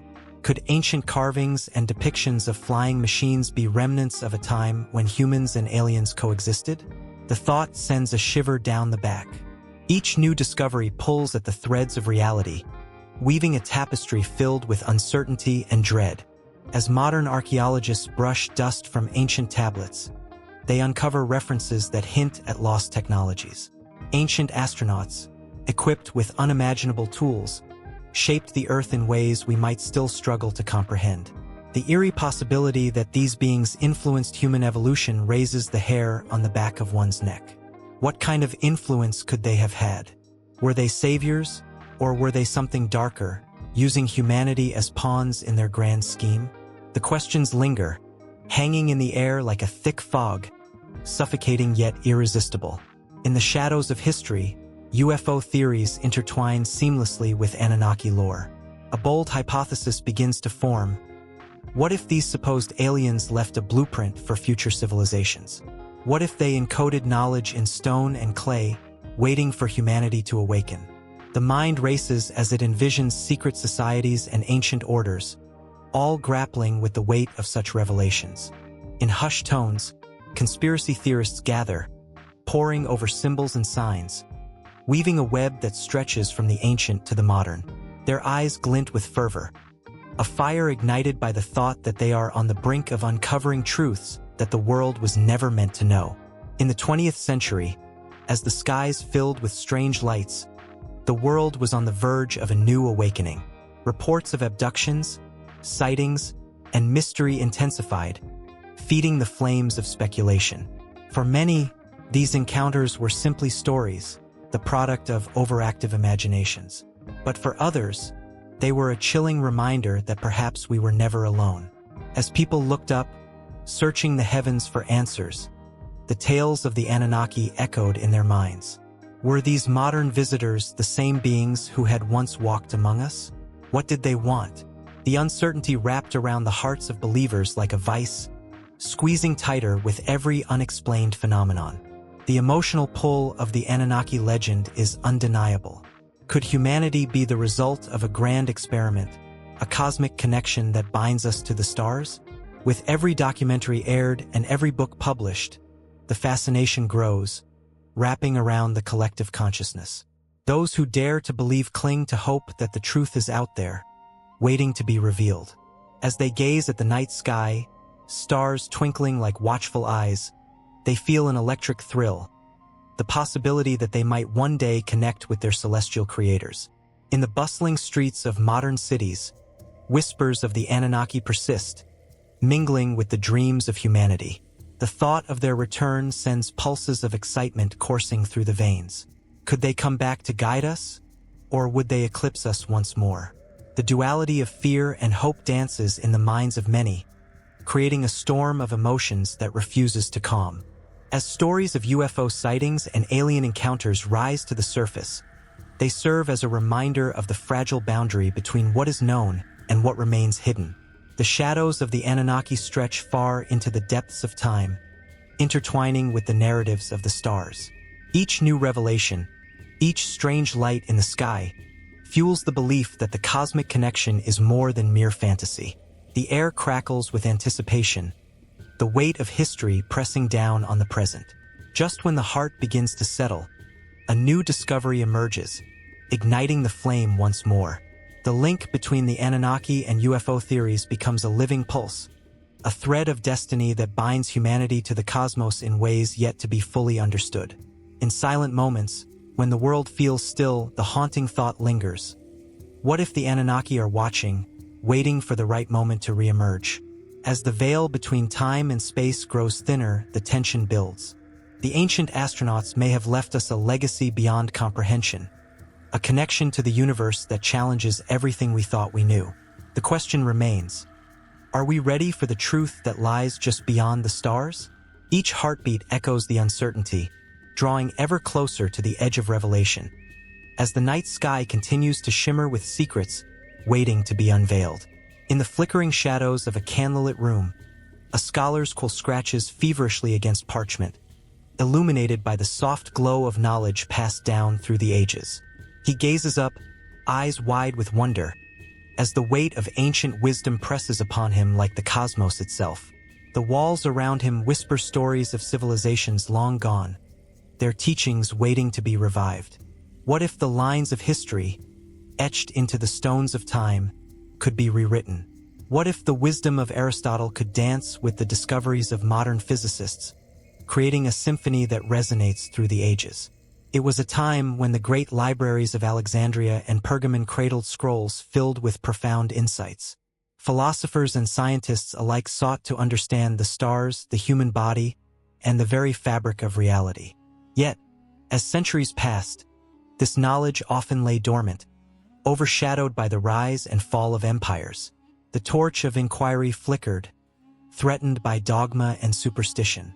The echoes of Galileo's defiance, as he peered through a telescope, were lost amidst the clamor of ignorance. But the spark of curiosity never fully extinguished, waiting for science to rise again like a phoenix from the ashes. As the Renaissance dawned, brilliant minds began to ignite the embers of ancient knowledge.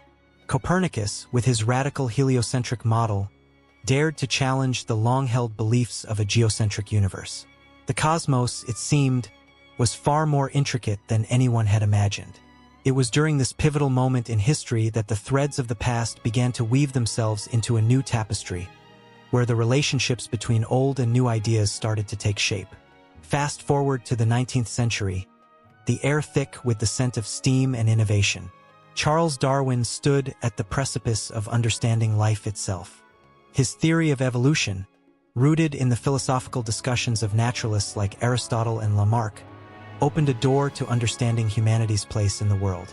The fusion of ancient thought and modern science birthed a new era of enlightenment, a time when understanding and respect for the natural world became paramount. The whispers of the ancients were finally being heard again, pushing humanity toward a more profound comprehension of itself. In the realm of medicine, the stories of Hippocrates and Galen, once reserved for dusty tomes, leaped into the light of modern science. The discovery of microbes by Louis Pasteur and Robert Koch painted a vivid picture of illness that bridged the past and present. What had once been attributed to the wrath of gods or the imbalance of humors could now be understood through the lens of biology.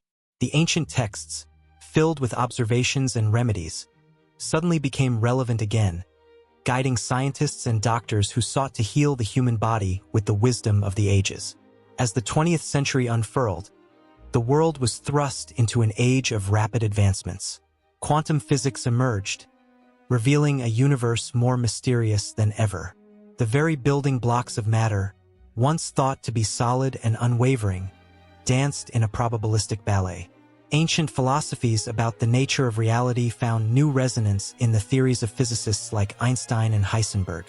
The notion of interconnectedness, whispered by sages in the past, suddenly echoed through the corridors of modern scientific thought. It was as if a bridge had been built between the wisdom of old and the discoveries of new, allowing them to converse in a vibrant dialogue. In laboratories across the globe, scientists now stand at a crossroads where tradition and innovation collide. They study ancient herbal remedies, some of which have found their way into contemporary pharmaceuticals, proving that the past holds keys to our present and future. The elder healers, with their knowledge passed down through generations, have become unwitting mentors to modern researchers. The laughter of children playing in the fields echoes the wisdom of their ancestors who once knew the power of the land, the cycles of nature, and the importance of harmony with the environment. Yet, this remarkable convergence is not without its challenges. Modern scientists often grapple with the skepticism that lingers like a fog over their experiments. Critics raise their voices, fearing that the pendulum of knowledge may swing too far, leaning too heavily on the past. But in the cacophony of doubt, there remains a chorus of belief that ancient wisdom is not merely a relic, but rather a treasure trove of insights waiting to enrich the modern world. Consider the resurgence of interest in mindfulness and holistic practices, concepts deeply rooted in ancient philosophies. Today, individuals seek solace in the teachings of Buddha and the Stoics, hoping to find balance amid the chaos of modern life. Scientists are beginning to validate these ancient practices with empirical research, recognizing that the mind and body are intertwined in ways that the ancients understood but that science is only now beginning to uncover. This realization sends a shiver down the spine of those who sense a profound truth lingering beneath the surface. The relationship between ancient knowledge and modern science is not a mere historical footnote. It is an ongoing conversation that pulses with life. As new technologies emerge, the resonance of the past grows louder. Artificial intelligence, machine learning, and genetic engineering are reshaping our understanding of existence itself, yet they are rooted in the very questions that philosophers and scientists have pondered for centuries. The quest for understanding, the spark that ignites curiosity, remains timeless. And as the world spins on, the scholar at his parchment reflects on the legacy of those who came before him, his heart swelling with emotion. The quest for knowledge, once a solitary endeavor, has blossomed into a collective mission. Humanity stands at the edge of a vast ocean of understanding, ready to dive into the unknown, buoyed by the wisdom of the ancients. Each wave that crashes upon the shore carries with it the voices of those who dared to ask why, who sought to bridge the gap between what was known and what could be. In this decisive moment, the scholar puts down his quill, gazing out into the expanse of possibility that lies ahead. The echoes of ancient wisdom and modern discovery intertwine like threads in a rich tapestry, weaving a narrative that is alive and pulsing with potential. There is no finish line in this pursuit of knowledge. It is an infinite journey, a dance that continues to evolve. And as the candle's flame flickers, casting wavering shadows upon the walls, the scholar understands that this tale is far from over. The next chapter is waiting, filled with the promise of even greater revelations, as the bridge between past and present strengthens, inviting all to walk its path. Under the hushed whispers of ancient trees, where the air felt thick with stories untold, a flicker of firelight danced between the roots, illuminating faces that bore the weight of legends. The flickering shadows played tricks on the eyes, creating shapes that seemed to move as if alive. Here, in the twilight, the lines between myth and reality blurred into an intoxicating haze, drawing even the most skeptical hearts into its embrace. In this sacred space, generations gathered. They listened, rapt, as an elder pulled them into the world of the gods, of heroes, and of creatures that roamed the earth long before man dared to conquer it. The tales spun from his lips were not mere stories.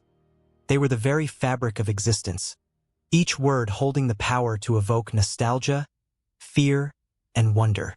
It was here that the past collided with the present, where the echoes of great battles and whispered incantations lingered in the air like a scent that was both familiar and foreign.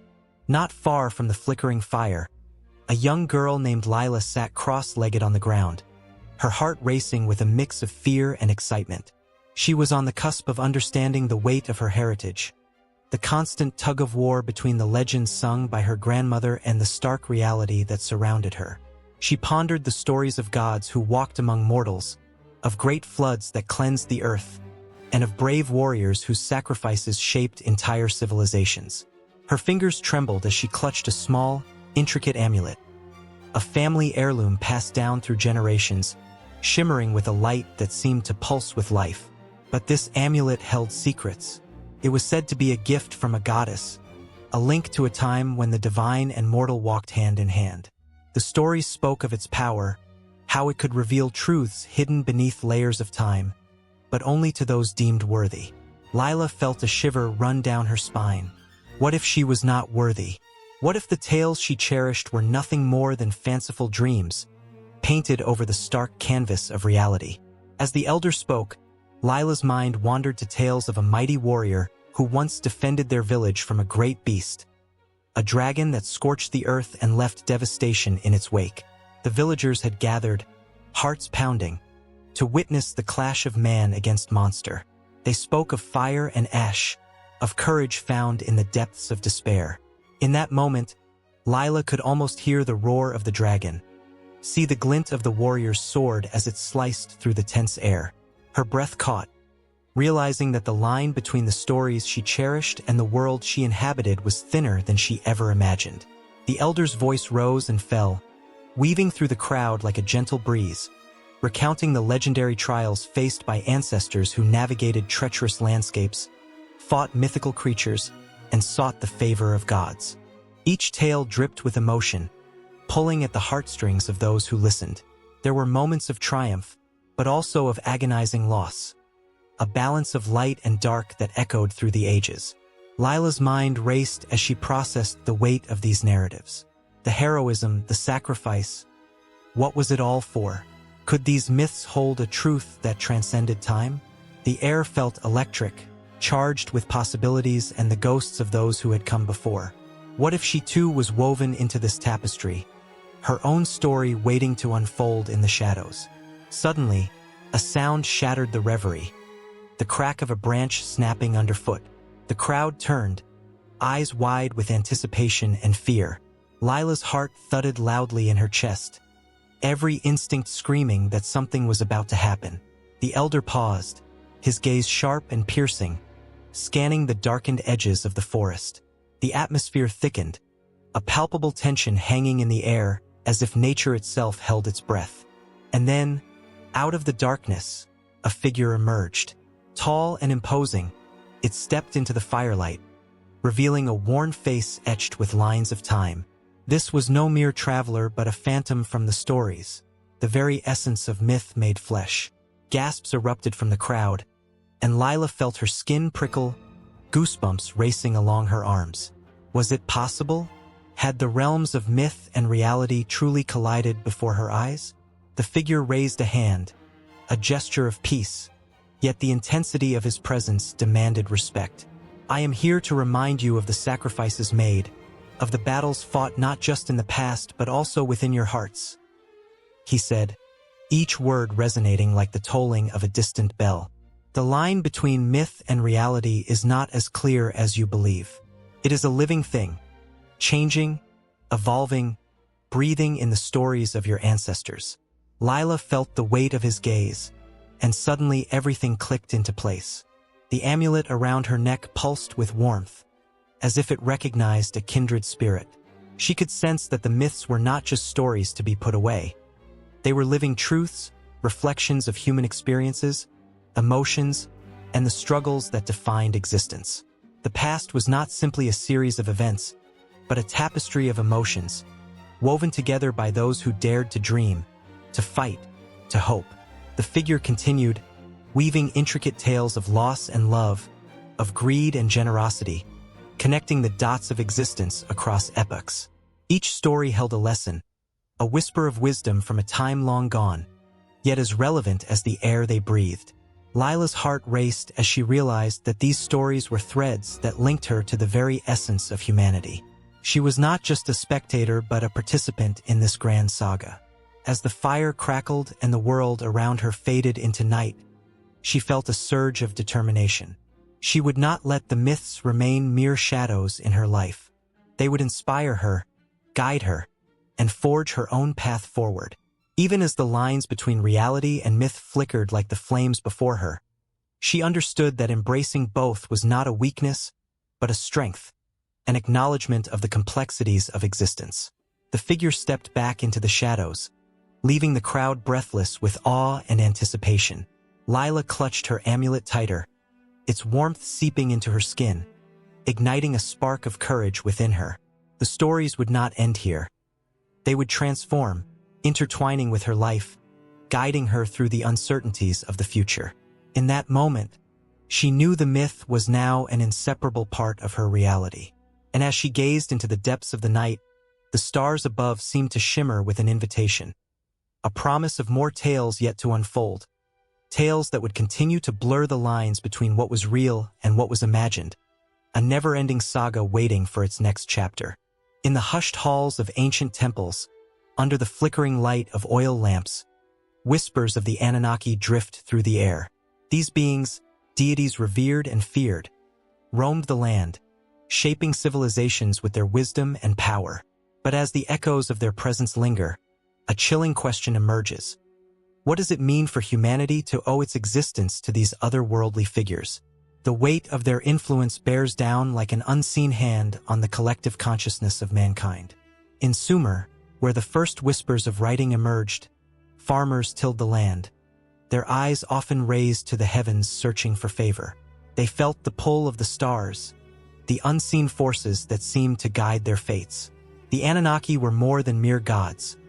They were architects of destiny, each a thread in the intricate tapestry of human history. As legends tell, they descended from the stars, not just to watch but to intervene, bestowing knowledge, agriculture, and the very concept of civilization. But with every gift came a price, and the ethical implications of their involvement began to unfold like a dark shadow behind a brilliant light. Fast forward to Babylon, where the Ishtar Gate gleamed with lapis lazuli and gold. Here, the Anunnaki were more than distant memories, they were integral to daily life. Priests and priestesses spoke their names with reverence, weaving their narratives into the fabric of existence. Yet, the hands that built the ziggurats and carved the statues of these deities were not only driven by devotion but also by fear. The burdens of worship were heavy. Sacrifices were made not just to honor the gods but to ensure continued favor. An uneasy balance hung in the air. Did the Anunnaki demand worship out of love, or was it a means to maintain control over humanity? As stories of the Anunnaki spread across lands and ages, the ethical implications of their influence grew more complex. In Egypt, where the Nile flowed like lifeblood through the desert, pharaohs claimed divine lineage directly from these celestial beings. They built grand pyramids, each stone a testament to their belief in the Anunnaki's guidance. But with such power came the ethical dilemma of governance. Were these rulers truly chosen by the gods, or were they merely human with an inflated sense of grandeur? The people toiled relentlessly, believing their labor was the soil from which eternity would bloom, yet the toll was staggering. As the sun set behind the pyramids, the cries of the oppressed echoed, reminders of the fragile morality that lay beneath the surface of divine favor. Traveling through the corridors of time, the influence of the Anunnaki seeped into the psyche of humanity. The Greeks and Romans adopted and adapted these ancient deities, embedding their essence into mythology. Yet, even as tales of Zeus and Jupiter danced in the minds of men, the fundamental question persisted. Was it ethical to worship beings who wielded such power? The very notion stoked the fires of philosophical debate. Was the acceptance of their divine authority a surrender of human agency, a relinquishment of the right to question and challenge? In a quiet corner of the world, where the mountains cradle ancient secrets, a new chapter unfolded. The sacred texts of the Hindus spoke of gods whose origins danced among the stars, much like the Anunnaki. The ethical implications expanded further. What does it mean to view deities through the lens of ancient aliens? The very idea ignited fierce discussions among scholars, theologians, and dreamers alike. Were these beings guardians, or were they the harbingers of a moral conundrum that humanity had yet to unravel? Every conversation held a spark of danger, for to challenge the gods was to risk isolation, to walk alone in the shadows of doubt. As centuries turned into millennia, the Anunnaki's grip on humanity shifted yet again.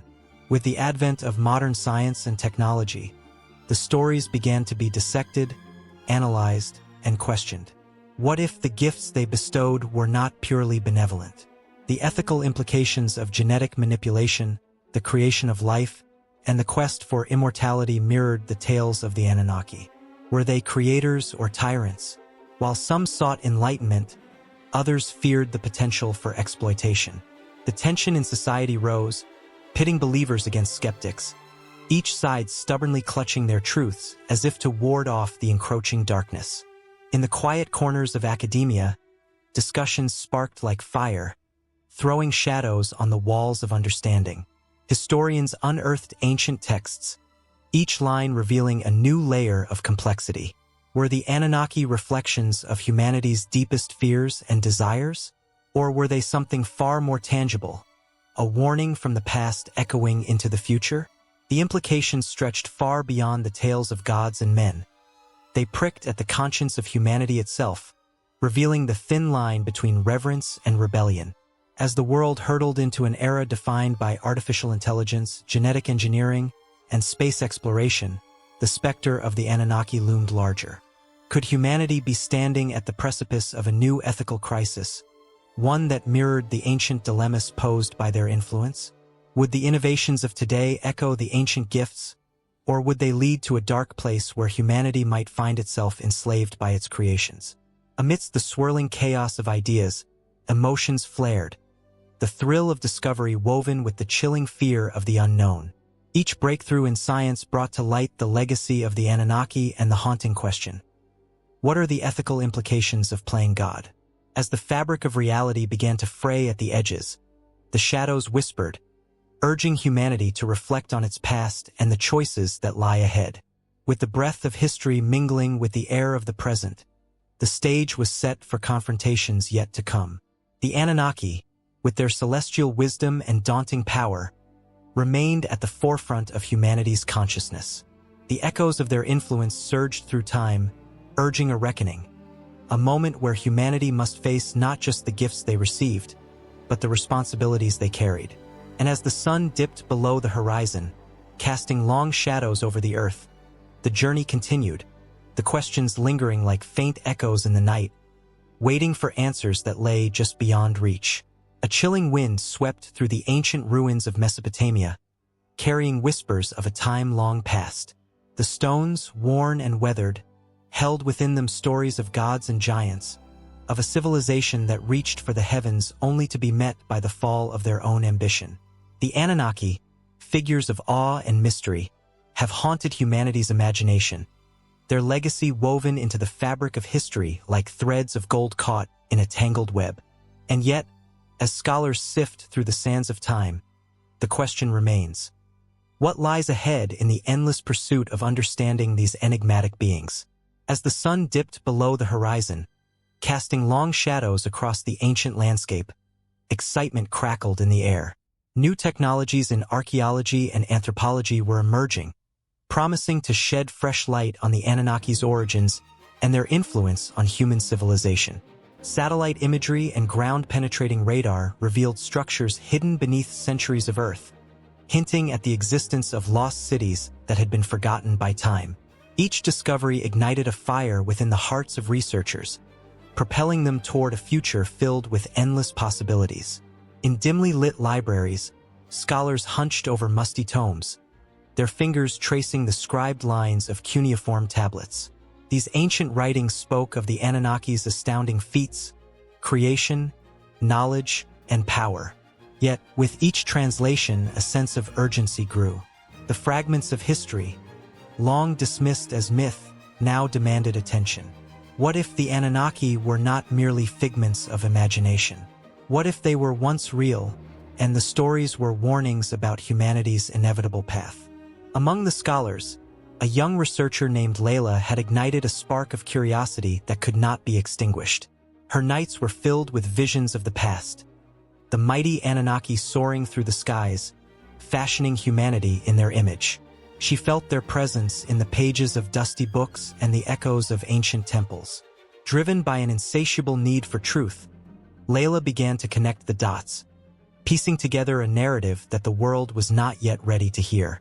Her passion led her to distant lands where the remnants of Anunnaki worshippers lingered, their beliefs still interwoven with the fabric of modern life. In the bustling streets of Baghdad, she listened to stories shared by the elderly, tales passed down through generations, each infused with the same sense of wonder and reverence. The eyes of those telling the stories sparkled with a mix of fear and admiration, reflecting an unshakable bond between their ancestors and the celestial beings who once walked among them. But questions loomed. What had the Anunnaki wanted? What gifts had they bestowed upon humanity, and at what cost? As Layla unraveled these threads, she felt the weight of knowledge pressing down on her. New evidence suggested that the Anunnaki might have returned, either physically or through their descendants, subtly guiding humanity's progress. The thought sent shivers down her spine. If true, what implications would this have for the world today? The atmosphere thickened with tension as the research community began to split. Some embraced the radical theories that Layla proposed, while others clung to traditional views, frightened that the unknown would shatter their understanding of history. Heated debates erupted in academic circles, igniting a passion that transcended mere scholarly pursuit. The clash of ideas fueled a fervor that couldn't be contained. In the midst of this intellectual tempest, rumors began to swirl about a hidden site in the mountains of Kurdistan, where ancient artifacts believed to be connected to the Anunnaki lay buried. Layla's heart raced at the thought of unearthing something monumental. What if this site held the key to understanding their purpose? What if it revealed their true nature? With a small team of dedicated researchers, she set out on a journey filled with trepidation and hope. The terrain was rugged, each step echoing the heartbeat of the earth beneath them, as if the land itself was alive with anticipation. As they reached the site, an electric atmosphere enveloped them, a palpable excitement tinged with fear.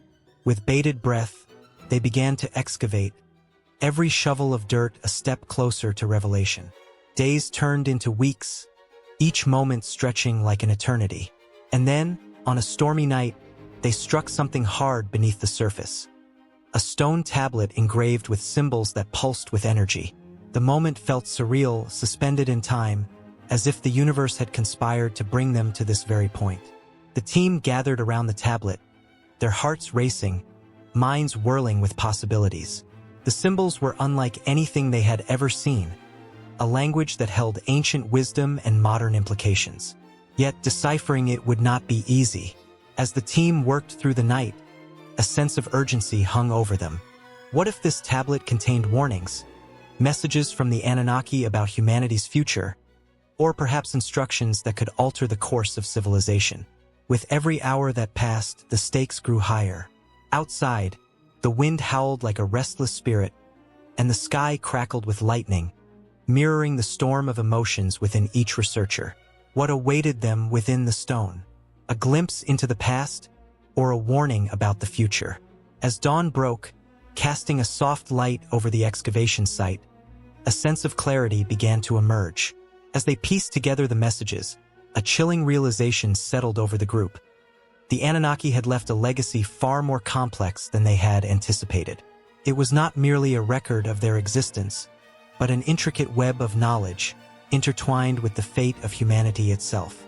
Layla stood at the center of it all, her heart pounding as she realized that their work was only just beginning.